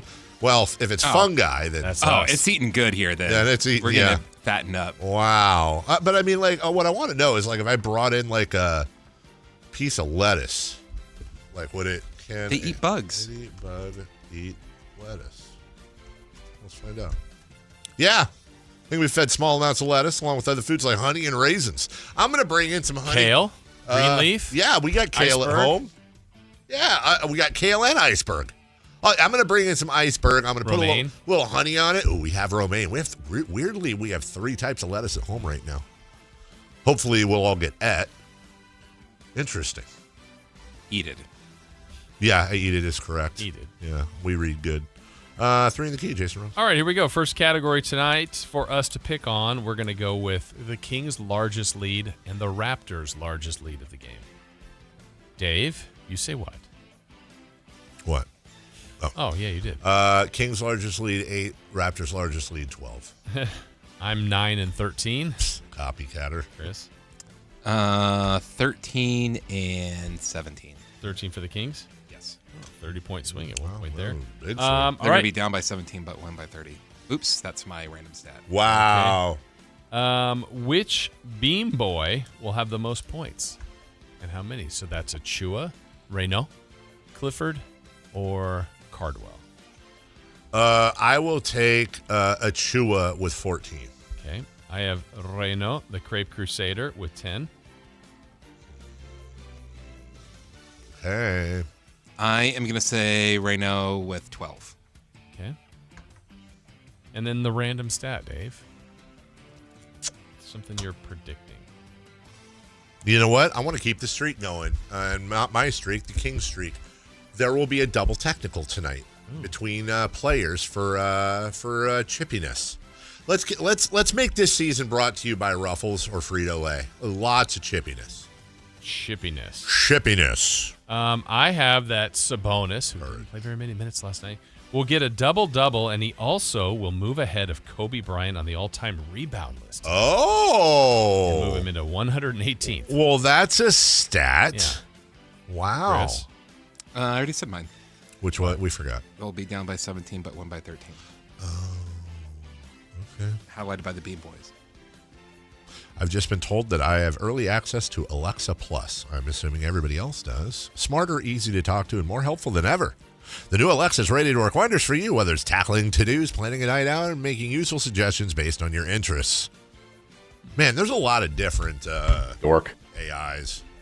They are not doing well. Here's the thing with Alexa, though. Like, hey, man, if you can make it connect to everything, you know what I'm saying, where I can just, I'm pretty sure I can. I still have trouble with the shortcuts.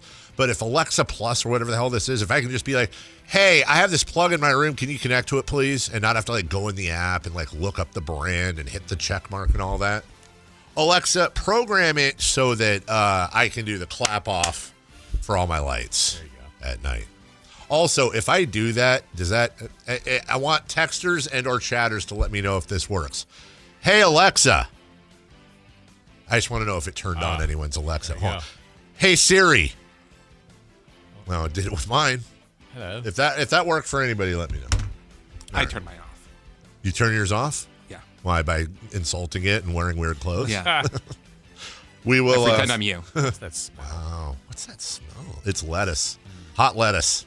We'll take a break when we come back. Hot lettuce smells gross. Does? Yeah. Oh, yeah. Have you ever microwaved lettuce? No. It's not great. When we come back, how about a crosstalk with Matthew, Kayla, and celebrity birthdays? We'll do that next. Stay up to date on Sacramento sports. Join the Sactown Sports 1140 newsletter. Visit SactownSports.com.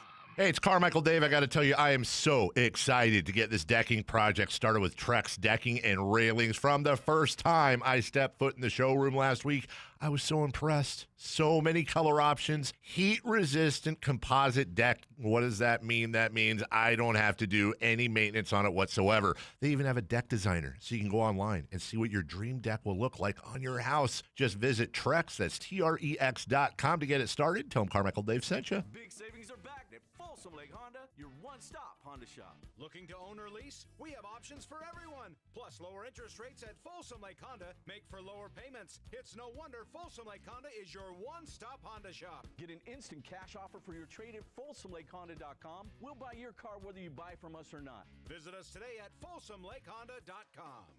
Folsom Lake Honda, yeah, your one-stop Honda shop. Progressive's Accident Response can detect and send help when you need it most after a major car accident. But other accidents, you're on your own. Like when you accidentally call your wife Mom. When you accidentally say Happy Holidays on someone's birthday. When you accidentally wave at someone you thought was waving at you. We can't help with those accidents, but Progressive's Accident Response provides peace of mind after major car accidents. Progressive Casualty Insurance Company and Affiliates. Limited availability in California. Driver is responsible for emergency and towing charges not covered by the policy. Pro Savings Days are on at Lowe's. Get up to 35% off select major appliances. Plus, My Lowe's Pro Rewards members get an additional 5% off when you buy 5 or more select GE, Whirlpool, and Electrolux kitchen or laundry major appliances. Lowe's, we help, you save. Valid through 123. Discount valid to My Lowe's Pro Rewards members only. Exclusions and other restrictions apply. Selection varies by location. While supplies last. See associate or Lowe's.com for details. Loyalty program subject to terms and conditions. Visit Lowe's.com/terms for details. Subject to change. It's Wonderful Wednesdays at Roosters. Starting at 5 p.m., all you can eat enchiladas for $21.99. 12 incredible styles. How many can you handle? Come set the record. The meal's on them. Wonderful Wednesdays, only at Roosters on the River. Guys, if your energy is low, your strength isn't what it used to be, or your drive feels off, it's not just getting older. For many men, it's low testosterone. At Revive Men's Health Sacramento, you can start with a free T-check, exam, and consultation so you get real answers about your testosterone levels and overall health. And this month only, qualified patients may receive 25% off testosterone replacement therapy. This isn't guesswork or one-size-fits-all treatment. Revive specializes in personalized, closely monitored testosterone care designed to help men feel stronger, sharper, and more like themselves again. With over 120,000 patients treated since 2011, Revive Men's Health is trusted for results, not hype. If you've been putting this off, now is the time to act. Claim your free T-check and consultation and see if you qualify for 25% off TRT. This month only. Call 916-619-3000. That's 916-619-3000. Or visit ReviveMen'sHealth.com. Terms apply, must medically qualify. When life calls for a little extra, a kitchen upgrade, paying off debt, or that dream vacation, Valley Strong Credit Union is here to help. With a Valley Strong home equity loan, you can tap into your home's value with competitive rates, flexible terms, and local guidance you can trust. Get approved in as little as 5 minutes, with funding in as few as 5 days. Your goals are within reach. Visit valleystrong.com to get your offer today. Valley Strong Credit Union. Grow your possibilities. Equal housing lender, NMLS number 456506. It's time for the news of the day. The latest headlines, the biggest stories, hard-hitting analysis. Yeah, this is none of those things.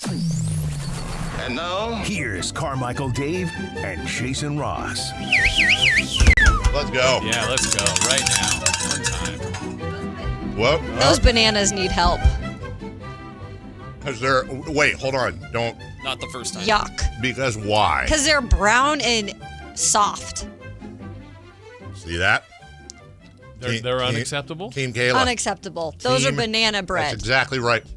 Would you eat those? No, bananas? Are we related? They're fine. Yeah, I think so. Are we related? That banana is bread. my long-lost Bananas uncle. need to be black. What? Banana bread bananas need to be black.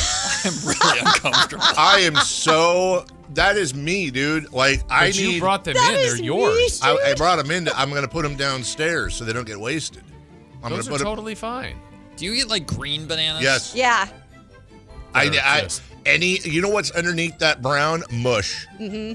Brown Flavor. mush. So uncomfortable. Cool, you eat them. I can't do it. I direct my wife. Yeah. I request respectfully. I mean, the allegations. I do most of the grocery shopping, let's be clear, but when she goes and she's getting bananas, she knows. See, there's a few things you don't do in my household. You have to get Best Foods mayonnaise. Don't screw around, okay. With any of the other crap. Okay. All right. Don't bring me home some Kraft with olive oil. Yeah. Like Best Foods. All right. And you have to. What about Hellman's? That's fine. Like East Coast Best Foods, but you cannot. You have to get the green bananas. So you got like 4 minutes to eat them. About 2 days. Mm-hmm. About right. 2 days, and you can't put them around tomatoes or anything. They have to go in their own place. Banana shelf. Yeah, and you notice They're this is spoiled. wrapped because if you put this in the water, which is how we do it, then it keeps it. Oh, I didn't know that one. Yeah, well done. Yeah, Nice very, trick. very important. Doesn't ripen at all. Trick and trips. Eventually, it will, Chris, but it takes longer. My wife recently discovered and I know It's still been so around weird a for me while. to hear you say my wife. I know. I'm still not You're used to not it. Dave? How long have you 70 been years married? old. How long have you been married now? We've been married 8 years. Hey, guys, have you met his wife? I don't think There's a reason. so. Wow. He doesn't You're want- ashamed he of your doesn't wife and want you you said it around publicly. his wife. Have you met his kid? I think Is this met some Arthur. sort of I think imaginary thing that Matt's made up in his Like mind? Aaron Rodgers? Was it a rent-a-kid when he brought him in? Oh my God. Yeah, it's Oh still crap! This lie's really getting ahead of me. it's still weird to hear you. Yeah, when you're like, oh, my kid or Anyway, my wife. Go ahead. She's discovered the order online groceries that they bring out to your car. She's all about it now. Does she do Walmart to the house ever? No. Oh, dude. We haven't discovered even that one. Oh. Someone bringing I don't know how they're handling them. Okay, there's no such thing as the fun to best. shop. There's no such thing as saying the best thing about COVID was, but a tangential benefit that arose from the tragedy that was COVID was that we discovered ordering online. And so 90% of our groceries, with the exception maybe meats and fruits, dude, it's Walmart. Dave, we're not all making millions. That cheap. They deliver for rolling free. back prices. So you let another person that you don't know handle your bananas? No, I said with the exception of meat Matt, and fruits. That's your problem? Maybe. How do you think the fruit gets there? Yeah. I don't. You think you use That's the always force? happened. Listen. You're out in the fields and The there's a tree Jedi out there? The tree drops it in the Safeway, and I go and pick it up. I have zero issue with somebody else handling my banana. Safeway tree. We have a contest, and it's about fighting. Hey, how about the Thunder Showdown? Not OKC or Stockton. Thunder Down Under. Showdown. Thunder Showdown 4. 1, 2, and 3 were amazing. Yeah, That's 4 is why better. there's a 4. Yeah. Four Pete. You know it's good if there's been 3 already. There's a reason to bring it back. Is there a 4th movie that's good?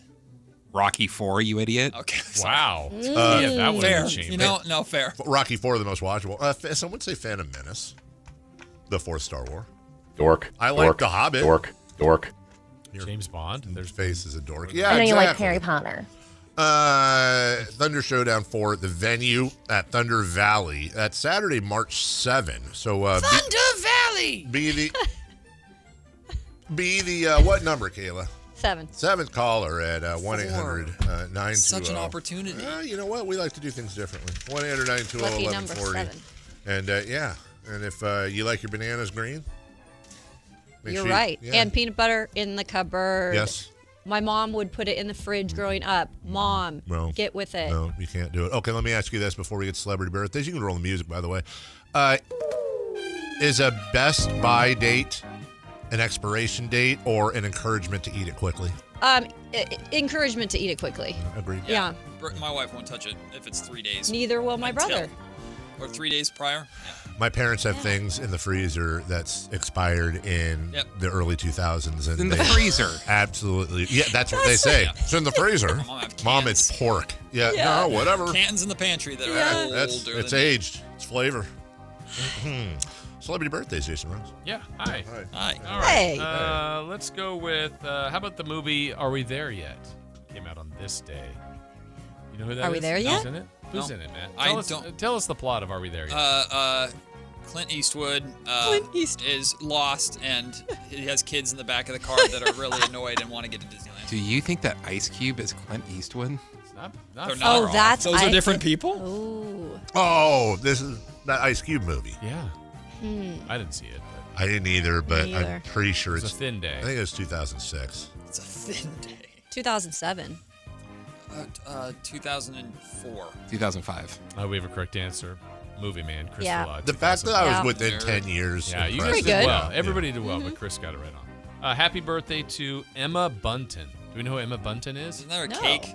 No, we don't know, but I that is love butt also cakes. Baby Spice of the Spice Girls. Oh, that's right. So what? doesn't help 8 me. months? She's not Baby Spice anymore. She's all grown. She's middle-aged Spice. Yeah, Wow, 55. Yeah. Not a rough week for the Spice Girl, Posh Spice, Victoria Beckham. Her son. Yeah, Romeo Like, or called out the Brooklyn. fan? Yeah, called him. Said Brand Beckham ahead of everything. Rawr. Yeah, they're going at it. Soccer? Baby Spice is no, it's high lie. 53. 55. 55's right, Oh, Chris? sorry, 54. Just to be different. Have, No.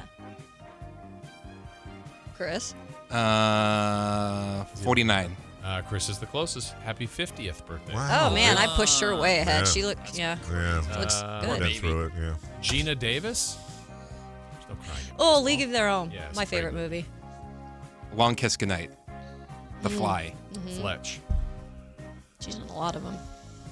Gina Davis is, oh, God, this is going to Yeah. hurt, I think. Yeah. Was she in the Olympics? Yeah, archery. Archery? And didn't she marry Jeff Goldblum? I think so. Yeah.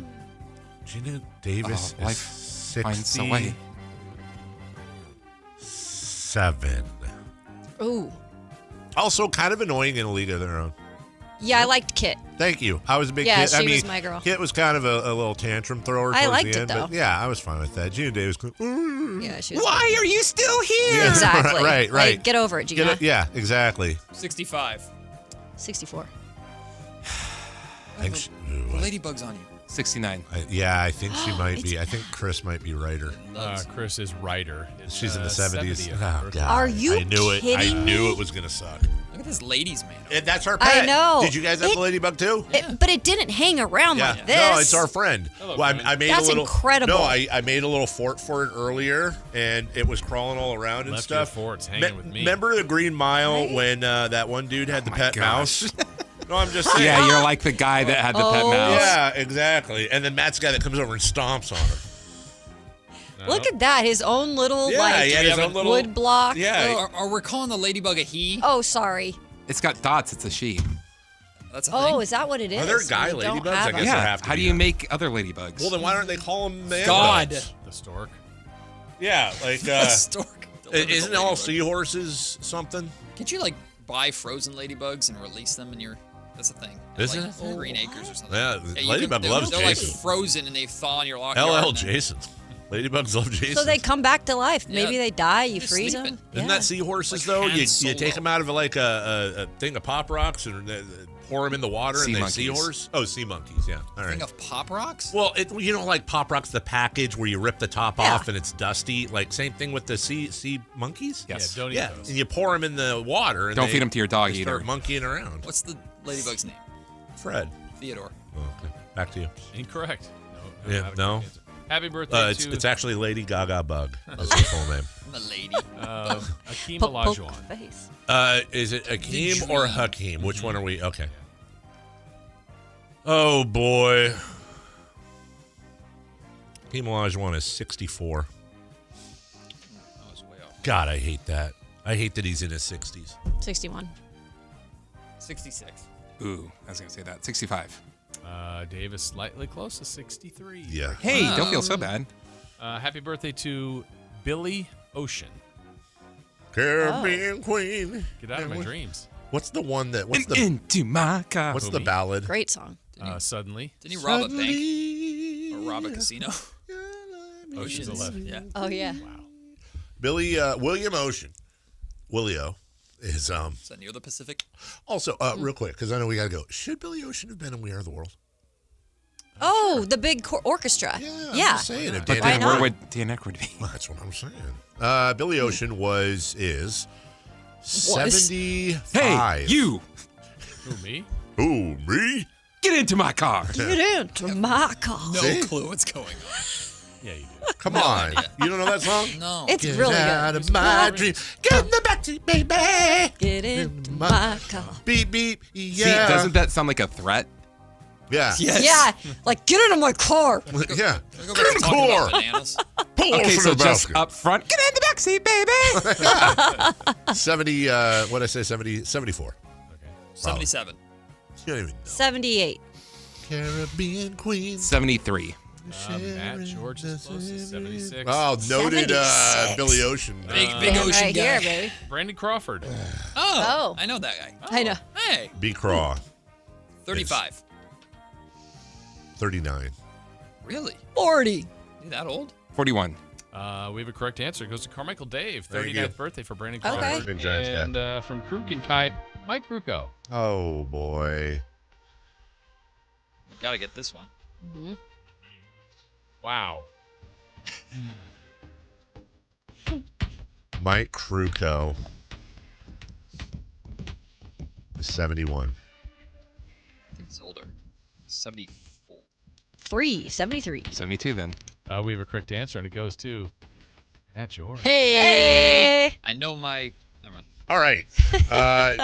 No, she left. On your shoulder. On your shoulder. Oh, she's coming. Oh, She's coming Look at with that. you, J-Ross. Give him a kiss. Matt and Kayla are next. Oh, Jason God. and I will be back tomorrow. Chris will not. He will be burning in hell for eternity. Wow. Yeah, Oh, rough, right, Chris. rough break What did for I do? Chris. Dang. So good luck to that. Sorry, Verlad Squad. Oh, going south. Go south if you want to see him. Matt and Kayla next. Bye-bye now. Go, bud, go. Two new voices join the midday. Matt George and Kayla Anderson. Weekdays 10 a.m. to 2 p.m. Watch online at SactownSports.com, on the app, or in your car. Listen to